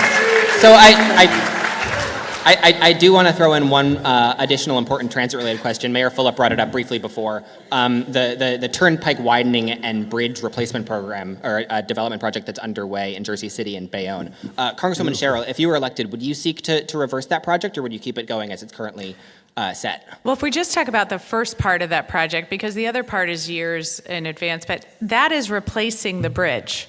And that's necessary. That bridge is 70 years old. It's got an F rating, and an idea that you're somehow going to repair it in place results in shutting down lanes, which is going on now, which of course has cars and trucks idling on that bridge and dumping pollution into the surrounding areas. So I would not be stopping replacement of that bridge at all, no. So I have to opine on this. This is where we diverge. This affects Newark more than any other municipality up here. Those trucks come through our municipality. It'll put more particulate matter in the air. A quarter of our children have asthma in this city. Expanding those roads on the bridge and outside of the bridge brings more trucks and traffic. I asked the folks for a study that proved that didn't happen. They could not produce it because it does not exist. I don't agree that we should expand those roads like that, and we have all that money that should be invested in buses, in my view, and begin to repair rail at the same time. That's what should happen immediately. I don't know about, I think we can repair the bridge without expanding it the way they're trying to expand it. I don't think it's an either or zero-sum game. I think we can do both of those things, and we need to do both of those things without giving more asthma to kids in the city of Newark. Listen, no one knows about building. Listen, no. And one thing I think I got to get on this one. No one knows more about bridges than me. I do it for a living. We build bridges. Trying to repair that bridge will cost more than the new project. It will cost more. It's going to create more congestion, as the Congresswoman said, because you got to shut lanes down. So listen, I've taken that bridge more times than I like to talk about. It's always a bottleneck. It's always slowing things up. It's creating lots of pollution. And not all of Hudson County is against it. I know the mayor of Bayonne thinks it would help his city in a great way. I'm sure. but they didn't produce that. I want to go back to the fact, I want to go back to, and I agree, it's not an either or. I am an advocate for the safety improvements. I think that's very important. It's the $12 billion additional on top of that. From the beginning, it started as a way to alleviate traffic going into the Holland Tunnel. And when we pushed back that it didn't make sense, because if you widen it to 20 lanes, the Holland Tunnel is still 2 lanes at the end of the day. And when we pointed that out, they said, well, now it's about truck traffic. And that would beg the question, then why are you looking to extend it beyond Bayonne ultimately? And the reason is because it's an unnecessary project. That dollars should be allocated to mass transit, both in South Jersey and the Bergen extension of the light rail. Can I get people to say that they care about the asthma in Newark? David Wildstein. Okay. This is why we have a 2.5-hour debate. Right. I'm sorry to don't give him that. On all the fun that you're having here, but I want to go to development. I want to go to housing and ask you a question that has been around for as long as I can remember in New Jersey. I'll start with you, Congressman Sherrill. If you're elected governor, Your microphone. My mic not on? No. Okay. Okay, then how about if I talk really There loudly? you Now go. I'm good? Okay. If you're elected governor, Congresswoman, who will have the final say on development issues? Will it be state government or will it be local elected officials? It will be me as governor, state government in conjunction with local officials as we have buy-in to the plan. Because what we have to do is build more houses in this state. You're never going to make New Jersey more affordable if you don't make housing more affordable. So everyone from the woman who had retired in Patterson, who now had to go back to work because she couldn't afford her rental price, to the couple who loses bid after bid after bid because they can't afford any home in New Jersey. And that's why, as we build out, we've got to do several things. We have to make the first-time home buyer program more robust. Right now, it's only $15,000, and we know the average home, if it's $500,000 here in New Jersey, unaffordable, but that would be a $100,000 down payment. So that first-time home buyers program is inadequate. We also have to cut down red tape, especially with the state permitting. So bring the state permitting organizations together, make sure you end the redundancies, set deadlines, and that's exactly what I would do as governor, deadlines on how long it's going to take them to get through, and then finally ensure that the local permitting process has technical support from the state on zoning, on engineering, et cetera, so that we can all work together to get these houses built. Listen, the governor of Colorado just did an executive order that I thought was amazing. Because the problems he's having, we're having. When we leave it to local control, it's not getting built. So what I say is, after 4 years, if you're not spending your money, the state can take the money. The state can buy a piece of land and the state can build the housing. Now, we should absolutely reward governments that are doing the right thing. We should give extra TTF money for communities that are doing the right thing.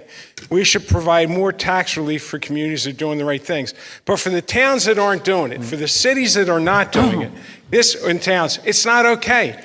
It's too expensive to buy a house because home rule is controlling the decisions. And as governor, I would take the funding from these towns if they're not going to use it. If they're not going to use it, hey, it's been 50 years since Mount Laurel. When's time up? Josh Gottheimer. Thank you. We know that rents are up 33% in the last few years, which is brutal for people. And part of the reason is it takes us 5 to 7 years to build anything in Jersey. In other states, it takes 2 to 3. So we're 220,000 units short of where we should be. That's why I'm giving families and folks a tax cut for property taxes and a rental rebate. But what we really need to do is get more built near mass transit, in abandoned office parks. And what we should do is change the way we approve things. Put all the players at the table, the local, the county, the state, at one time. Other states do this. And so they have one conversation in the beginning, and then they have a clock, right? A shot clock to actually get things approved. Have the conversation once versus taking years. One person has it, then the next person has it, and it takes years to approve anything, and the costs just keep going up for folks. We've got to change the way our bureaucracy works in Jersey, crush the bureaucracy, and get things built faster for people, like on abandoned office parks, like in abandoned government buildings. We can do this. Steve Fulop, you were next. Yeah, I think when you get into the conversation about home rule, you get into a tricky place here. And I think it's important why you need a mayor as a governor. You haven't had one for 20 years, and understanding these local municipalities. The reality is that people choose to live in certain suburban towns because of their choice of what they like there. So trend overriding every aspect is problematic. But there certainly are places around mass transit, New Jersey transit property, that the state should control the zoning. And the state needs to do a better job of creating transparency around who is committing the necessary steps to move housing forward. And then Trent needs to follow those with funding. When a mayor says they need more school or infrastructure funding, that is valid. And that is what the governor needs to do in order to actually move this stuff forward. Ras Baraka. We need some consistency. We can't be against home rule in one debate and for home rule in the next debate either. We need to declare a state of emergency on housing. The governor needs to do that immediately.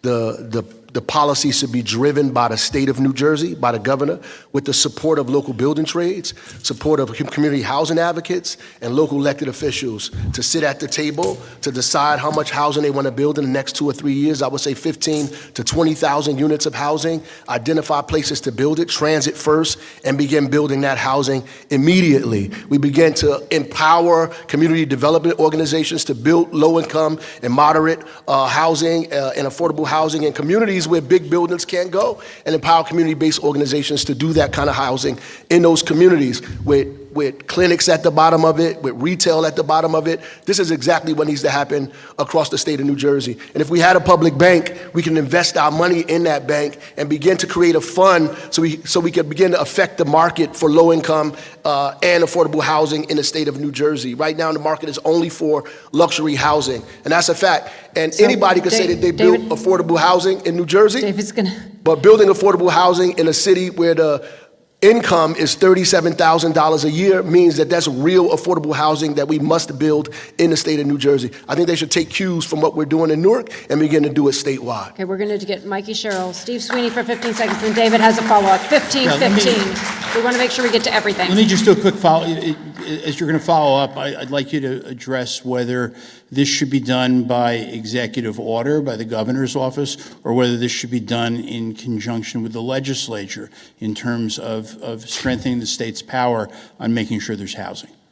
Well, I think I'll start here with first. I want to piggyback on what Senator Sweeney said about Colorado, because that is an example of a blue state that's doing very innovative work. I think we see across the country too many blue states seem to be unwilling to cut through some of the permitting and regulatory process. Colorado has built, over the past 3 years, since 2022, has built twice the amount of housing per capita as New Jersey has. And while New Jersey's home prices have gone up by 50% over the past 5 years, Colorado's have actually gone down by about 20%. So that is why this is such an important thing. As far as executive order, I think you start with the legislator. Look, I'm a legislator. I think that's what I have a gift for, is building out broad coalitions of support on bringing people together around the issues we care about. But certainly, I also think we do have a housing emergency in this state that we have to address. Listen, look, I believe in giving towns the opportunity. The problem is we've had 50 years of asking, and it's not happening. You know what I mean? So we said pretty please too many times. So I said earlier, what Colorado did, I would incentivize towns that are doing the right things, cities are doing the right things, reward them for doing the right things. But after that, I'm not going to ask anymore because they're not doing it. It's 50 years. 50 years on affordable housing. So asking permission, no. I would sign an executive order if these communities don't start building the housing that they're required to do, because young people are leaving. I had a young person come up to me the other day at an event and said, I'm going to have to leave New Jersey. I was in Philadelphia. He said, because I can't afford a house here. That's not what we want. You have 15. The question is by executive action? Absolutely. This is not working. The system is not working, it's broken. People are getting crushed. Kids are leaving, as Steve said. Seniors are leaving because they can't afford it. A governor's got to cut through. And by the way, the governor's also has to be responsible to make sure there's water, energy, roads are fixed in these communities that are growing, and help the locals handle this. We can't keep doing it this way, guys. It's broken, and we've got to fix it. And the governor's got to step up and help fix it. I actually agree with Josh Gottheimer. I'm surprised. You should read my plans, too. Let me say this. I think executive order is very important, in particular around the transit-oriented development. The New Jersey Transit orphan properties, which are throughout the state of New Jersey, you start with an executive order right out of the gate. It should be in the first 30 or 60 days, because you don't have a lot of time to get those properties going. So yes, executive order, particularly around transit-oriented development, particularly around New Jersey Transit-owned properties, to get that development started. One more. Yeah, and Mayor Fulop, I want to do just a quick, maybe a fact check on this. The Turnpike extension dollars are from bonds and bondholders. Yep. Can they be reallocated to mass transit? They've been reallocated in other states. Other governors have done that, actually. You saw Wes Moore do that in Maryland, the same sort of structure. As soon as he got in there, he reallocated dollars from highways towards mass transit. Same sort of structure. All right, but the question is, what do the bondholder covenants I mean, I would take the say now? steps. I believe that we can do that. And yes, I would take the appropriate steps to do that. And Listen, let me say this. You asked the question, that there is going to be litigation around that turnpike widening, okay? It's early on in the process as far as the approvals and the environmental studies. So there still is plenty of time before those dollars are allocated. And David, we need to do both. I don't know why it's either or. We need to invest in the bridge. We need to do that project. And we just recently got $1 billion into New Jersey Transit. That's a good thing. We need to dedicate it. We need to invest in transit so that it's reliable and it runs right. But to say either or, what are we going to do when that bridge fails? It's an F rating right now. So we're going to repair it. Again, I told you, this is the one area I don't think anybody can challenge me on because I worked on bridges. I know what it takes. It will cost more to repair it than to replace it. And then guess what? That's billions of dollars that we've now taken away from the bridges to put on mass transportation. So how are we going to pay for the bridge when we want to go repair it? Well, I asked those Ras people, Baraka, then we're I going met to with those folks, I asked them for those, that data, they couldn't provide it. They couldn't provide the fact that it would cost more. They couldn't provide the fact that our children wouldn't be affected by trucks coming through our community. So that's where we diverge, that's where I disagree, that we have to take money to invest in transit. It's broken, we have to repair it, we have to add more buses. We need to be talking about public transit. Our conversation should be about public transit. Affordable housing and public transit go together. You can't have those separate conversations. If you build housing for people that are not next to transit, then they can't get to work, they can't get to the supermarket, they can't get to the economy. Therefore, you're making their plight more difficult. You have to have two of those discussions in the same way. Expanding transit and expanding housing is a plan that has to have to overlap with one another, right? It can't be separate. And I would support an executive order immediately because housing is an emergency in this state. All right, we're going to wrap on transit and development, and we're going to take a very quick commercial break before diving into our next topic, which is education. Stay with us as we continue the New Jersey gubernatorial primary debate presented by Uber, live from the Donald M. Payne Senior School of Technology in Newark. Stay with us. Thanks. How long do we have?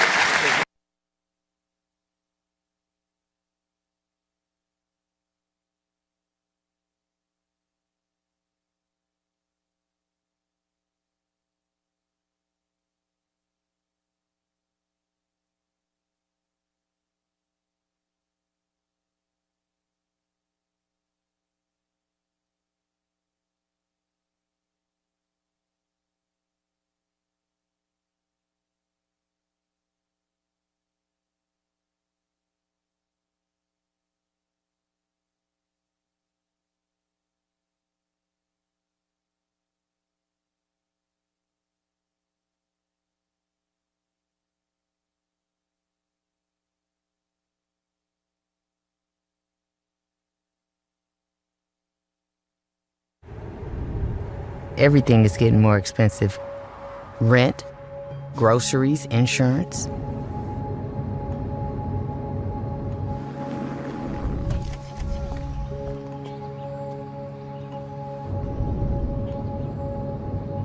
Uber is essential to my passengers. Insurance has gone up. This is hard for people. Join our fight to protect your access to affordable rides. If you have chronic joint or back pain, this is probably where you spend your time. Might we suggest a better destination that's close to home? RWJ Barnabas Health, where orthopedic surgeons designed the surgical implants that are now used around the world, and where you'll be cared for by the same doctors that treat professional athletes and rising stars. Get back to what you've been missing. Orthopedic care. Do it right. Here, RWJ Barnabas Health. Today, 52 million Americans own cryptocurrency. We are the pioneers, The visionaries, the builders of a growing movement with the power to democratize the old economic models and create a world economy of the people. for the people. By the people. We are crypto. This is the moment for us to make our voices heard. We are the catalyst that will create a new world. with our numbers. With our voices, With our votes. we are crypto. Karen's about to retire. Here's what's going into her retirement.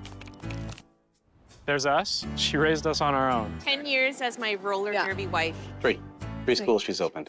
She's a mother. I think we turned out all right. She's a friend. Our mothers could tell stories. She's a teacher. She may be retiring, but she's not done. I'm never gonna stop. Retirement is the sum of your life's work. Now what? Get income for life and protect your life's work with Prudential. Every child deserves a great public school that meets their needs. That's why many families take advantage of charter schools as an option that's free, public, and open to all. See what's possible. Find a charter school near you. Hello, I'm Ferlanda Fox-Nixon, President and CEO of NRBP, the premier chamber of commerce serving the greater Newark region. Our mission is to strengthen the region's business community through connections, resources, and advocacy. From member-exclusive opportunities to public events and more, NRBP helps businesses of all sizes grow, engage, and succeed. Join us at NRBP, where business meets opportunity.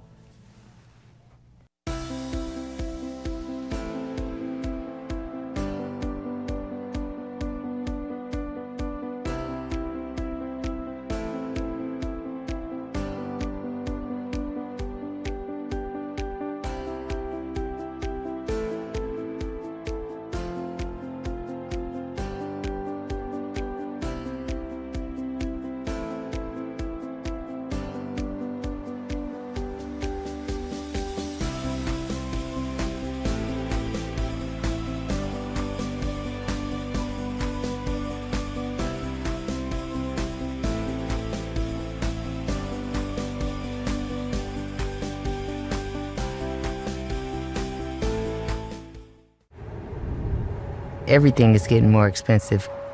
Rent, groceries, insurance.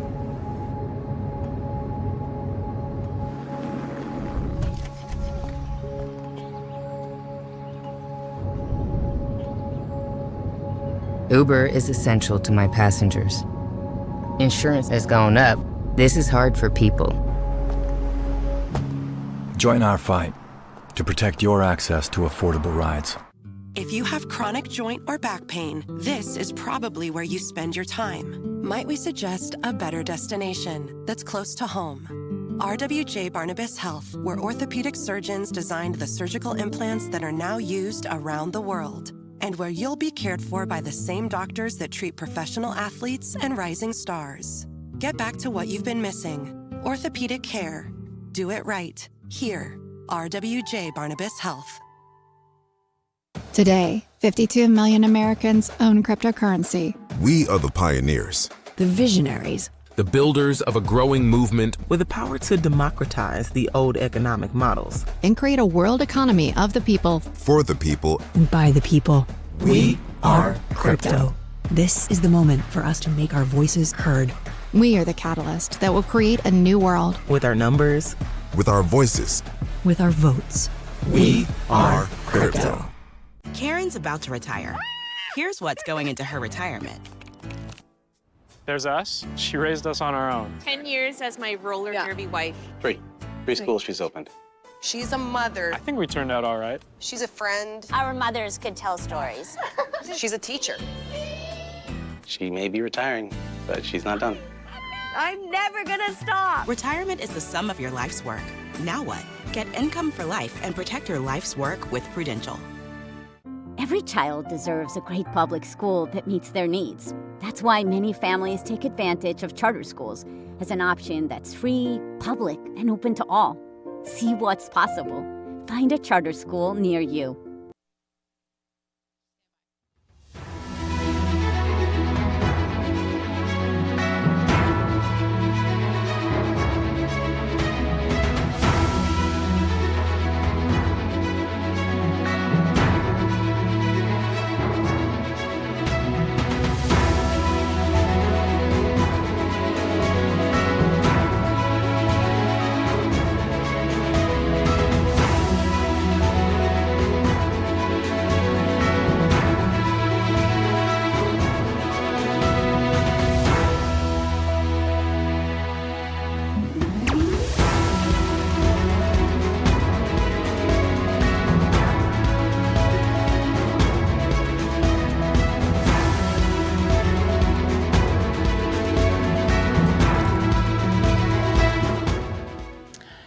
Welcome back. We are live at the Donald M. Payne Senior School of Technology in Newark with the New Jersey gubernatorial primary debate presented by Uber, and I'm Laura Jones. Now, a few reminders as we're coming back to this next segment.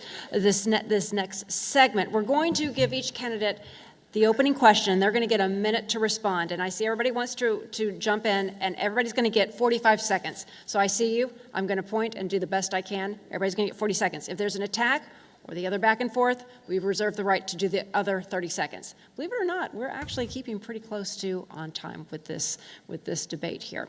But before we get back to our panelists, we have a question from a student from here at Payne School. That was submitted to us, and I'm going to read that question. And the first question, we're going to go to Steve Fulop on this one. Everybody's going to have actually 30 seconds to respond to this one, and we're just going to go right down the line. Everybody's going to get to answer the same question from the students. All right, question from the student is, what policies will you implement to attract and retain high-quality teachers? Steve Fulop, that question goes to you first. Well, I think, first of all, in order to retain high-quality teachers, we need to do a couple of things. We need to roll back some of the changes that Christie made, particularly around the tier system. That's number one.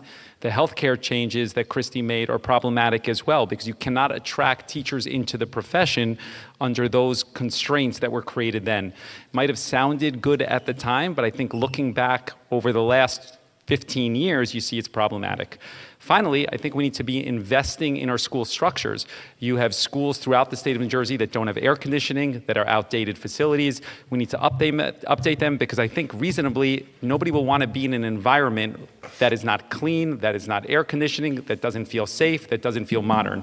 So I think those 3 steps that you can do to improve teacher retention and attract new teachers into the profession.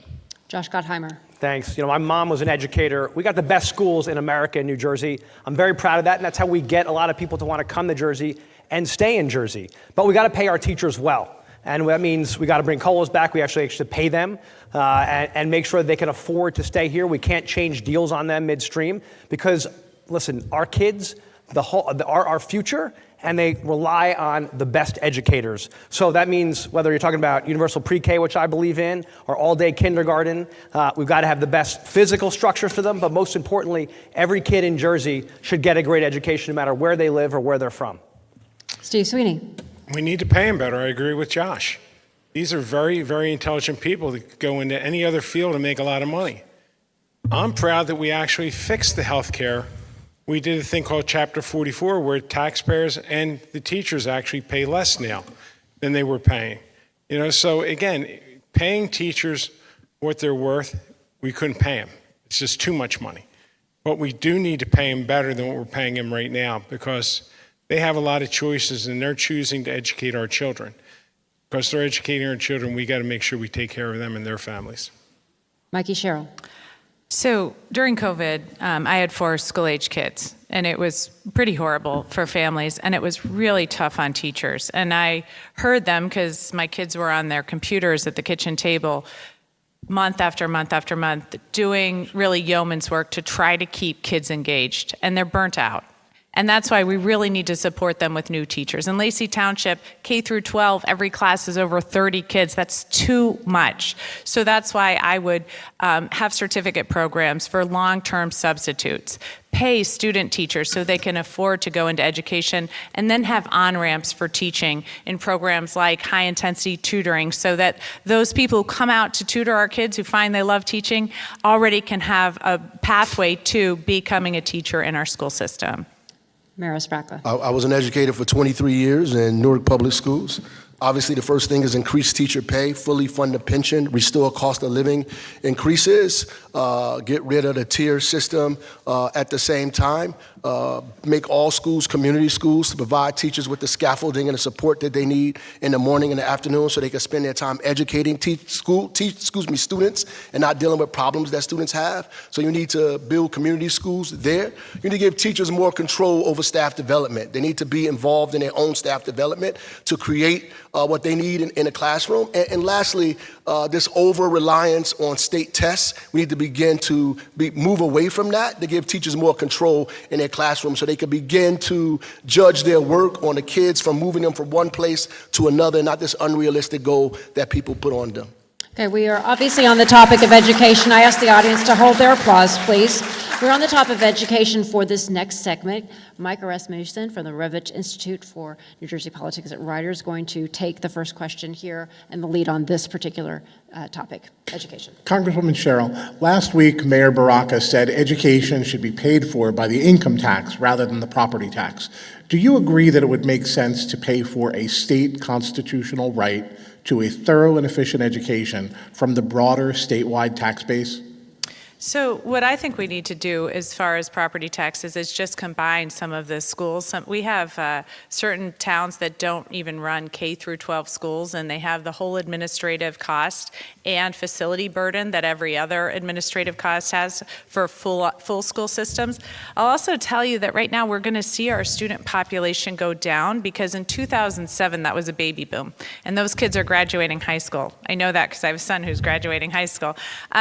And that's why, these overhead costs that towns are facing, it's just too much. That's why we have to combine some of the administrative cost of our school system. I would start there, and I think in that way we can get property taxes down while at the same time continuing to fund our school systems. Well, wait a minute. Before we do that, could I do the follow-up, which is, I'm just asking where you think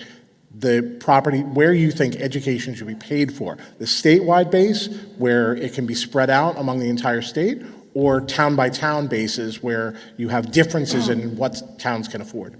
So I actually like a county-based system more, and so moving as much as, moving several like occupational schools to a county-based system, magnet schools to a county-based system, a school like this that we're in tonight here at the Essex County Technical School, the Donald Payne Essex County Technical School. This is the kind of school that can really draw students from all over the county and defray a lot of the cost of our municipalities. Okay, Steve Fulop, and then Mayor Ras Baraka. I think shared services is obviously a part of the conversation. We've done a lot in Jersey City around that.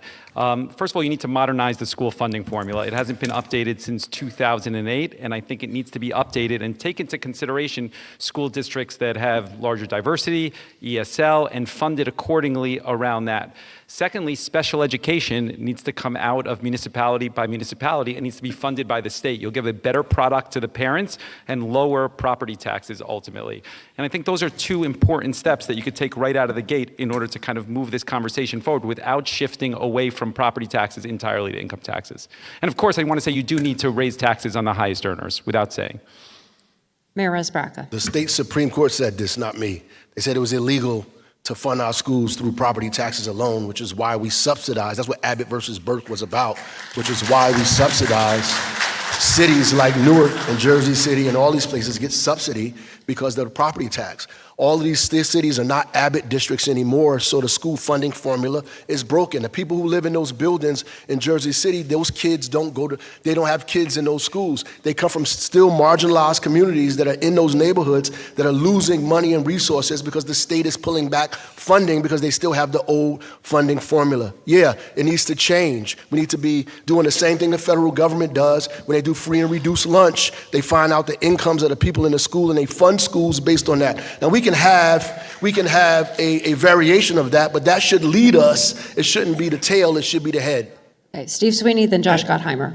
And thank you. The school funding formula was updated in 2008. Actually was implemented in 2018 to make sure the money followed the child because the money wasn't getting to where the kids were. It was woefully out of whack. That being said, it should be reevaluated every 5 years. And I agree with Steve Fulop. Extraordinary special education needs to be at the state level. When I left the Senate, we were funding it completely. Now it's back to where it was, so it's not working. But most importantly, before we decide about how we're going to pay this, how about if we get the cheapest price? We need to make all school districts pre-K to 12.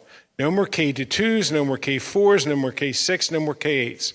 Because that's where you're paying an extraordinary amount of money for education. By the way, those sending districts to go to the regional high school, they don't teach the same curriculum. They buy different books, they buy different software. It is so inefficient what we have right now. And people don't want to change because it's home rule. We're not talking about closing your school down. We're not.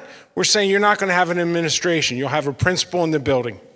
Josh Gottheimer. I agree with Steve that we've got to get the administrative costs down. We've got more superintendents than we have mayors. We've got to get more educators in the classroom to teach our kids. Then, of course, you got another problem here. We really, really have to centralize, as both Steves actually said, we've got to centralize, and I think it's critically important for special education. We've got to take that off the locals because you have too many schools who don't want to take kids on because of the high cost of special education. And we're going to have to fight Trump each step of the way if he tries to mess with our Title I dollars, which is critically important. So that's also got to be a key part of our fight. We can get these administrative costs down. We can actually fix the school funding formula and help these schools that are being left behind, which I think is also critically important. I keep these 30 people seconds. off my website.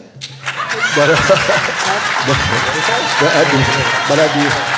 30 seconds. But at the end of the day, I think we do need unified school districts. That's the key to this. Too many school districts. And I think we also paying for county schools as well. So we have to get this under control. We cannot fund districts with one school in them. Just like we can't support cities with 200 or 300 or 400 people in them. We have to pull back on all of this stuff. Shared service is a nicer way to put it, but ultimately we need to bring these school districts together. The infrastructure does not match the students. Toms River is complaining, but they lost 4,000 kids in the last 20 years with the same infrastructure, which is why their fees are going up, why their taxes are going up, and the state is giving them less dollars. They need more children through housing, or they need to combine their school districts with other schools. Diversity is actually the answer. We got to run away from Trump and his craziness and add more diversity. Steve Sweeney, you wanted 30 seconds, then back to Micah Rasmussen. And listen, this is, I started talking about extraordinary special education, but it's actually very personal for me.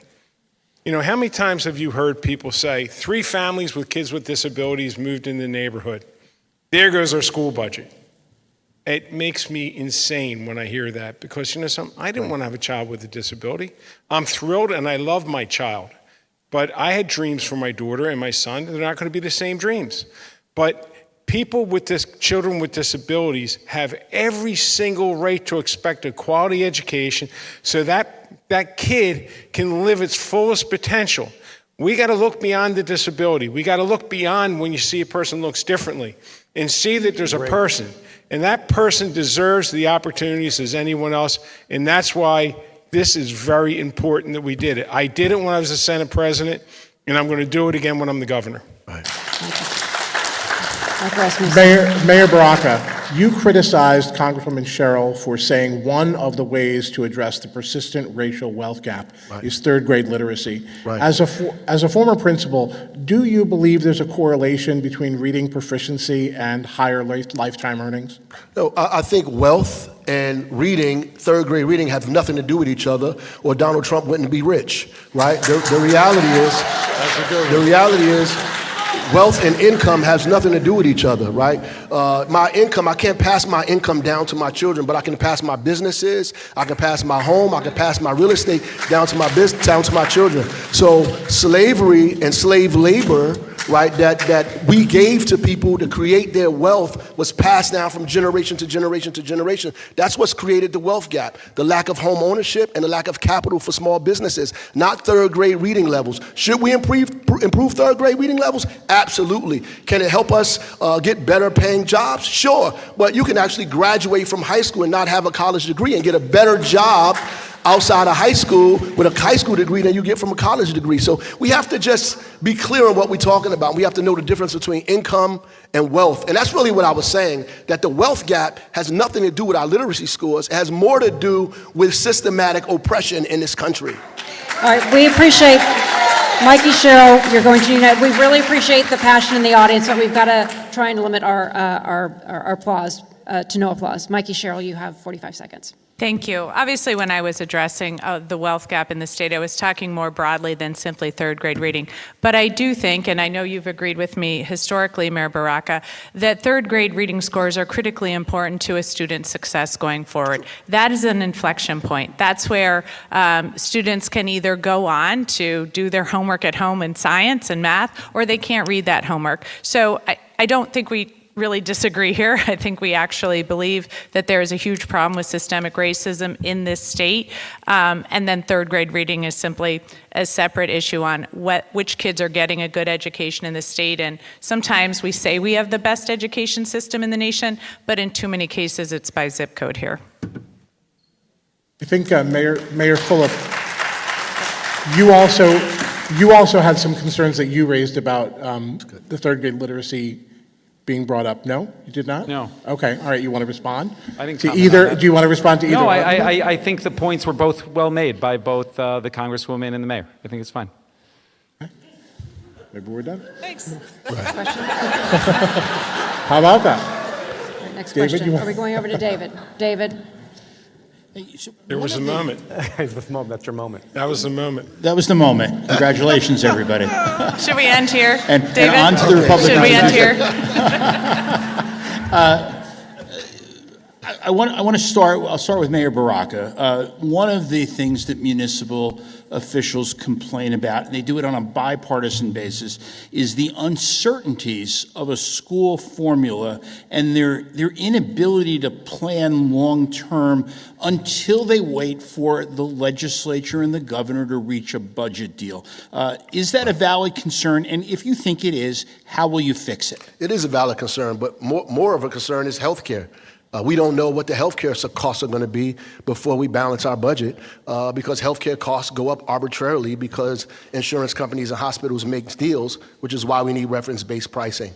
I also think that the budget should be done earlier, right? That we need to have a 3-year kind of forecast of budgeting on a state level and bring the legislative branch in and the outside body in to solve for the things that we know we're going to have to pay for. One of them is pensions. Another one is schools, right? The other one is property tax relief. All of those things that we know are going to cost the state, we need to forecast those ahead of time so we can give municipalities the ability to figure that out way before the time that they have now. I want to add that it is a problem in the state that some of the municipalities operate on a calendar year and some of them operate on a fiscal year, and it creates a lack of transparency or clarity around what type of money you're getting from the state. And I do think there needs to be consistency around that. It would help municipalities tremendously to budget year after year. Steve. Thanks. I think this just reflects of how frustrating the whole system is for families. You got 564 municipalities around the state. They each have different rules, right? Their taxes, the property taxes on families are changing all the time. Other taxes come in, the state steps in and raises taxes. Now they're looking at a budget where they want to actually add a new tax for recreational activities like going to a go-kart or going bowling. Like, people need certainty, and people are so, everywhere I go, they're saying to me, I can't figure this out. I don't know how to make a budget because my healthcare costs, as Ras said, keep going up. Everyone's costs keep going up everywhere they look. We've got to give people a break, which is why I've been so focused of lowering costs, whether it's childcare costs, which keep soaring, or taxes, which keep going up. People need certainty, so do our municipalities, but the people who work so hard, they need to know how they're going to pay their next bills, and raising their utility bills suddenly 40% in 1 year is criminal. How, if you're on a fixed budget, like, how are you supposed to afford that? Senator, I know you're next. I just want to ask a quick follow-up if you maybe incorporate into your answer. You've been there. You've done a lot of state budgets. Yeah. What's a better mousetrap for timing on when to do a state budget and how much time you should have? David, I'm pretty happy right now because I talked about school consolidations and people up here agree with it now. I talked about multi-year budgeting for years and we're all agreeing with it. That's a good thing because we're starting on a better path. Look, give Phil Murphy credit. He fully funded the formula. Honestly, no one ever dreamed in our lifetimes we would see the funding formula fully funded. So you can move the time of when you want to do it, but the formula is not broken. It needs to be tweaked and adjusted because what I learned in the legislature is when you pass something, too often you walk away from it, you say it's done, we don't need to look at it anymore.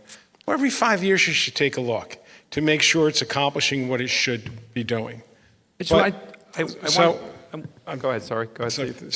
So my point is, honestly, we did a good job with the school funding.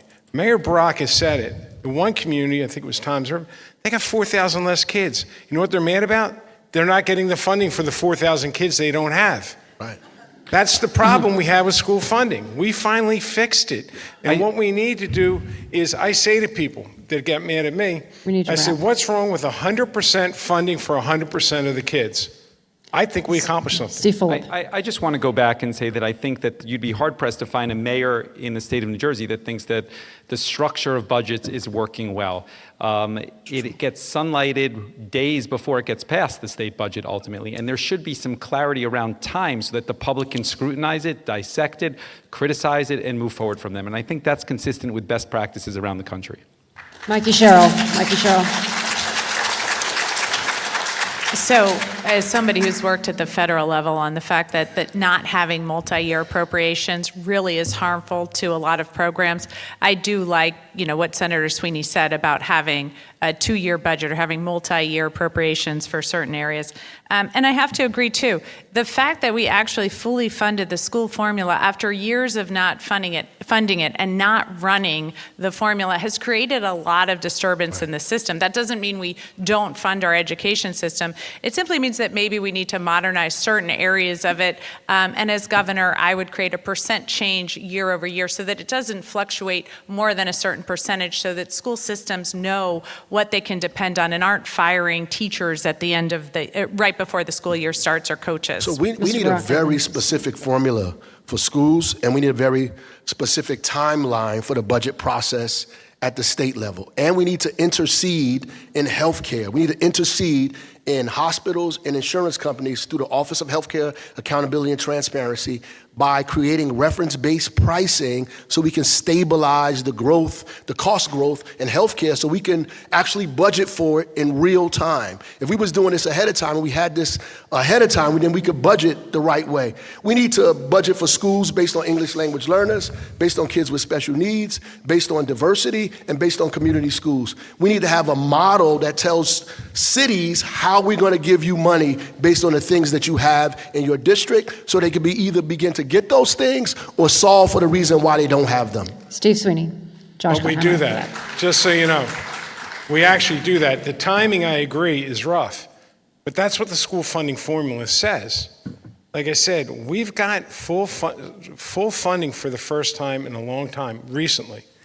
So people know when it's coming. The big problem we had is when we did S2 that everyone was complaining about, we said, hey, listen, you had 14 years to right size your schools.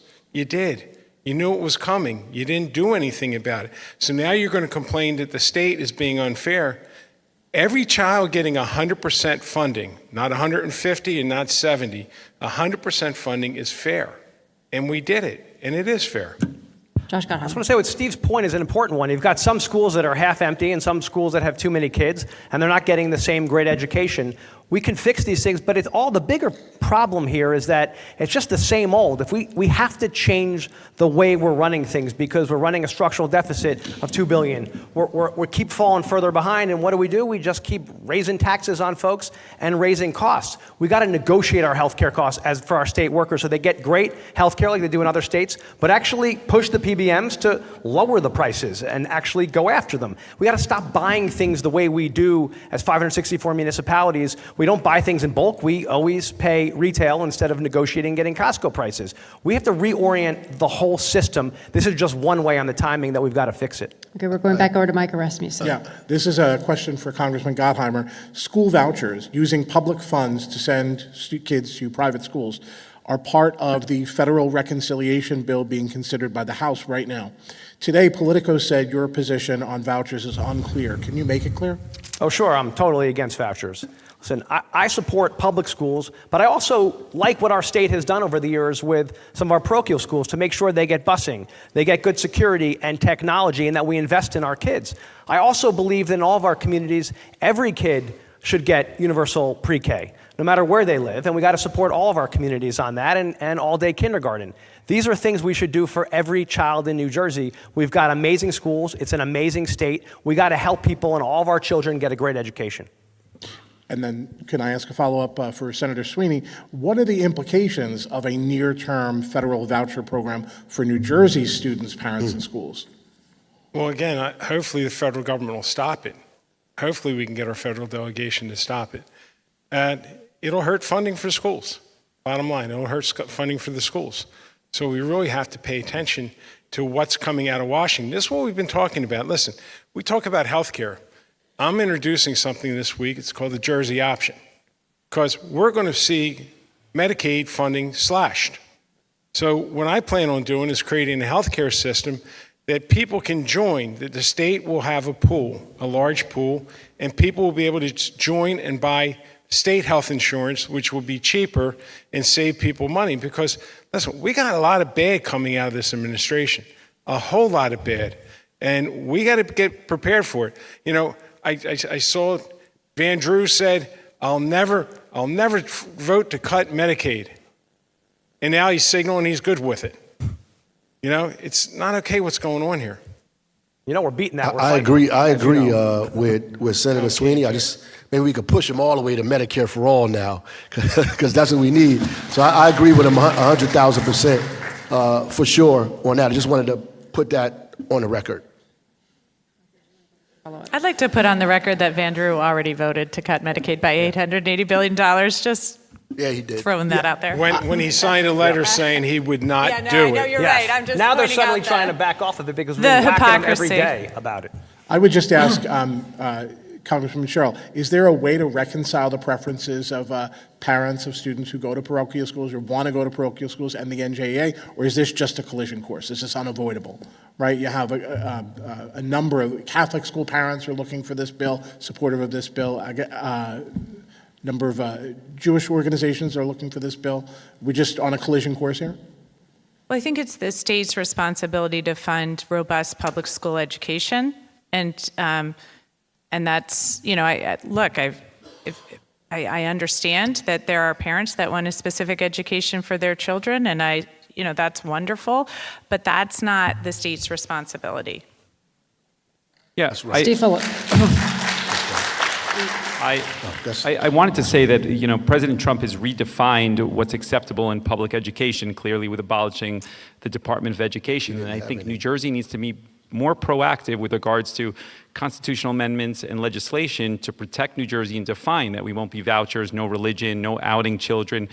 Speaking to the values of New Jersey here, and I think what we're talking about here is that we are at risk because nobody's taken proactive steps yet to really define how education will look in the current world under President Trump. And I think we should be doing a better job around that. Ras Baraka. Right, so vouchers all the way around are wrong. And we have to be careful when we start having this conversation, a slippery slope to pay for one religious school and another religious school where religion begins to overshadow public education. Most Americans went to public school. They went to public school because public schools work, because it is a system where all of us have been educated, and some of us have been educated at very high levels because of public school. We have to make sure that we protect the Constitution of this country and the Constitution of the state of New Jersey. That's more important than anything. I didn't swear allegiance to any of these people. I didn't even swear allegiance to the Democratic or Republican Party. When I took an oath, they said that I swear allegiance to the Constitution of the United States, the Constitution of the state of New Jersey, so help me God. Steve Sweeney. And listen, the federal government has already done great harm to education. They cut $1 billion for mental health. You know, our kids went through a lot, especially through COVID. They went through one hell of a lot. Now we got kids that need help, and you know, the state, we got a surplus. We got a $6 billion surplus. At some point, we're going to run out. We should use it for kids to make sure that they're getting what they need. We absolutely should. But at some point, again, hopefully we can scare a couple of these Republicans to start doing the right thing here. Because taking money away, mental health dollars away from children, that's messed up. And if you notice, we're taking them to court and we're beating them. Just like we did this weekend. We should fight them on every one of these things where they screw with Jersey families or with our children.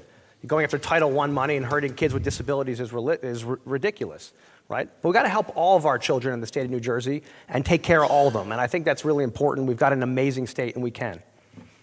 Micah, back to you. This is a question for Senator Sweeney. At last week's debate, you said it's wrong to let school districts exceed the state cap on property tax increases. You said that they must regionalize and share services. But what do you say? We have a lot of regional districts in this state that are already sharing shelves full of services, right? Is there a third option for them besides cutting education or increasing property taxes? Like, we're not talking about cutting education. It's time for the school districts to start streamlining. Listen, no one's done more in this area and spoke about this more than me over the years. Problem was I couldn't get support because everyone was afraid to touch this thing because it's like, oh my God, everyone's going to get mad at you. Well, if people want lower taxes, they're going to regionalize those school districts from the K-2s, 4s, 6s, and 8s to be regional school districts from pre-K to 12. You will eliminate a ton of administrative costs in all these school districts. But the thing that bothers me, listen, when you research and get into this thing, and I did, they don't teach the same curriculum. They don't. So these kids are all going up, getting ready for high school, and they're all learning differently. So how about if we start with, because we have too many schools, you got more superintendents than mayors, let's start shrinking. Start here. Start here. Yeah. Let's regionalize. You already have a regional high school that has every member where these kids are going to school where they live on their board. So, I don't apologize for trying to make it more affordable. If we continue, I said this earlier, if we continue doing what we're doing, I told you, taxes should have been $15,000 this year. It's 10. 10's too much. But if we're going to continue to do the same thing over and over again and expect a different outcome, that is insanity. Steve Fulop. Yeah, I want to go back to this conversation around the school funding formula because I think it's directly tied to this. Senator Sweeney is correct that if you allow municipalities to exceed the district, it will get abused and you will find yourself in a predicament that we've been in 10 years ago with property taxes go sideways. But I think that you do need to revisit that school funding formula. How do you incentivize municipalities and school districts to do the right thing? And that needs to be the priority for the next governor. One real quick thing. We did give them the ability to exceed. We said go to the voters. You know that, right? That was in the bill. You can exceed your cap. Yeah. Just ask the voters that live in that community for approval. Right. So we did that. Mikie, back to you. Mayor Baraka, you said last week that health care or a discussion about education, cost of education has to begin with health care. What did you mean by that? What can we do about that? The cost of education has to do with health care? Yeah. Well, I think all public employees have a health care problem, whether they're public school employees, or city employees, or county employees, or state employees. I think the healthcare system in America is broken, and the one in New Jersey is broken as well. That insurance companies and hospitals make deals. There's no transparency between that. That make the healthcare costs grow arbitrarily. We could go get the same procedure at two different hospitals, and it'll be wildly different costs based on the negotiation that they made. I think it's wrong that we should involve ourselves in that, and that's what reference-based pricing is. People keep talking about it in various ways, but it's really called reference-based pricing. We're going to say we're going to pay a certain amount above Medicare, and that's it. The federal government has already established what the price of these procedures would be. If we just went 150% above Medicare, we could save the state over $1 billion in a couple of years. Mikie Sherrill. I think we're really circling around the two things, and this is key, and everybody's pointing it out. The two key costs to our municipalities, and it's education and it's medical and health insurance. And we're seeing the costs just go out of control in both cases.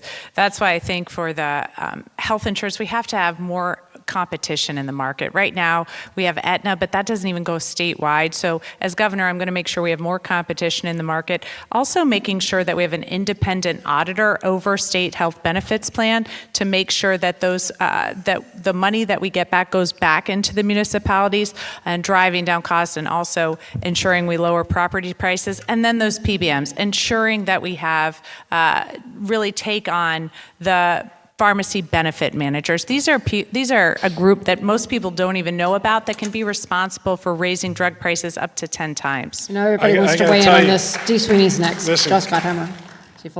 Mikie, I got to tell you, I know all about PBMs. I passed the first reverse auction bill in the nation. It saved the state $500 million a year. That's how much we were getting ripped off. I know PBMs very well. And that's why you got to hold their feet to the fire. A reverse auction is simply an eBay. It's not complicated. But that's how much they were ripping us off. So we have to continue to create a system that checks the cost. We did that, and I was proud that I did it. Josh Gottheimer. When you study this, what's crazy is that you realize the state doesn't really negotiate the way it should, and therefore it overpays for health care. You look at other states that get better care for their employees or their retirees. We overpay. We have all this bureaucracy, and then you have all these towns, 564 municipalities, and many of them are actually negotiating their own health insurance for their workers separately. So it's not all pooled. So instead of buying in bulk, as I said, we pay Wawa prices instead of Costco prices for health care, for salt on our roads, and then what happens is all this gets fed into property taxes that are killing people. And we know that 41% of seniors are thinking of leaving because of the property taxes. He has no idea so what he's talking about.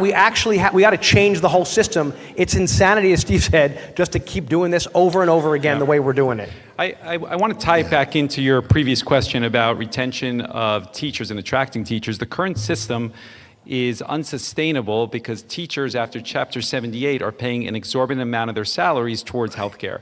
And the way to solve that is addressing Horizon directly. Horizon has an absolute monopoly on healthcare in New Jersey, and that's directly tied to the political system here in New Jersey, and that needs to change, creating competition there. Listen,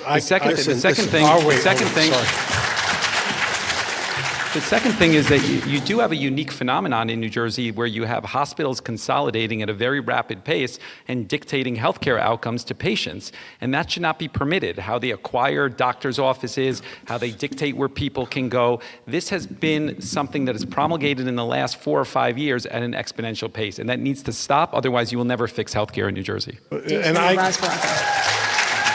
have to address this because I guess he wasn't paying attention, but I negotiated a new health care plan with teachers. It's called Chapter 44. It reduced the cost to teachers dramatically, reduced the cost to taxpayers dramatically, and I was very proud of that. So, look, we can say Chapter 78, but it doesn't exist for teachers. So, first, I don't want my health care from Wawa or Costco, but, I agree that I agree that consolidation is a problem and we need more competition, but we're still missing the boat here. Even if we had competition, the state is not negotiating these plans. So I don't know what he's talking about. The plans are being negotiated the price of these plans are being negotiated by hospitals and insurance companies, which is why the governor has set up the Office of Healthcare Accountability and Transparency to involve himself in those negotiations. It just doesn't have any teeth. That's what reference-based pricing is. I know you won't take it, people won't take it from me, but maybe they can take it from somebody else. The reality is the way it's being negotiated now does not involve the public. We have to get involved in it and say, this is what we're gonna pay and we're not gonna go above this, right? Period, and put some cost or measures on these insurance companies and these hospitals. We're going over to Joey Fox for our next question. So I'm going to close out the education section here with something that I think has loomed over a lot of your answers on this, which is the Trump administration and its guarantees or lack thereof of various federal funds. Trump has threatened to withhold school funds from school districts and colleges that go against his directives on, say, trans issues, on DEI, on things of that nature. So Mayor Fulop, I'll go to you. Do you think that that's a fight that you would want to have as governor, or would you advise these colleges and school districts to go along in order to protect their funding? I absolutely think we should fight that fight for New Jersey values, demonstrate to the public that we stand for different things. We should use our state surplus to offset any reductions we have in dollars, and we should be passing legislation in Trenton that speaks to the transgender community, the Immigrant Trust Act, that speaks to our core values here that are different. We should absolutely be pushing back and never acquiesce or bend. Senator Sweeney. Donald Trump is a criminal, and he keeps breaking laws left and right. We need to band together with all the states around us that think the way we think and fight back. DEI is not the problem. The I in DEI is my daughter. Inclusion. This is insulting that we give people, this is something that was long coming to make sure people got chances. Now DEI is the problem? He's the problem, not DEI. Congressman, I know, yeah. I was going to say Jersey values, which I love that you're talking about now. Like, the bottom line, what Jersey values means is that you fight someone who messes with Jersey, with our families. This guy, Trump, is going to come in, as we know, as Steve just said, on everything and try to go after our dollars, try to go after reproductive freedom. He's going to do it on every front, and the job of the governor, which I'll do, is to fight him. so that whether he's messing with our dollars or messing with our values, we're fighting him every step of the way, and I think that's critically important. Mike, and then we're going to go to break. But one of the sources of funding that's been threatened is Title I, right? And Title I funds after-school tutoring in places like Newark. So I guess the question is, Mayor Baraka, should Newark be putting that money at risk while we're fighting these fights? I think we're already at risk. I think, we're already in the crosshairs. And this kind of idea that we should moderate ourselves at this moral moment is wrong. It's like the other clergy asked Martin Luther King as he sat in the Birmingham jail in their letter for a call for unity. They said, we agree that this is wrong. We just don't agree that you should fight. It is ridiculous. We cannot sit around and let these people bully us and decide what our values are and what we should support and not support. We have to fight back. We have no other choice but to do that. Mikie Sherrill, go. We are facing the most corrupt president this nation has ever had. He's attacking people, he's attacking Medicaid, he's attacking the Department of Education. And what's worse than all of this is that he seems to be doing a lot of this where cruelty is the point. And that's why he's doing it, not to get any efficiencies or not to actually make the country better. And I tell you, if you work with him, it's like giving your money, your lunch money, to a playground bully.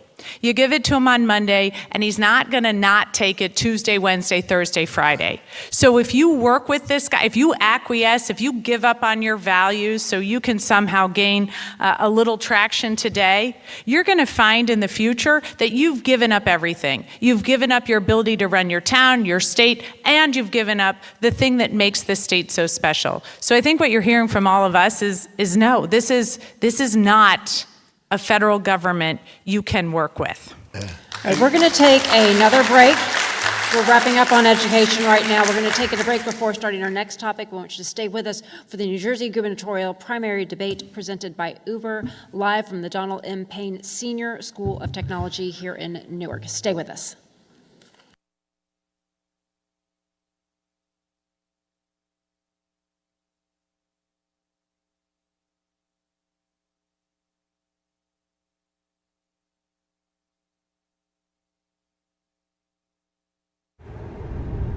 Everything is getting more expensive. Rent, groceries, insurance.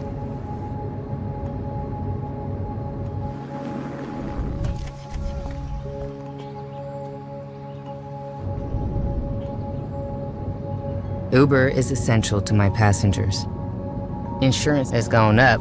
This is hard for people. Join our fight to protect your access to affordable rides. If you have chronic joint or back pain, this is probably where you spend your time. Might we suggest a better destination that's close to home? RWJ Barnabas Health, where orthopedic surgeons designed the surgical implants that are now used around the world, and where you'll be cared for by the same doctors that treat professional athletes and rising stars. Get back to what you've been missing. Orthopedic care. Do it right. Here, RWJ Barnabas Health. Today, 52 million Americans own cryptocurrency. We are the pioneers, The visionaries. The builders of a growing movement with the power to democratize the old economic models And create a world economy of the people. for the people. And by the people. We are crypto. This is the moment for us to make our voices heard. We are the catalyst that will create a new world. with our numbers. With our voices, With our votes. we are crypto. Karen's about to retire. Here's what's going into her retirement.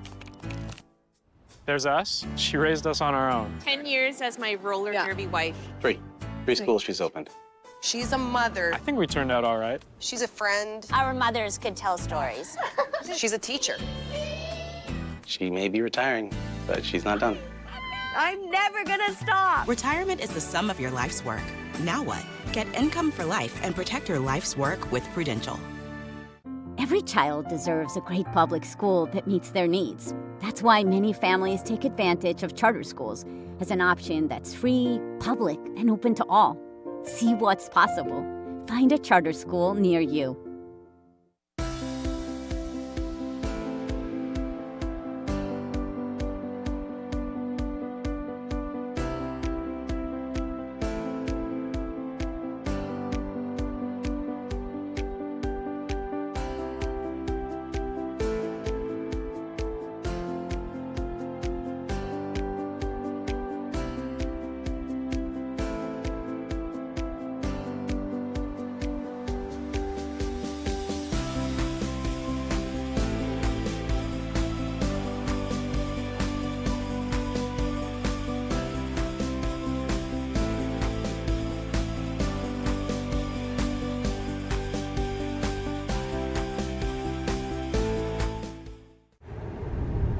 everything is getting more expensive.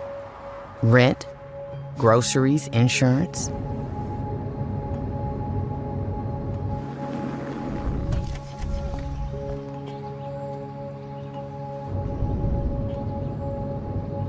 Uber is essential to my passengers. Insurance has gone up. This is hard for people. Join our fight to protect your access to affordable rides. If you have chronic joint or back pain, this is probably where you spend your time. Might we suggest a better destination that's close to home? RWJ Barnabas Health, where orthopedic surgeons designed the surgical implants that are now used around the world, and where you'll be cared for by the same doctors that treat professional athletes and rising stars. Get back to what you've been missing. Orthopedic care.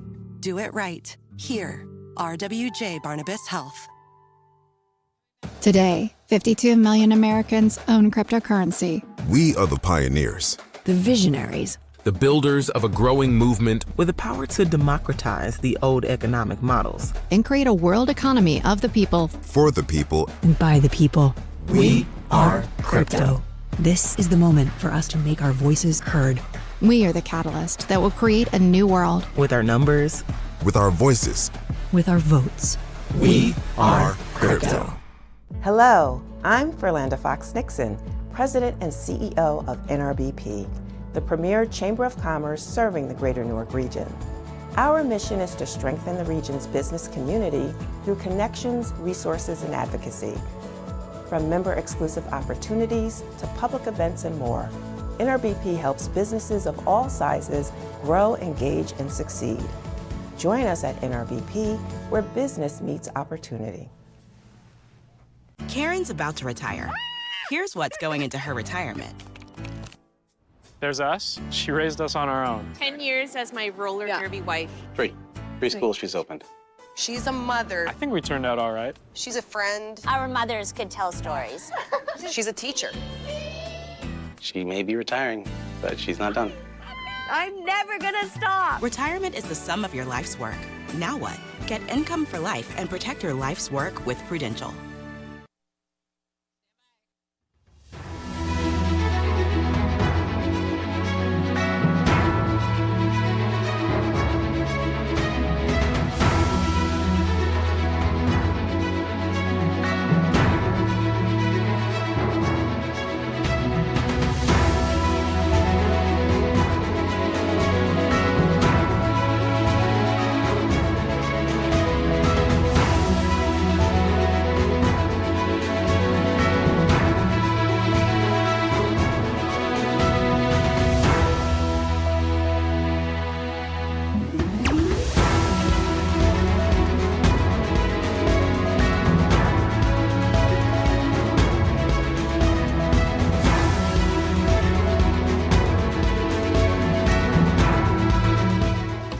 Welcome back. I'm Laura Jones, and we are live at the Donald N. Payne Senior School of Technology in Newark with the New Jersey gubernatorial primary debate presented by Uber. Now, before we get back to our panelists and our final segment, we have another student question. This one comes from Alexis Pennycook of Rider University, and this question is going to go first to Ras Baraka, then Mikie Sherrill on down the line. Over to you, Alexis. Hello. For young voters such as myself, what policies or plans do you have to convince us to vote for you? Say that again. I couldn't hear you. For young voters such as myself, what policies or plans do you have to convince us to vote for you? Well, thank you for that question. Right away, I think in Newark, we've already established 16 and 17-year-olds to give them the opportunity to vote so they can begin to engage in voting right now in the civic process as it begins. We also want to make sure that education is affordable. And that when people graduate from college, when they get a job, that housing is also affordable, that there's housing for you immediately, that if you want to raise a family, that you can afford to build a house or own a home in the state, that you also, the rent is also not killing you in the state as well, that we create pipelines so that kids can go right into the workforce immediately when they graduate from high school or graduate from college, that we work with our colleges and our institutions to prepare children for the workforce immediately. And so we need to put young people right into the workforce make sure the state is affordable so they can own in the state of New Jersey, invest in their ideas, incubate their businesses, and at the same time get them engaged politically through civics by getting them to vote early on at 16 and 17. An 18-year-old, they should be automatically voting right away. Mikie Sherrill. Well, that's a great question because young people like you are the reason I'm running for governor. I have 4 teenagers right now, and the idea that we are not going to leave the world to them that I was able to grow up in, that they are not going to have the opportunities that I had, that somehow they aren't going to have the freedoms, that if they speak out against the government, they're going to be disappeared in the middle of the night. This is the stuff that keeps me up at night. And so that's why I'm fighting so hard against what we see coming from Washington. And I'm fighting to make sure New Jersey is a place you can live because honestly, I'm not sure what's going to go on in the other states as we see these constant attacks from the federal government. But if you're going to stay here, if you're going to live here in New Jersey, I'm going to fight to make sure you can afford a great education. We can stack credits so that if you get out of high school and you have to go to work right away, we can have certificate programs. We can make sure that you can go to community college and pay for it. Also driving down the cost of housing because right now too many young people can't afford to stay here. And finally, address our utility costs with clean power because our environment, the environment we are leaving to, the climate crisis has got to be faced right now because it gets worse every single day. Steve Sweeney. Well, we need to start winning a few fights in Washington at some point. I'll start with that. But listen, we have to make New Jersey affordable for you, so that you have a future here, that you can buy a house, that you can raise a family, that you can actually live here. Right now, you can't afford to buy a house.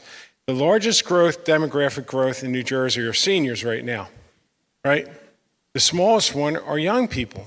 They are moving out of the state because they can't afford to get their life started. So creating policies that will actually start to give kids a chance to say, hey, listen, I'm going to be able to buy a house. They're listening. They're doing something. We need to do something now to give confidence in young people. Josh Gottheimer. Thanks for that question. I have a 15-year-old daughter and a 13-year-old boy, and I think about this all the time of can they afford to be able to stay in Jersey? And I talk to people everywhere I go, and they say my kids, when they graduate, are leaving because rents are so expensive, up 33% in the last few years. One of the major papers in Jersey wrote recently that to get a middle-class house costs at least you need to make at least $161,000 a year. How can people coming right out of school afford that, whether they're going to a trade or going to community college, which I think we should help kids who can't afford pay for it? How are they going to be able to do that if we don't figure out a way to get costs down, to get taxes down, and to get rents down, which is why I'm giving young people a rental rebate so that you can afford to actually pay your rent and stay in Jersey. We invest so much in you. I got such a great gift to be able to grow up here and go to public school here and stay here. I want to make sure everybody gets that shot. Steve Fulop. Alexis, first I want to say thank you for that question, echo the sentiments there, and it is a key part of my campaign, and young people involved is a key part of the Democratic Party's potential for success come November. I'm proud to have the support of the College Democrats of New Jersey and the College Democrats of America, and it was a competitive process because I could articulate the vision of what New Jersey should be for those young people. Of course, housing is a key part of it. How do you make college affordable for these people and rethink higher education in New Jersey? Talking about AI and artificial intelligence, how that will change the employment aspect for the state of New Jersey and the country, and what governor or gubernatorial candidate is thinking about how do we redefine some of that stuff, and we've done that. And then finally, I would just talk about the environment. We've been very aggressive on this in New Jersey. And what I hear most often in Jersey City, and what I hear most often is that young people are concerned about what the environment and sustainability and climate change will look like for them.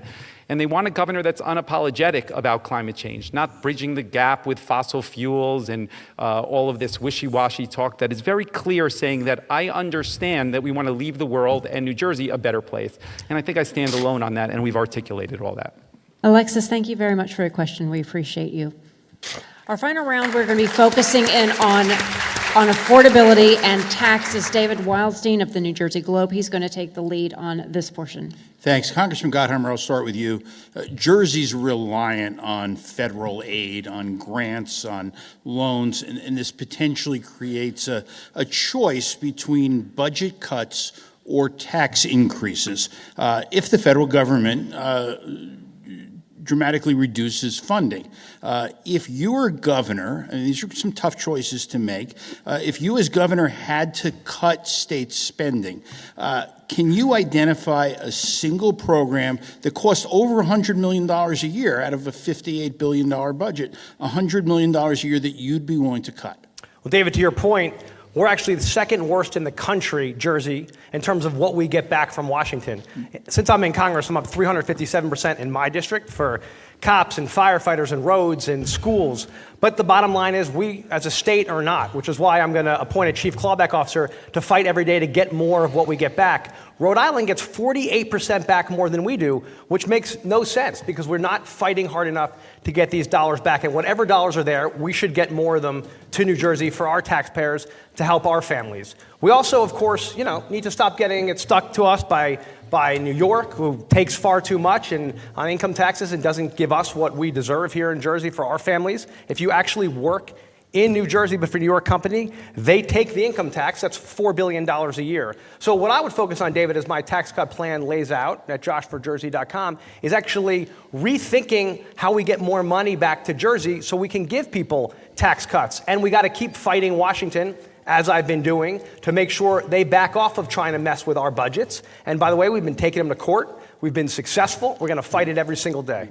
I'm trying to figure out why does he have to wait? Sure. Well, we'll have to say, before we get to the responses, I just want to go back to the question, which a bunch of you will answer. Right. Can you name a program that you're willing to cut? Give me something significant that if there had to be draconian cuts in the state budget, what would you cut? I'm not accepting the premise of your question that there's going to be draconian cuts. The point is, a governor, as I'm going to be, is going to fight back against it each step of the way so we can have what we have, which is great for people, but actually just run things smarter and better here in Jersey without messing with our programs. Like New York and California have done, they've actually done efficiency studies and are running things better. You don't have to make that's a false choice, David. You can actually do great by people, fight to get more back to Jersey, go after tax cheats and other changes we got to make to run the state better, more efficiently, as we've been talking about all along. Go after New York, who's been sticking it to us with our income taxes. That's $4 billion a year that should come back to Jersey, and not accept this premise that we have to actually gut things in Jersey.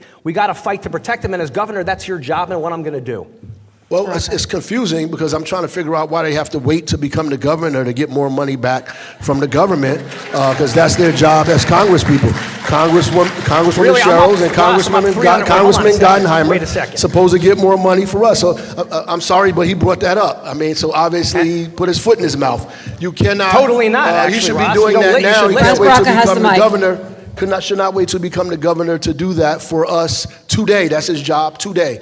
The reality is that we need to cut healthcare costs by stopping the spending to these insurance companies and these hospitals. That's number one. Number two, we need to repeal these Christie tax cuts, over $15 billion that we've given them, and Democrats have not clawed back over a decade that we've been giving money away, that we need to bring that back. I reject the premise that we have to cut Medicaid, that we have to cut services, that we have to cut things for working families in this state. We should be investing in working families and making millionaires pay their fair share. Josh Gottheimer, you're getting 30 seconds, and I see others want to respond as well. 30 seconds to you. Mayor, just to fact check you, in my district, because we've been working with our mayors, we're up 357% since I'm in Congress. Well, you saying you being a governor. We're talking about the whole state here. We're not talking about your district. Mayor, we're talking about the whole state. We're not talking about your district. If I can finish, if you don't mind. Well, I'm talking about. So I'm going to bring what I have done in my district in northern Jersey to the whole state. I can't speak to what you've done in Newark and what you failed to claw back to Newark. Your property taxes are up 23% since you're mayor. Right. Why don't you explain that? You've raised taxes on hardworking Bergen County has the highest property taxes in the entire state of New Jersey. What are you talking about? Can I answer the question? 30 seconds, Mr. Baraka. Can I answer the question? Well, I need to give him 30 seconds. Actually, no. I'd love to hear an answer to the question.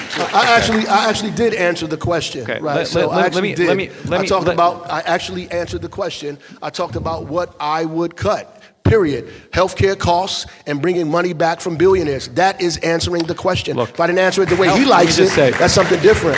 What I did say, however, is that the Congress people's job today, I don't care how much he deflects and comes up with these Republican talking points, he forgets he's at a Democratic debate, Wait, so getting not a money back Republican to Jersey one. is a At the end of the day, his job today exactly. And I his succeeded job in getting is to it back. bring money back to the state of New Jersey.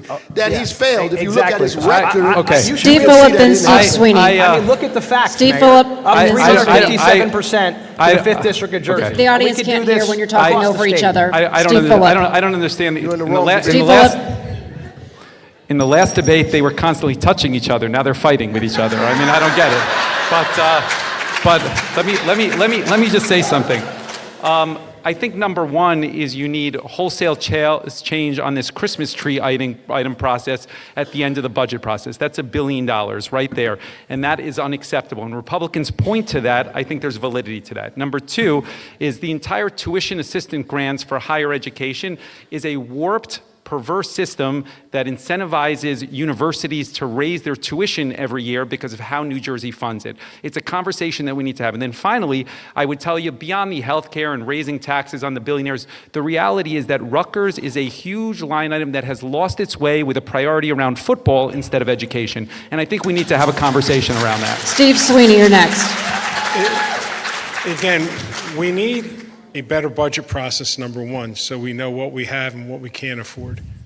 But, you know, to say we're going to continue to, I keep repeating this, we're going to continue to deliver government the way we're delivering it, and we're expecting to come up with savings. Listen, there's no one on the stage more than I that did shared services, that reduced costs to governments, that created countywide EMS, countywide tax assessment, countywide 911. You know, so like I said, there's a way to do this, but you're not going to always be popular when you do it. Now, I got to agree with the mayor. Listen, with all due respect, and I like both of my Congress people here, this is a federal issue. We need to start winning some fights. We haven't won yet. We only got to get two. We only got to get two Republicans to start moving in a different direction, and we'll start winning again. David, back to you. So let me go to another affordability issue. Electricity bills are growing like gangbusters. You're hearing this all the time on the campaign trail. One of your possible Republican opponents, Mayor, I won't mention his name, Thank you. Please. Thank you. But one of your Republican opponents has said he'll get rid of the Board of Public Utilities. He'll clean house at the BPU senior staff level. Senator Sweeney, and then we'll go to Mayor Fulop. But Senator, do you agree with that unnamed Republican? No, I don't agree with him. I think we need to professionalize the Board of Public Utilities to make sure everyone on the Board of Public Utilities is an expert, number one, in energy costs. Number two, it's the energy policies that are driving the cost, unfortunately. We shut down too much power in New Jersey before wind came along, and with President Trump, it's not here. So, listen, I'm the one candidate. I wrote the RGGI law, Regional Greenhouse Gas Initiative. I wrote the solar legislation to create solar. I created the wind legislation, and I did the ZECs, zero emission credits, because I remember Congresswoman Sherrill saying she's the only one who talks about, nuclear. I'm the one that kept nuclear plants from closing. The electric costs in this state, it's 43% of our energy, so policy matters. And no one up here on the stage might say it, but I'm going to say it. We still need gas. We can't afford all this clean energy. We need more power. And guess what? Once we get more power generated, New Jersey used to export energy to other states. We were the envy. We generated more than we needed, and then we sent it and sold it. We're now relying on the PJM.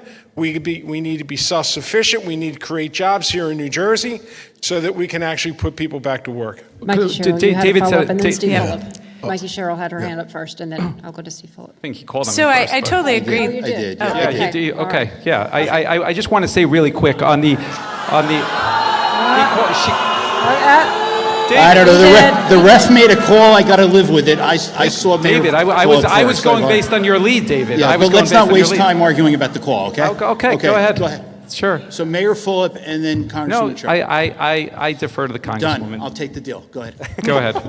So I think what we're looking at is, yes, we need a more professionalized BPU. The understanding that they had of what PJM was going to do and the fight they needed to have prior to now, I think we've seen in states like Pennsylvania where Governor Shapiro has taken on the PJM. We need to see a little more of that here in New Jersey. And then we know that when we're not producing our own power here, we're buying it on the market, and that is coal power and that is fracked power from Pennsylvania and West Virginia. So we need to up our production here. Immediately, we need to move into solar. We have gone down by 25%. We had initial investments in solar, but our solar increase has gone down by 25%, while other states have increased solar by 150%. We need to build out on capped landfills and state property, and then, yes, long-term nuclear. That's how we're going to truly provide the power that we need here in this state while driving down carbon costs. But we really are going to need to have a more professional BPU if we're going to meet all these goals. All right, now to Steve Fulop, then to Ras Baraka. Thank you. Let me start by saying I do think the BPU has lost its way, and you need more professionals there, and I think Senator Sweeney is correct about that. I do not believe that we need more natural gas plants here, and I think when you make a commitment to natural gas, you're basically making a commitment for 5 years to construct it and for 50 plus years for it to exist, and you need to be realistic about climate change, and we need to lean in hard, even if it's a tough conversation. And then finally, the way that bills work and electricity works in New Jersey is essentially a flat tax across the board. And we should really be looking at those data centers and AI generators that really put the strain on the system, and they should not be paying the same amount as mom and pop ultimately should. And this rate structure should factor that into that. Ras Baraka was next. Then we'll go to Josh Gottheimer and Mikie Sherrill. First, I disagree. The BPU needs to exist. We just need to stop stacking it with political appointees and put some real professionals on a BPU that are looking out for taxpayers and ratepayers and working class people. That's number one. Number two, we do need to have more robust solar in the state of New Jersey. In fact, there are bills in the legislature now that could be passed that would allow solar to begin to move forward. They're stuck in the legislature right now that we need to get out of the legislature so we can begin moving solar projects forward in this state. And I agree with the data centers that are coming up. They have a few on the zoning and planning boards in the city of Newark. We need to make sure that these guys are footing the bill and not the taxpayers in the state of New Jersey or the ratepayers in this state are footing the bill for these AI centers that are coming online, that we have to hold them accountable.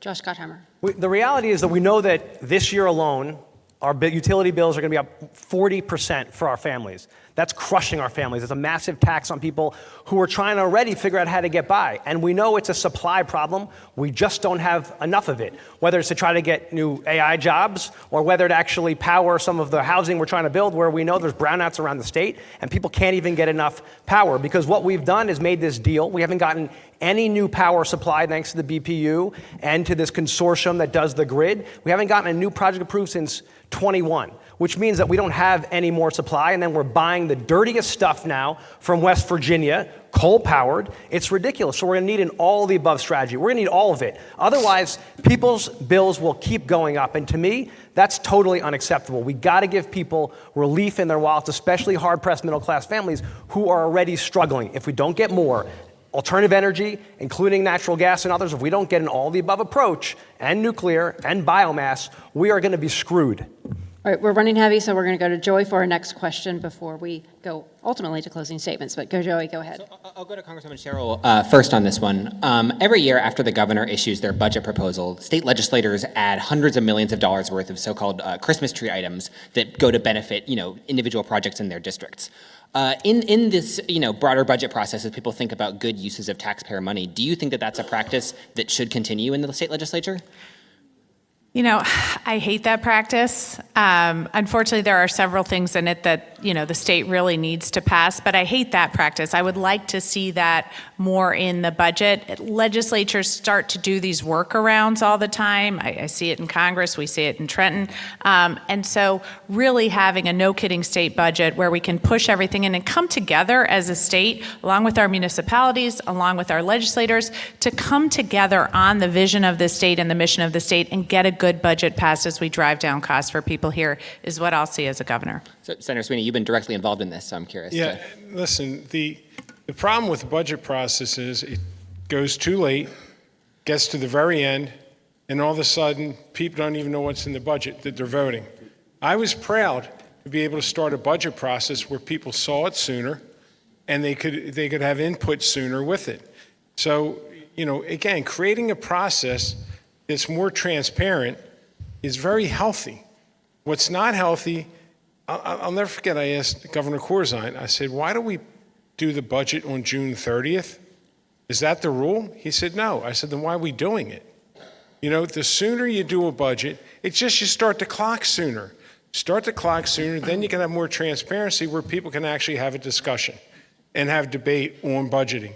Our budget process is so bad in the state of New Jersey. The Volcker Group gives us a D. The only reason we don't get an F is the Volcker Group doesn't give Fs. So what we need to do is multi-year budgeting and honestly get this stuff more transparent, do it sooner, and you'll have not as much of this outcome. We said this budget was going to be a huge problem, and guess what? It is a huge problem. Mayor Fulop. Yeah, I would just say, yes, the Christmas tree items are a problem. The entire structure of that is problematic. And I think if the public fully understood what was happening there, as well as this concept of senatorial courtesy, both of those two things to a normal person would seem ridiculous. And they definitely need to change. No question about it. All right, we actually have one more time for one more question before closings, and Mike Rasmussen's going to take that. Oh, okay. Oh, sorry. No, David has one other. Micah, then David.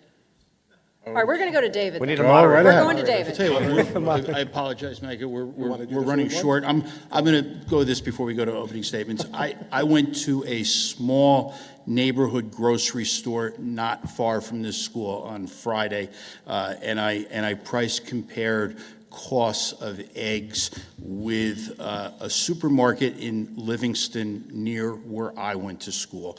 And food is more expensive for people without money. It was 40% higher for people in Newark to buy eggs than it was for Livingston. How can you fix that? You're raring to go, but go. Mayor Baraka, go ahead.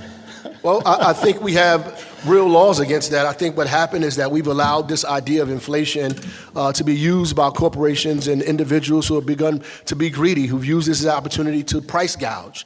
And our AG and the state needs to be heavy-handed on these individuals that are doing this. They need to partner with local government to begin to hold these people accountable who are driving prices up for working-class poor families in cities like Newark. We need to be very, very heavy-handed on this, right, and not give these folks a pass. Congresswoman Sherrill.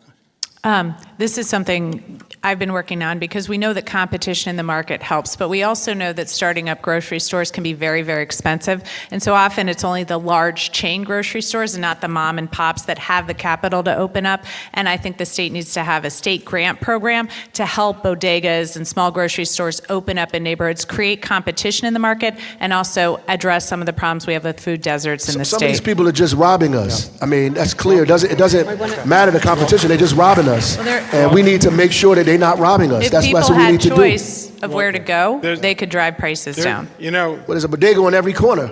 Steve Sweeney's next. This is a huge problem.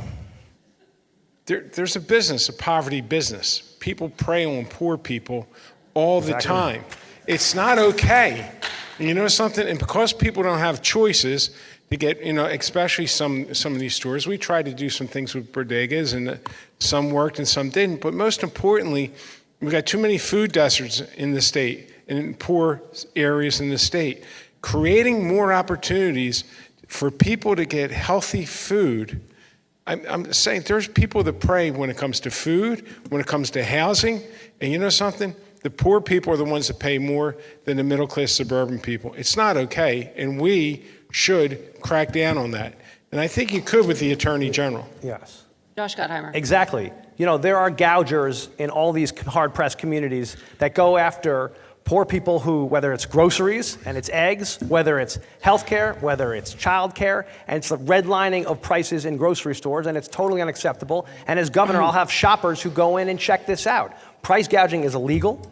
You can't do it to people, whether it's during a pandemic, or it's during an egg crisis, or any time. And we got to make sure we fight it, we enforce it. And as Steve pointed out, you also have to make sure there actually are grocery stores everywhere across the state, because there's plenty of places where there's not a single grocery store to find. And how are you supposed to feed your kids? The same way you've got schools refusing to provide free school lunch and school breakfast to kids who need that too, and that's their only meal. And why? Because they don't like the stigma.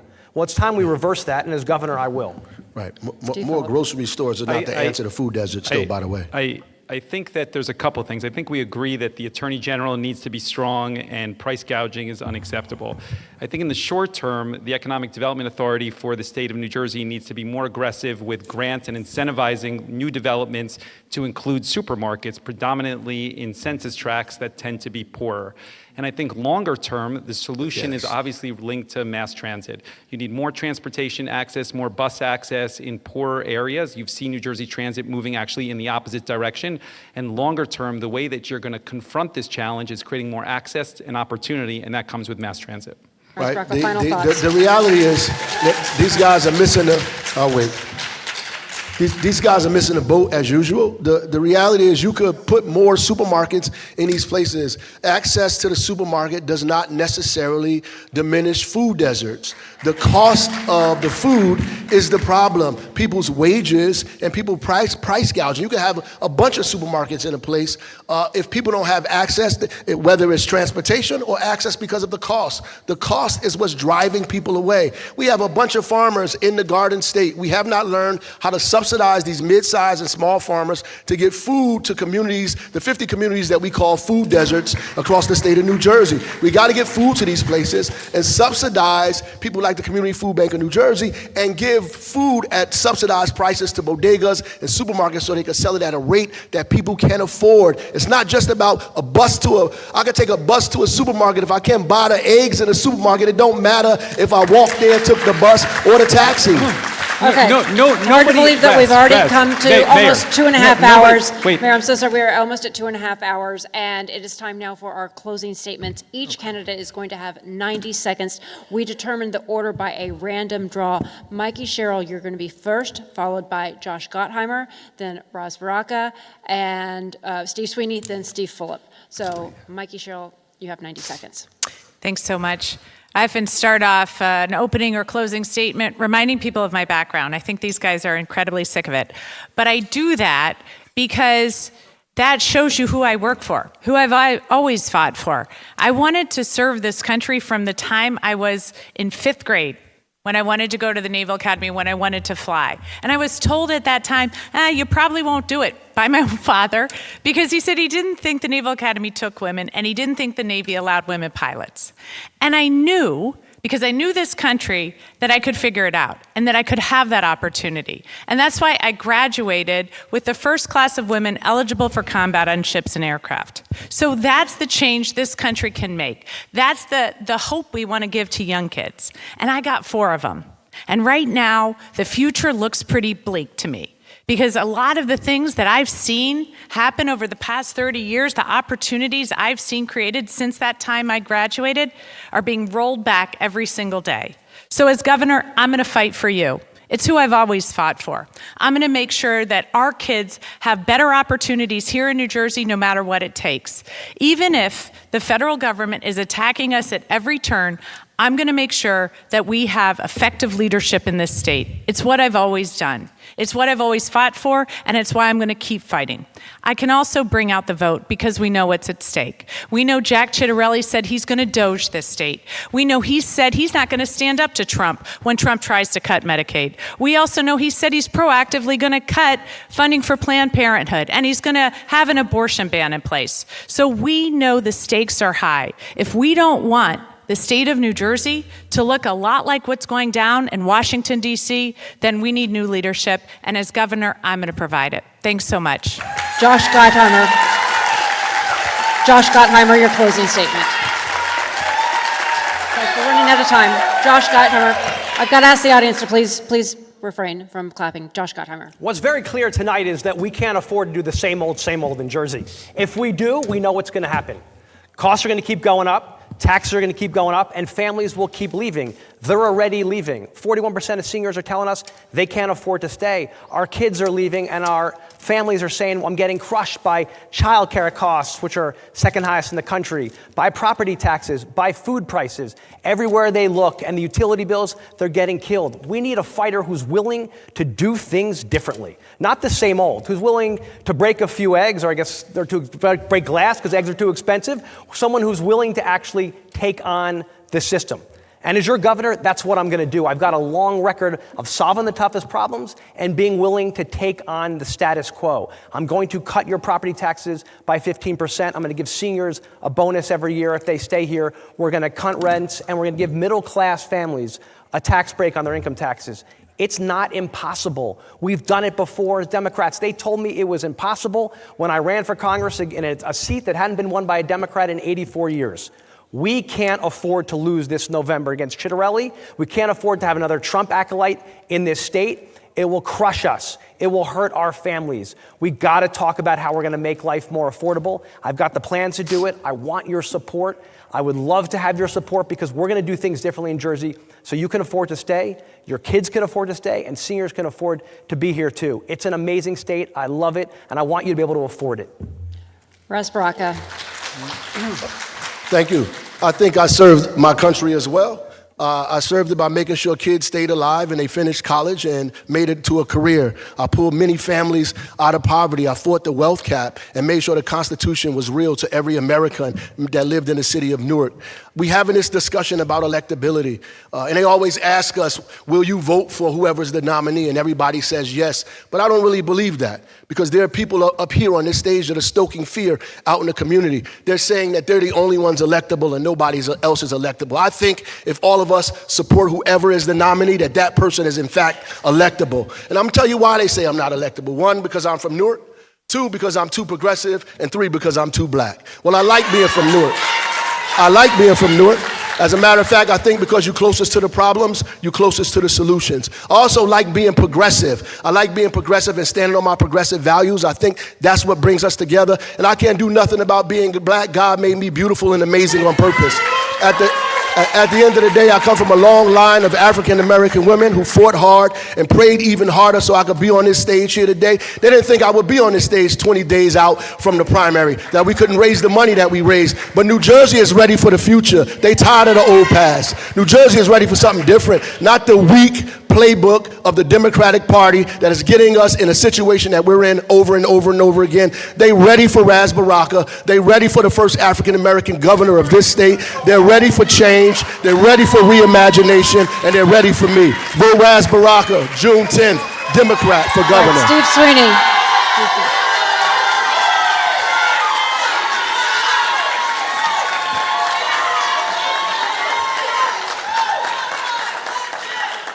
You know, Steve Sweeney. you realize how much I hate following him?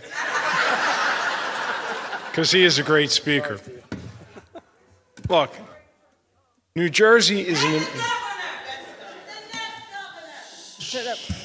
New Jersey's an amazing state that is just too expensive because there's been a lot of bad decisions made over the years. I'm the one candidate that I think you've heard so far from even the people up on the stage that got some really good ideas. Because we do. If you look at my builder's agenda, we talk how we start to right New Jersey, how we create the housing that's needed right away. 5 years, 200,000 houses. We have crumbling infrastructure, creating jobs. Energy, coming up with a policy that is all the above. You can deny, I don't want this one, I don't want that one. If you don't have them all in a basket, you got what we're getting right now. Extreme pricing in energy.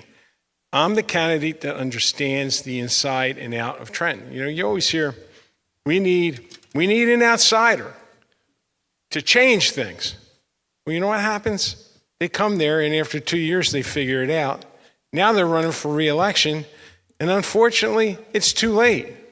Look, if you want to fix what's broken, I have a history of fixing broken policies in the state of New Jersey. And I'm asking for your support to be the next governor of New Jersey. Thank you. Steve Fulop, you're next. Yeah.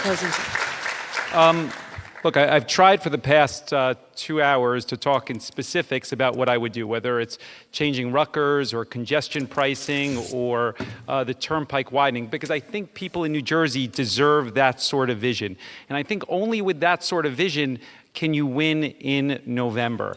If you think about what the Republican nominee is going to say, I'm going to start there because everybody says that they need to be an outsider or elect me. But the reality is that I have been in an unapologetic lane from the beginning to change New Jersey. I've talked about what is wrong in a different way than anybody else. And I'm going to tell you what the Republican nominee is going to say every day is that this person, the Democrat, is 4 more years of Phil Murphy. You like your energy bill? 4 more years of Phil Murphy. You like your taxes? 4 more years of Phil Murphy. And we haven't elected a Democrat in more than 50 years. And if you are an establishment candidate, if you are a creature of the Democratic establishment here in New Jersey, if you have the same consultants and the same lobbyists and the same message, you are dead on arrival in November because you can never walk away from that. And that baggage is tough to starting point to move independent voters. It is not going to be only a referendum on Donald Trump because independent voters in the state of New Jersey, a lot of them voted for Donald Trump. The people that don't like Donald Trump are sitting here in the room, and there's plenty of us, and we agree on that, but they're in our camp already. You need to move independent voters. You need to move Republican voters with a clear vision of what New Jersey looks like. If you are an institutional establishment, same old candidate, you're dead come November because the state of New Jersey will not be looking for that. And that's the reality of the conversation. So I ask you to think wisely on June 10th because it is true. It is a tough election that the entire country will be watching, and it will not be an easy election.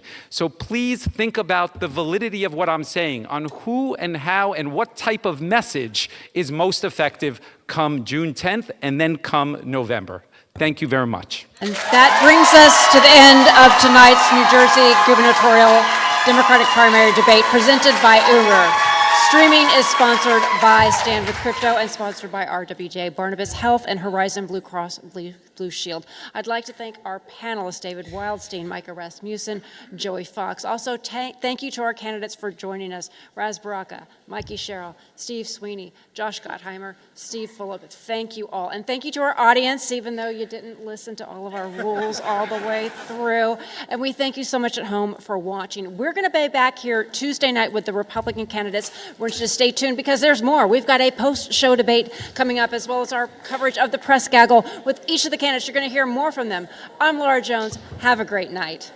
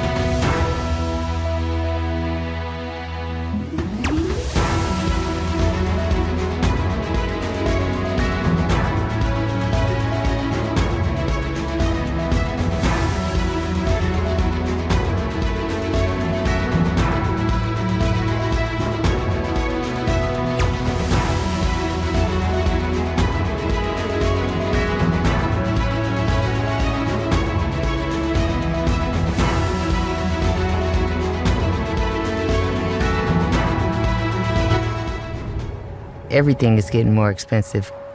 Rent, groceries, insurance.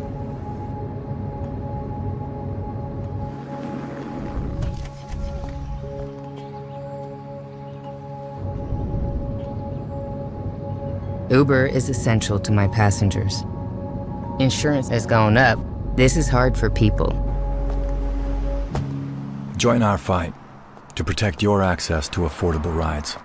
If you have chronic joint or back pain, this is probably where you spend your time. Might we suggest a better destination that's close to home? RWJ Barnabas Health, where orthopedic surgeons designed the surgical implants that are now used around the world, and where you'll be cared for by the same doctors that treat professional athletes and rising stars. Get back to what you've been missing. Orthopedic care. Do it right. Here. RWJ Barnabas Health. Today, 52 million Americans own cryptocurrency. We are the pioneers, The visionaries. The builders of a growing movement with the power to democratize the old economic models and create a world economy of the people. for the people, And by the people. We are crypto. This is the moment for us to make our voices heard. We are the catalyst that will create a new world. With our numbers, with our voices. With our votes. We are crypto.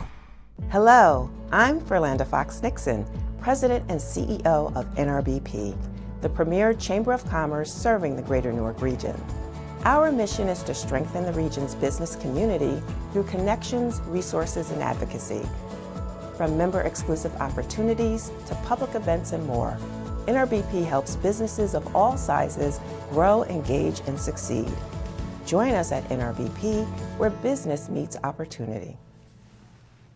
Karen's about to retire. Here's what's going into her retirement.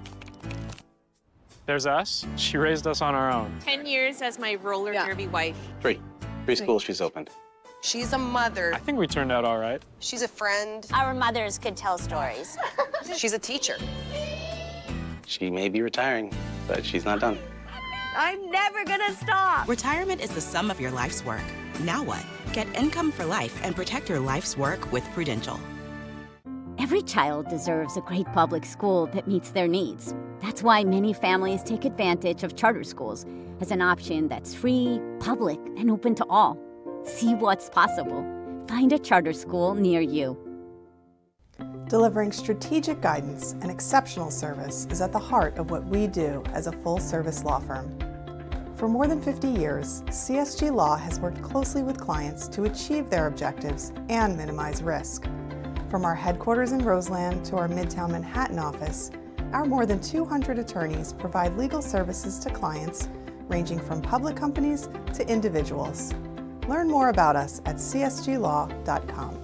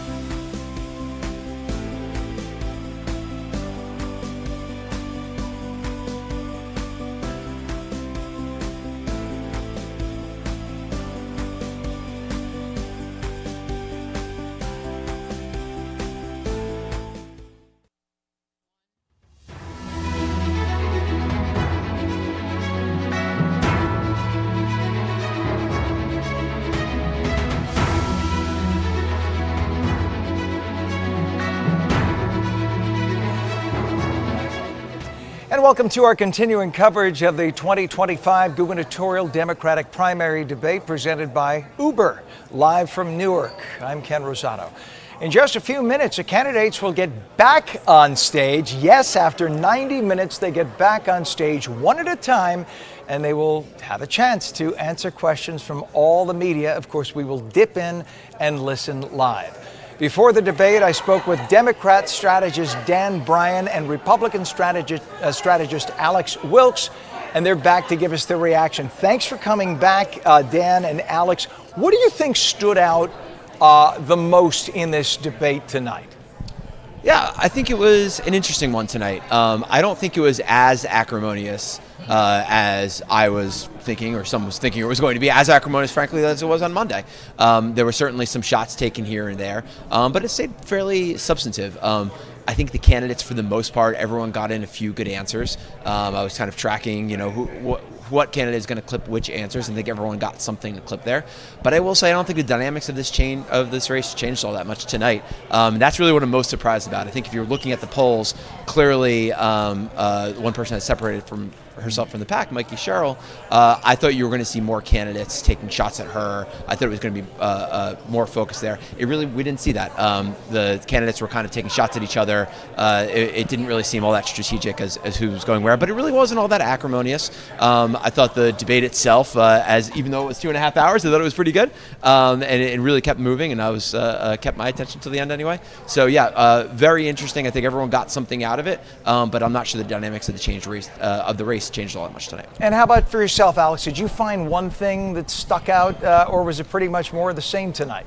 A lot of things that stuck out that made my blood pressure rise, but I will say one interesting point to go off of what Dan was saying about the candidates being reticent, seemingly to. Yeah, I have to interrupt you 1 second because Steve Fulop is taking the stage. We'll get back to you, Dan and Alex, in just a few minutes. Let's listen in now on the stage of this gaggle, the media getting to talk to Steve Fulop, candidate for governor. Let's listen in.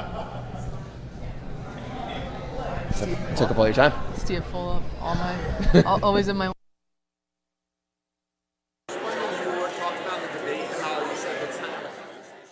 Yeah.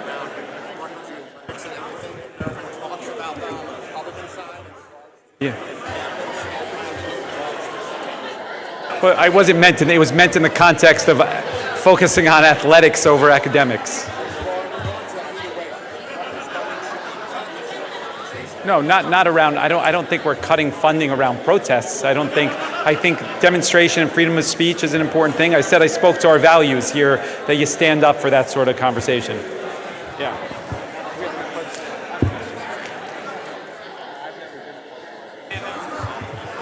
Look, I think I did great. The first part of it was entirely focused on my policies, congestion pricing and the turnpike widening. That was the duration of the first.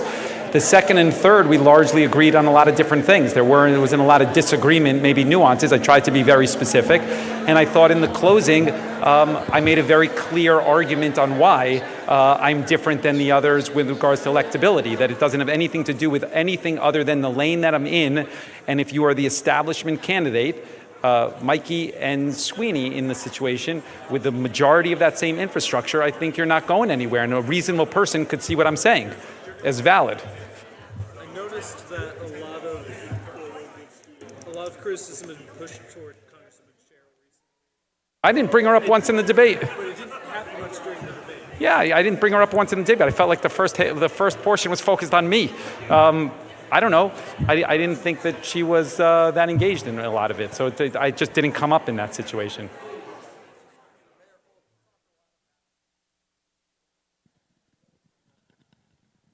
I said that yes, because of what Jack Ciattarelli. I tried to outline beyond just saying, hey, I'm a iron worker or a Navy pilot. I tried to say this is the reason why it is important to nominate me, because I have the best chance of winning. And if you're focused on a November viability conversation, if you are the establishment candidate, you're not going anywhere, because it's 4 more years of Phil Murphy will be the criticism. Jack Ciattarelli already started that. There's only one candidate that has room between him, because I've been as critical as the Democratic establishment as anybody. And so it's a starting point is entirely different. And I think that's really important. Yeah, of course I'm going to back the nominee. I'm going to work hard. Although I don't think all of us have the same option and opportunity to win. And I'm clear on that. Anything else?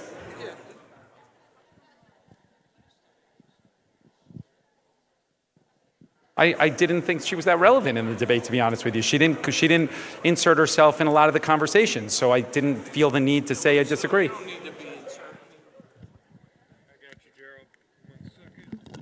Well, because I don't attack people for the sake of attacking. If she said something in the last debate, if somebody says something in the last debate around housing that I thought was ridiculous, I commented. I think that's absurd. Okay, and she said I cut ribbons and whatever, and I said that is absolutely, that was the back and forth. In this situation, it didn't come up. I mean, she didn't really speak about much on the transportation front, and nor on the healthcare or education front in any substantive way. So it's always I got a plan. So okay. We're waiting. Yeah. You know? I'm just curious. You seem to be chomping at the bit to go after her last No, time. I felt the front like runner. You want to take her down. You didn't see. I view our path to June 10th as exactly where we need to be, and I believe we're going to be successful. We have more volunteers, more infrastructure than anybody in the state of New Jersey, and I believe that all this nonsense around polls that sample 350 people from a 2021 small universe is misguided. I totally believe that in my core. I see what I see on the ground, and I believe that we're going to be great on June 10th. You've been a frequent Trump critic.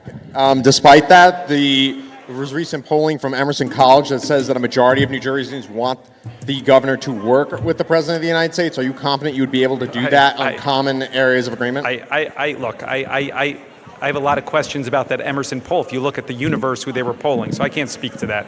And they didn't give you any crosstabs on that. You don't know with what they said, was that Democrats, was that Republicans, was that independents? They didn't provide any of that stuff. So it's foolish to comment on that, to be honest with you.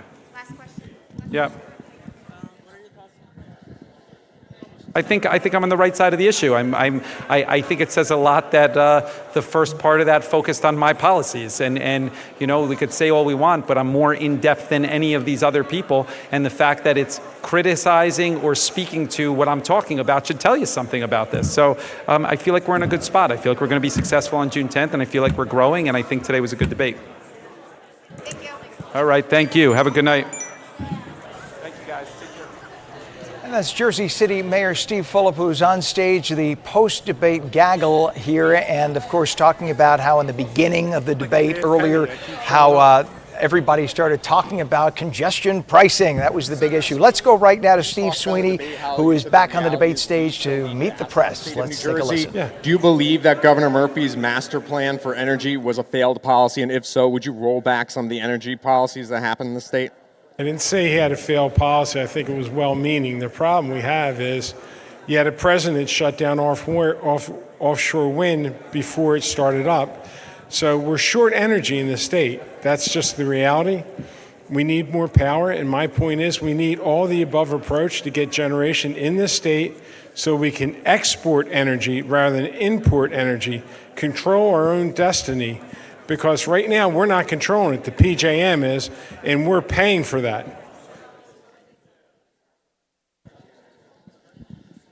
You mentioned that states should fight back against Trump, and I was curious what specifics you had in plan for that, because I know the Attorney General Platkin has sued Trump several times over, along with other states. Listen, he's fighting, and he should be fighting, and he should be fighting more. And listen, we need a congressional delegation that fights back, too. Donald Trump's going to have a parade on June 14th that Congresswoman Sherrill voted for. You know, it's not okay. That's not how you push back and how you fight back. About the governor's mansion and the future of that. There hasn't been a governor who's lived there in the last 20 years. If you are elected, would you live in Drumthwacket? No. I live probably in the smallest house that anyone that's running for. I got a small 3-bedroom house, and I'm not moving if I win the election. But I know one thing. I won every debate so far. You had candidates up here agreeing with me on a multitude of issues. And it's not just tonight. It was the other one and the first one. The poll that came out this week said that the majority of New Jerseyans want you guys to work with Trump. What did you take out of that? Are you surprised? Not at all. People want us to get along and get things done. Listen, I had 8 years of Chris Christie.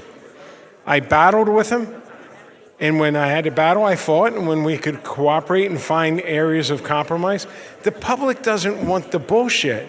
The public wants us to work together to get things done. We can't work with Donald Trump with the things he's doing, but who knows? Maybe he'll come up with a good idea somewhere, and we'll be able to work with him. He is a criminal, and unfortunately, because so what? Listen, you know how many names I've been called over the years that aren't really flattering?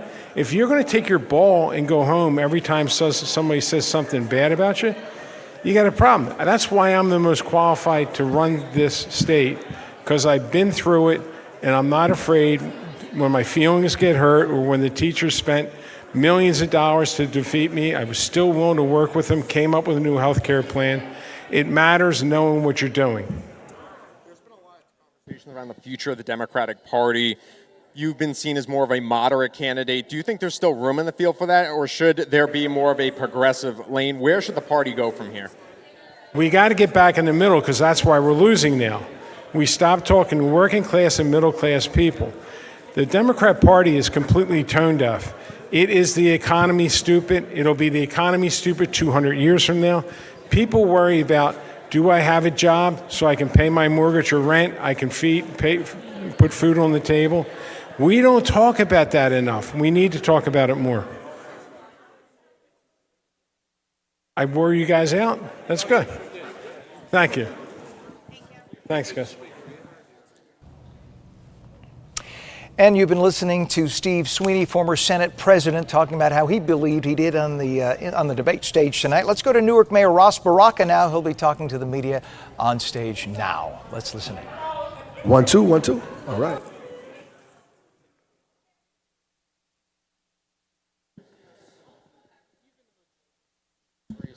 Speaking up and fighting Donald Trump, the last poll that came out showed that a slight majority of the state wants the governor to work with Trump. Are those mutually exclusive, or do you think you could do both? Or? Well, no, I think that we have to defend democracy more than anything. We have to defend the Constitution. We have to defend the Constitution of New Jersey and the Constitution of this country. That's what we take oaths for. That's what the oath is at any elected office you take up and down in this place. And people are talking out of fear. They're afraid that Donald Trump is going to take money. They're afraid that Donald Trump is going to target people, arrest elected officials, and people in New Jersey are afraid of that. And they say such as you walk up and down the state of New Jersey. And they're afraid because we have not provided leadership to protect them. If people felt protected, if they didn't feel vulnerable under Donald Trump's attacks, then I think that they would be more apt to say, let's push back against them. But they see our pushing back against them has not yielded much for us because we haven't pushed back in a collective way. Piggybacking off that poll, is a little bit of a mixed response in regards to your recent arrest at that ICE facility. You know, a plurality of people said they agreed with ICE on that. How do you take that? And are you calibrating your campaign at all? Are you staying status quo? What do you make of that? No, I think I'm right. I'm not calibrating my campaign to polls. I'm not calibrating my campaign. I'm not doing what these other people are doing up here, using talking points and saying one thing on Monday, the next thing on Tuesday, and the next thing on Wednesday. I think Donald Trump is wrong. I think his immigration policy is wrong. I think attacking the 14th Amendment is absolutely wrong. Going against due process is wrong. And we're going to fight that and build momentum around that because there's enough people in New Jersey who agree with me.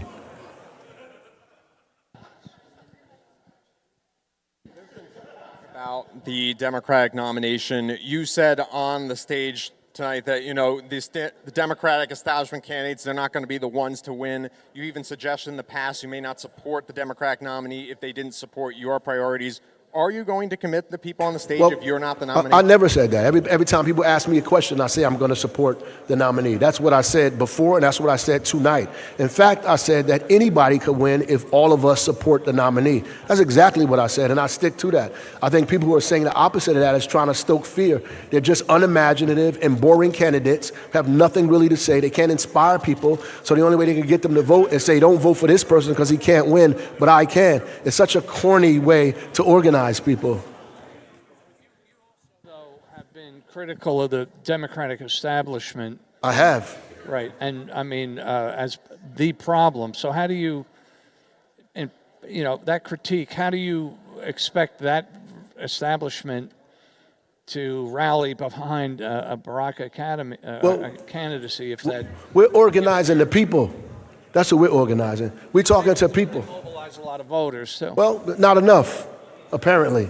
That's why they're afraid that they're going to lose. The reality is we have to go get the 500 voters that stayed home during the Kamala Harris race, the over 1 million voters that stayed home during Phil Murphy's race. This concept that we have to go find convince Republicans to join us, convince other people to join us is weak and cowardly. In my mind, there are 500,000 Democrats that stayed home. There are 1 million people, and we still won, by the way. So this kind of fear that people have, oh, we're going to lose, is really a fear that's unfounded. It's a fear because you're not doing the work, and it's a way to get people afraid to stay away from people who they're afraid of, right? I can't base my campaign and who I am on people that are afraid of me. And that's ultimately what that is, right? And so they're trying to keep people away from our candidacy to drive people towards theirs. And the real way to do that is inspire them, but they can't. So why did you guide everybody on here not to mention Jack Ciattarelli on the stage? Because this is a Democratic debate. And at the end of the day, people are up here giving adoration to Jack Ciattarelli in a Democratic debate is ridiculous. And I think the closer we get to the end, you begin to see people becoming more and more moderate. At the beginning, they was very, very progressive. Then they get more and more moderate as we get to the general election. And that's really a dog whistle to Republicans that, hey, look, I'm not really with these guys all the way. Look at me, look at me, look at me. It's ridiculous. It's weak, right? And it's flip-flopping, right? And it needs to be called out. If you end up winning this race, would you consider living in Drumthwacket? Because there hasn't been a governor who's lived there in 20 years. Yeah, I mean, I guess I would consider living in Drumthwacket. You know, I like my house now, but, you know, I would consider living down there, of course. Yep.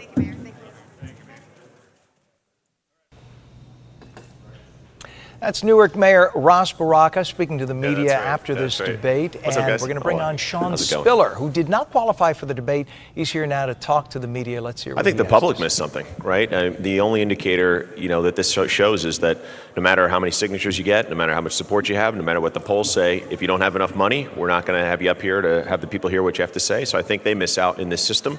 But that's why we're running, trying to change systems that inherently keep working class folks out of the most important positions where decisions are being made. There's been some criticism that you've not held enough public-facing events. I'm sorry.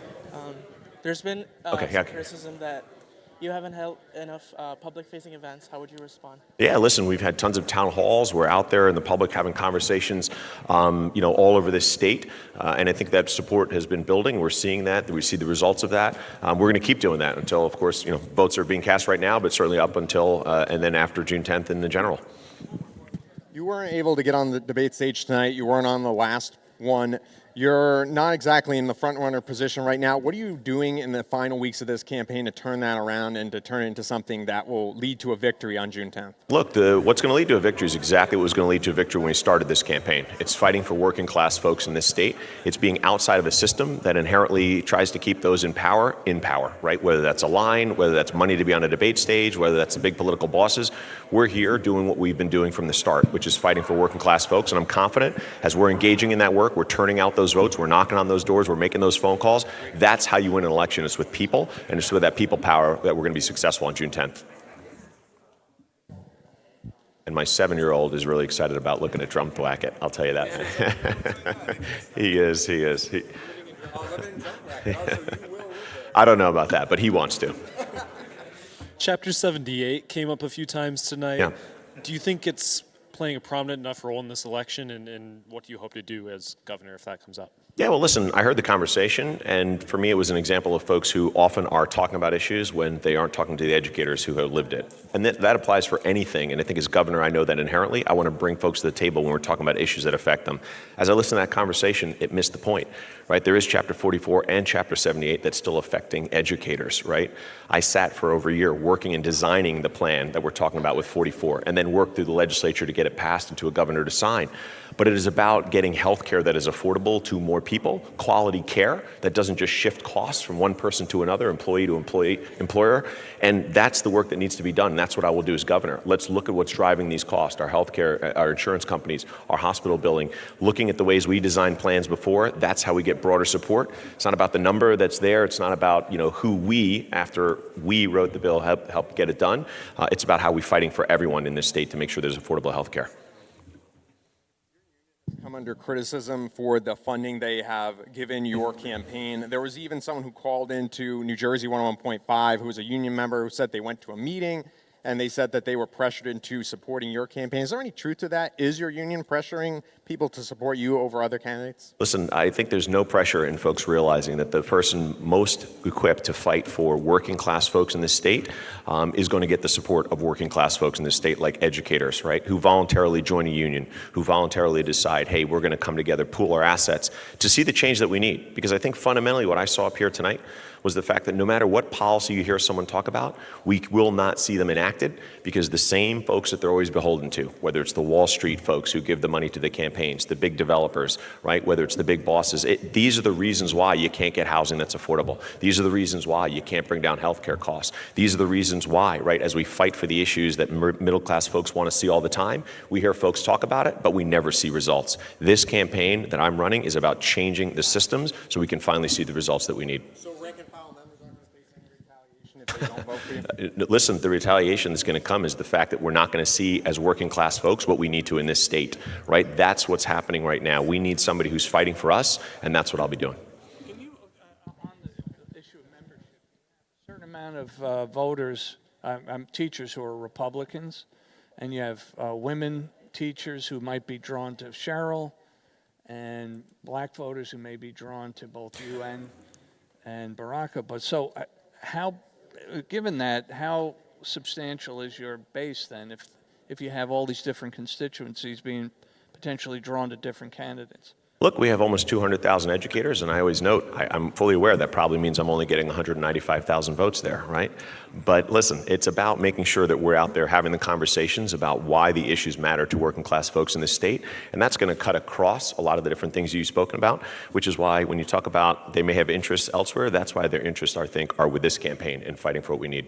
Final thing is about Ras Baraka chided the rest of the candidates not to mention Jack Ciattarelli so much, and he's explained that it's sort of like a dog whistle to Republican voters, that the candidates are actually going to be more moderate once they get out into the general election. What was your take on that? I don't really think it matters whether we're mentioning someone or not in the debate here. What I think matters is when I'm knocking on doors, most folks who inevitably are chatting with me say, I just don't see a difference. And what they mean by that is not they don't see a difference between me and another Democratic candidate. They say, what's the difference between all of you politicians? And I think that's a failure. That's a failure of our party. It's a failure of showing what the difference can be for working class folks. And that's why I'm running, to say, hey, let's show what a difference can look like so that we can earn the vote of folks who need to come out and support changes that are going to affect and support middle class families. That's why we're running. That's it. Thank you. Thanks. 24 hours ago. And that was Sean Spiller, who did not qualify for the debate, speaking to the media. He didn't qualify because you had to get a certain amount of money from private donations, individual voter donations. He didn't qualify. He only got his money from the NJEA, so that didn't qualify him for the debate. Now we have Mikie Sherrill, the Congresswoman, running for governor. Let's listen in. Slight majority of the state thinks that the governor should work with Donald Trump. Were you surprised at that, and what are your thoughts on it? No, I think what the state wants is for the federal government to work. Unfortunately, there's no sign that that's going to be happening. And so that's why it's important to have a strong Democratic governor to make sure that we're leading our state in a different direction as we see the chaos that's coming from Washington. They're not governor, congresswoman.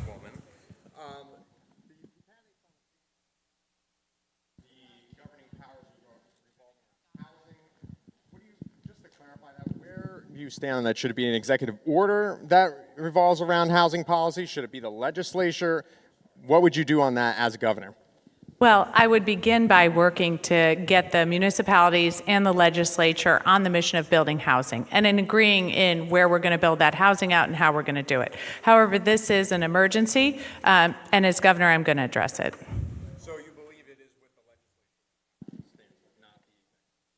I think that's where we start, and the municipalities as well, bringing them into the conversation so we can have a mission on where we're going to build houses and then move forward on all the legislation we need to. And some of that's going to be cutting through old statutes that are on the books for decades that no longer make sense but drive up the time period for permitting.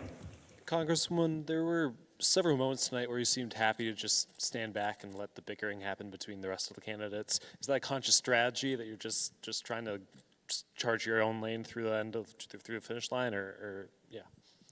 You know, it wasn't a conscious strategy. I just wanted to discuss the issues. And so if some bickering was going on, I've got 4 kids. I don't really engage in bickering. It goes on a lot in my household, and there's no blood. We asked Mayor Baraka, about his complaint about other candidates mentioning Jack Ciattarelli too much, and he explained that he was annoyed. He thought that was a way of dog whistling to the rest of the electorate that, hey, don't worry, I'm going to be moderate. I'm not going to be too far to the left. This is a kind of a signaling to the broader electorate that that you're going to be more conservative or more moderate going forward. I think when I mentioned Jack Ciattarelli, I thought he was going to try to doge New Jersey. He was going to not stand up to Trump on Medicaid. He was going to cut funding for Planned Parenthood, and actually he was going to put an abortion ban in place. I don't know why that would make me seem like I'm trying to kiss up to Jack Ciattarelli in any way. Congresswoman, you've been a huge critic of Elon Musk, as particular to Doge. You've even given funds back that were given to your congressional campaign by SpaceX, which is an Elon Musk-owned company. He also owns X, which you have an account on. Would you consider leaving X as a form of protest of Musk if it came down to it? So I took money from some employees at SpaceX, which, yes, I've given back or donated to a food bank. You know, I think we'll see. All options are on the table. I'm right now working really hard to hold internet companies and social media companies and big tech accountable. We see in far too many cases that they have algorithms that are harming kids, that are not transparent.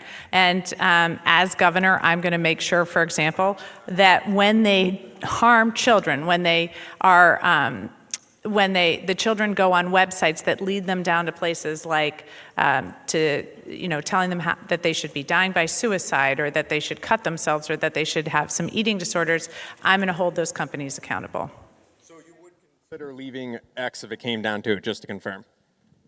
I'm sure there's a lot of things I'd consider doing. Just one more. Governor Murphy took a very diplomatic approach to Donald Trump when he won his election, that we'll work with him, we'll fight with him when when it's necessary. So what's your approach? What do you think? Do you think that's an appropriate model to follow, the Murphy approach, or how will you handle or fight Donald Trump? Okay, I think when you are dealing with Trump and Elon Musk and many others in that administration, there's no working with them. There's no cutting a deal.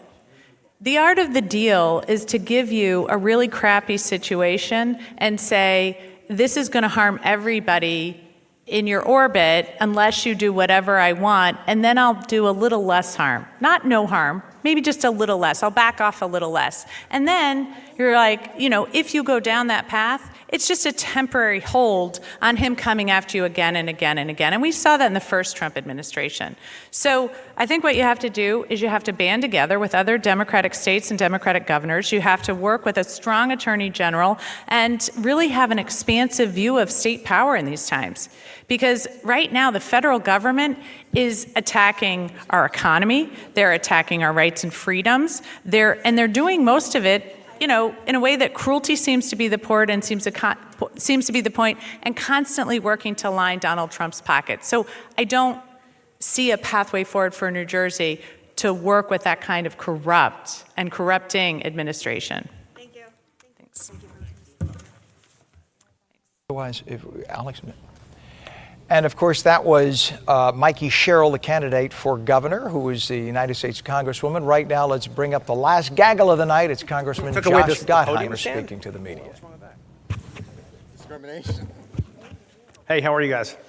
Congressman, in congestion pricing, there's a new deadline that's coming forward this week here. What should New Jersey do if Governor Kathy Hochul of New York does not let up on congestion pricing and she continues on status quo? Want to plug that back in for yourself? Sure. All right, now we're good to go. You got it? I mean, what's outrageous is that Kathy Hochul still wants to keep sticking it to Jersey families, which is why we keep with the lawsuits. And by the way, we have several lawsuits that are still going. And we've seen the administration has said that they're going to cut off other projects from New York if they keep going. I'll tell you, as governor, there will be no congestion tax for Jersey families, right? If you're going to have a cooperative relationship with the Port Authority, which we have right now for over 100 years, one party can't stick it to the other party. Like, New York will not be getting Jersey dollars if they keep the congestion tax when I'm governor. What I was surprised about overall tonight was how little we talked about, and I was the only one on stage talking about lower taxes and lower costs. And I was shocked you had Ras Baraka, who wanted to raise taxes. Steve Fulop talked about raising taxes. We can't raise taxes on our families when you're talking about we've got the highest property taxes in the country. We didn't talk about child care costs. We've got the second highest child care costs in the country, right? People are getting crushed. These utility bills coming are going to destroy people, right? We've got to figure out how to way to make life more affordable. And I was just shocked that no one talked more about cutting taxes and cutting costs for our families. But in regards to congestion pricing here and now, what should the state of New Jersey do about it? Should they file more legal cases against it? The governor, we've got several cases that are still running, and we should keep fighting those cases, which is what you do. And of course, we should stay to New York. Like, I don't think so, and keep fighting New York. And by the way, if the federal government wants to take up the mantle with us, right, and fight the congestion tax, which they've said they're going to, let's see if they actually follow through, or if this is going to be one of those things they flip-flop on again. So you say they're sticking it to Hey, Charlie.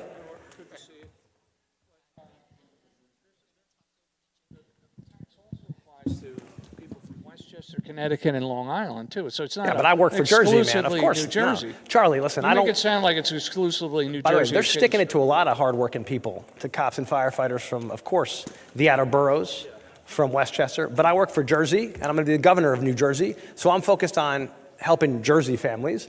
And we're actually all working together, and I think that's great that they're involved.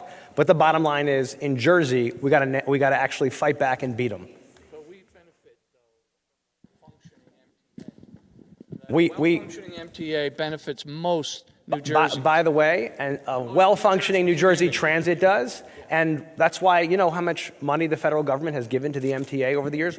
Your tax dollars, Charlie, since you live in Jersey, go to actually support several billion dollars a year to the MTA from the federal government, far more during the pandemic. And by the way, if you ride on the MTA, you know that you pay a fare to ride on it. What's crazy, though, is how much money the MTA blows every year. Right? $700 million last year on fare skippers. Actually, I think it was even higher last year on fare skippers who people don't even pay to ride. Why doesn't the MTA actually do their job and learn how to run a railroad instead of doing what they're doing and trying to make you pay and everyone else in Jersey, hardworking people, pay? The idea that Steve Fulop talked about tonight was nuts. Why would you, when people are already paying $18 a day to go in and hitting them with another $9 that all goes to New York, Jersey's getting nothing of that, except for more pollution and more traffic at the GW Bridge. It's killing people, and it's time we continue to fight back against that. And anybody who wants to help, that's great by me. Congressman, you talked about standing up to Trump. Is the working with the problem solver caucus still helpful in the Congress, do you think? Sure, I think if the Democrats and Republicans are continuing to sit down, if the Republicans actually want to talk to us about these things, we keep knocking on their door. Listen, I was working with Don Bacon to stand up to these tariffs. We introduced legislation. These tariffs are outrageous and they're crushing people. It's another tax on families. It's hurting people's retirement savings.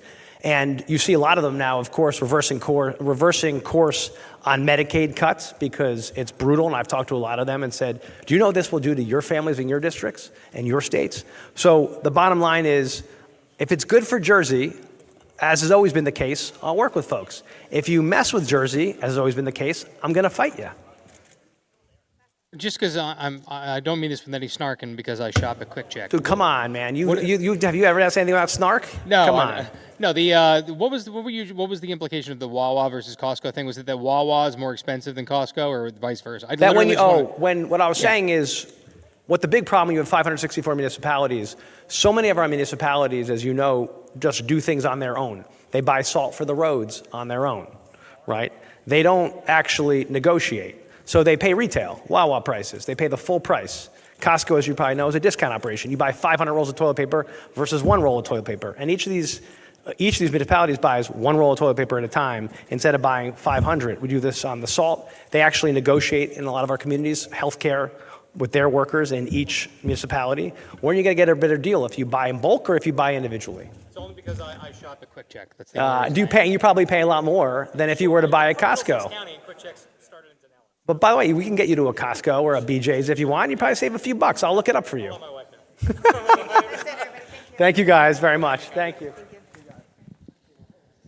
And that was Congressman Josh Gottheimer speaking at his press gaggle, speaking to the members of the media who were here. Let's go right now to our Democratic strategist, Dan Bryan, and Republican strategist, Alex Wilkes. What impressed you most? Let's start with Alex this time. What impressed you most during the debates tonight? I think what impressed me the most was the fact that all of the opponents to Mikie Sherrill failed to land a glove on her, which I think is something that they needed to do tonight in order to pick up any real traction or steam. And look, she was speaking as though it was a general election in many cases. She was the one that was referencing Jack Ciattarelli so much that it made Mayor Baraka mad. And she was even talking about cutting regulations at some point. So that was pretty interesting to hear in this room. So that's what my big takeaway was from tonight. Yeah, and I would say too that I think you saw really good substantive policy discussions tonight, which was really great to see. I will say we've seen some different things at the Republican debates. It's been much more bare knuckle brawling and a lot of attacks back and forth. I thought you saw really good substantive policy discussions. It was great to see. All right, Democratic strategist Dan Bryan and Republican strategist Alex Wilkes, thank you so much for all your contribution tonight. It was great. We'll do it again on Tuesday. Thanks, guys. All right, thank you so much.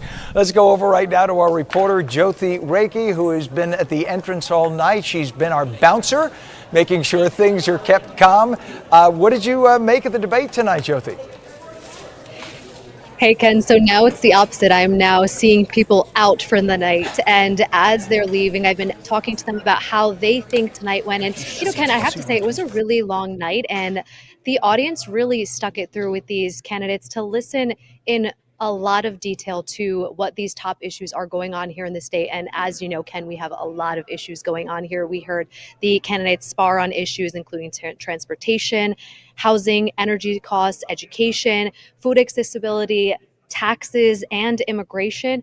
If I had to pick, I think, two key highlights from the night, I think that I really saw a different side of Senate President Steve Sweeney tonight. I think he came alive really when we heard him tell Jersey City Mayor Steve Fulop that you always tell me to read your plan. And I actually went and I read your plan, and the audience really responded to that. They were cracking up when he said that. And I think the other thing that really stood out to me were the closing remarks made by Newark Mayor Ras Baraka when he said that, they didn't think that I would make it here to this stage 20 days out from the primary because I'm too black, I'm too progressive, but God made me beautiful. And when he said that, a lot of the people in the audience, they stood up for him. He received a standing ovation. They were cheering for him. And then Steve Fulop also received a standing ovation. He was really substantive, as we've seen him several times with specific policy. He was really touting the fact that he's not a part of the establishment, going, of course, against Congresswoman Mikie Sherrill, but she also really shined tonight. She really energized the crowd. I talked to some voters on their way out, and they told me that they really see her as a change figure. She's new energy that knows how to fight back. She has a solid vision, and she has experience in Congress. And we also heard Josh Gottheimer being very energized, of course, when he talked about transportation. One of the things that he really rallied for tonight is the fact that Newark Airport is okay for people to fly out of. He says that we have a tremendous opportunity for the economy at the airport, and he would allow his family to fly at the airport. So yeah, if you didn't know who you were going to vote for before tonight, I think you really came away tonight with a lot of information, and we have some tough decisions to make because really all of these candidates are very qualified for this job, and they can really tackle the many issues that we have going on here in the state. Ken?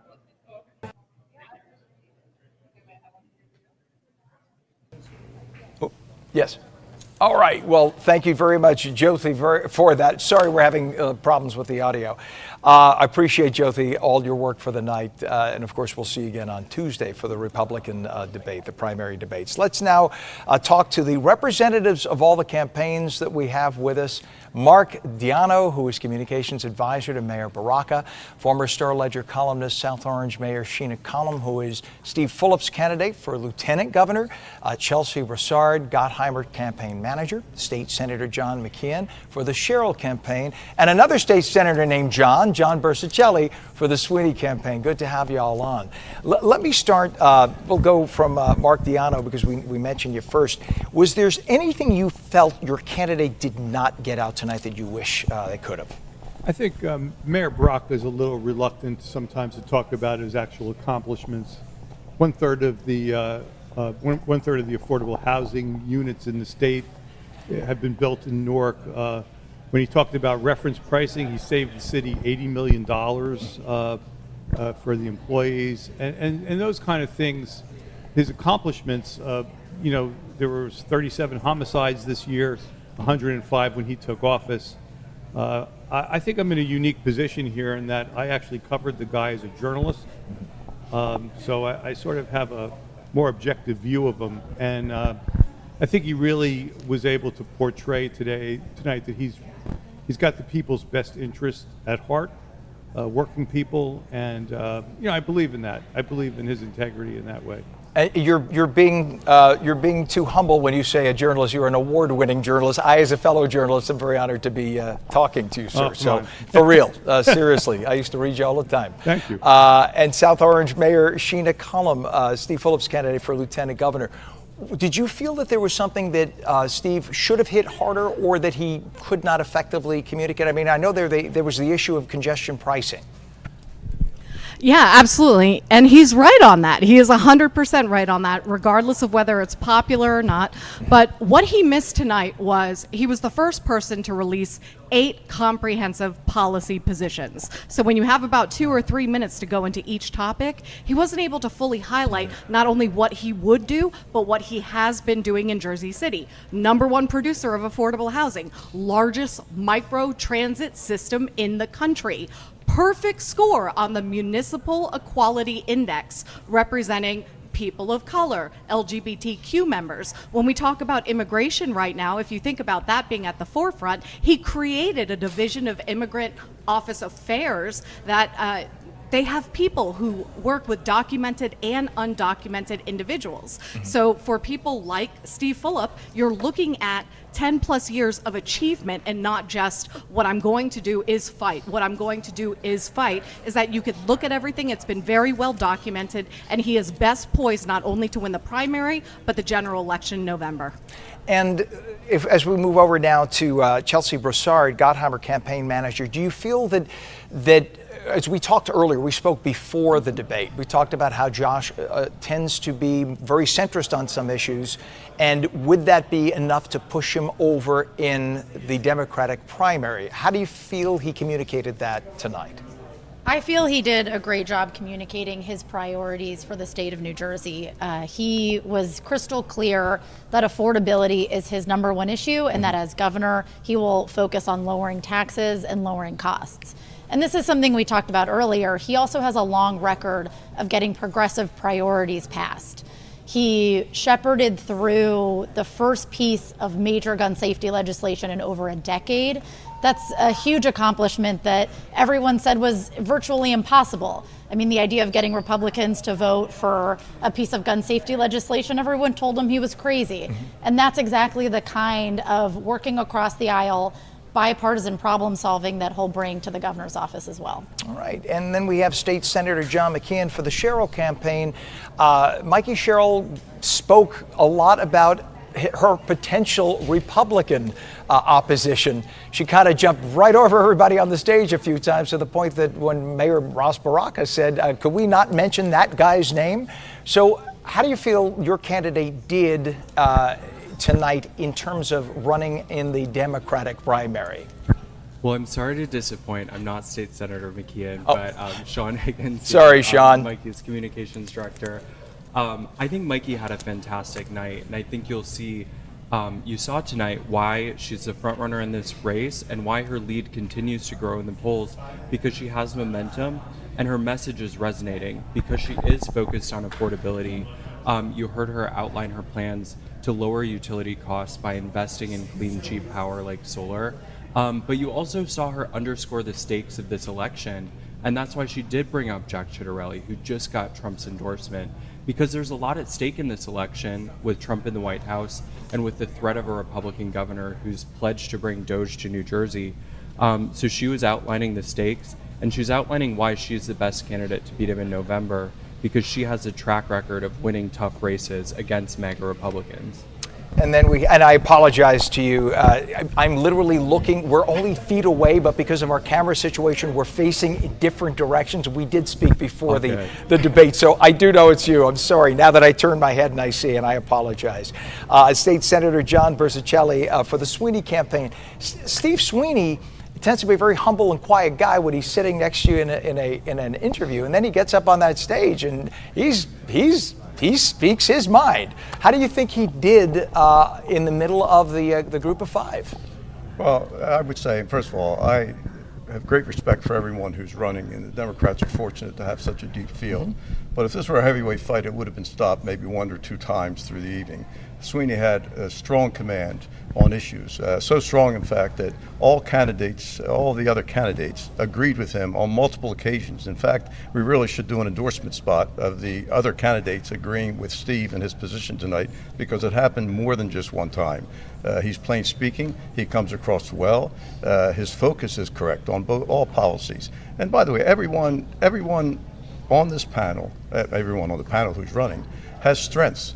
But only Steve Sweeney is the whole package. And he is the one that I will say to you is most electable in November, because he reaches into the middle. My friends from Washington, it's a different DNA in management.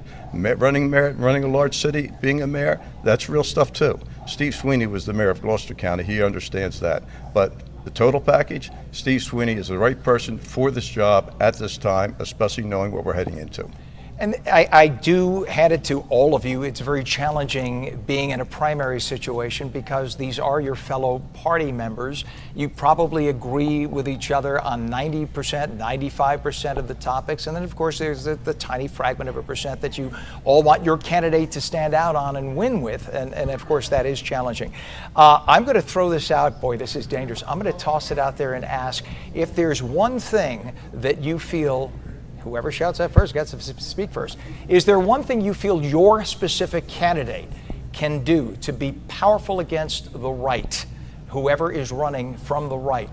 What do you think your candidate can do to stand out against whoever the Republican candidate is? I'll go first on that. Well, I think you all have time. You all have time. So I think Mayor Baraka has solved, irretractable problems. We did the 23,000 lead lines in 3 years, the crime reduction. There's just so much that he's done in terms of, we created 78,000 jobs.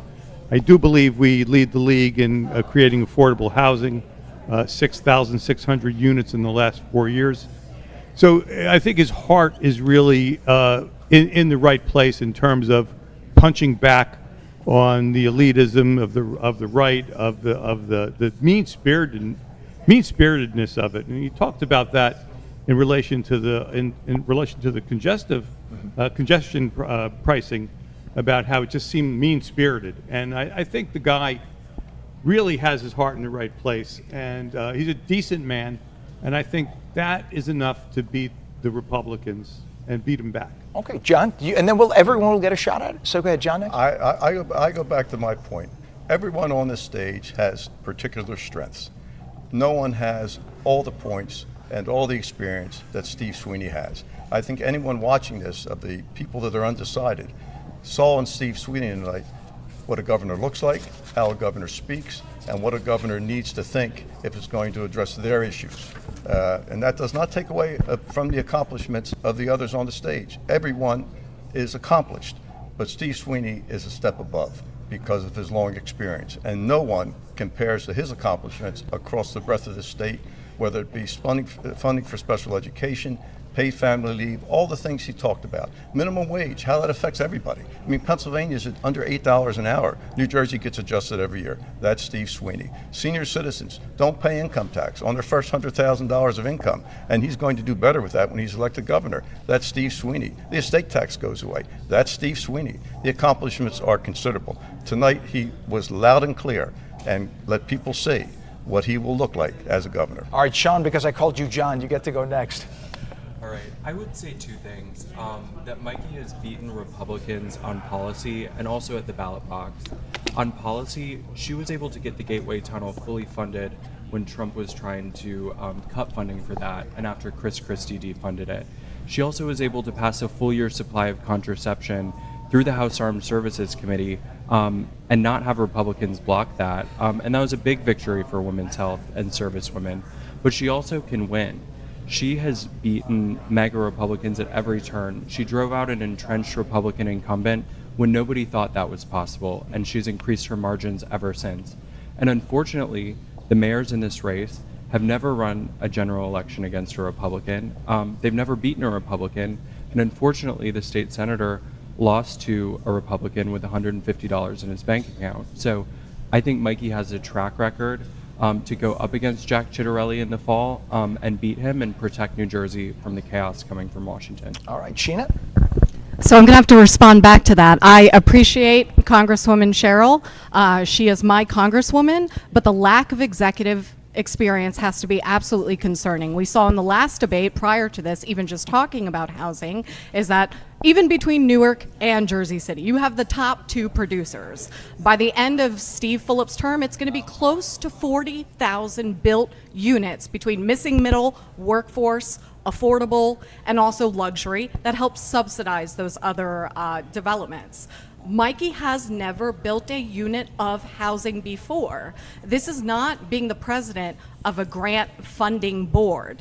I know all of my towns around me appreciate that she's able to bring in congressionally directed spending, but the governor needs to be on day one ready to implement and execute executive orders, cabinet positions. He's been very clear about offering the job to Matt Plotkin to return as the Attorney General, because there's one thing about Matt that I think should resonate with every voter. He is going after Republicans, after Donald Trump, but just as importantly, Democrats who give this party a bad name. We are not a purple state. We are a solid blue state. And the argument that Steve Fulop will be making to every voter in this state is that Medicaid impacts everyone. Medicare impacts everyone. Social Security impacts everyone. And when you look at the progress in the state of New Jersey, who was the first municipality to have the $15 minimum wage? Steve Fulop in Jersey City. Who was the first one to have paid sick leave? Steve Fulop in Jersey City.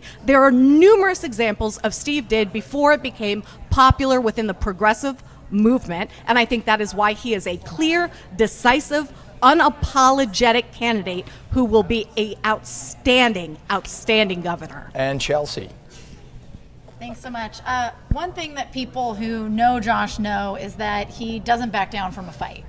And that's exactly what we're going to need to beat Jack Ciattarelli in November, and it's what we're going to need to beat Donald Trump at every step of the way when he tries to screw over New Jersey. And we need someone who's going to fight. In 2016, Josh was one of a handful of Democrats who actually beat a sitting Republican incumbent when Democrats across the country lost races at every level of government. And so he has the experience, he's done it before, and he'll do it again. Well, we want to thank you so much. We hope you all felt you had enough time to speak tonight, and your candidates. We wanted to offer that opportunity here at On New Jersey because a lot of the debates don't give you that time. We wanted to do that here, and we hope you were pleased with that. And that wraps up our continuing coverage of the 2025 gubernatorial Democratic primary debate presented by Uber. And what a night and an exchange of ideas and visions for the future of our state. Stay with us for ongoing analysis and updates as we head toward Election Day. Don't forget to tune in tomorrow morning, 7 to 9 a.m. for On New Jersey Mornings with Ken Rosato. That's me. Thank you for joining us till Tuesday when we have the Republican primary debates. Have a good night.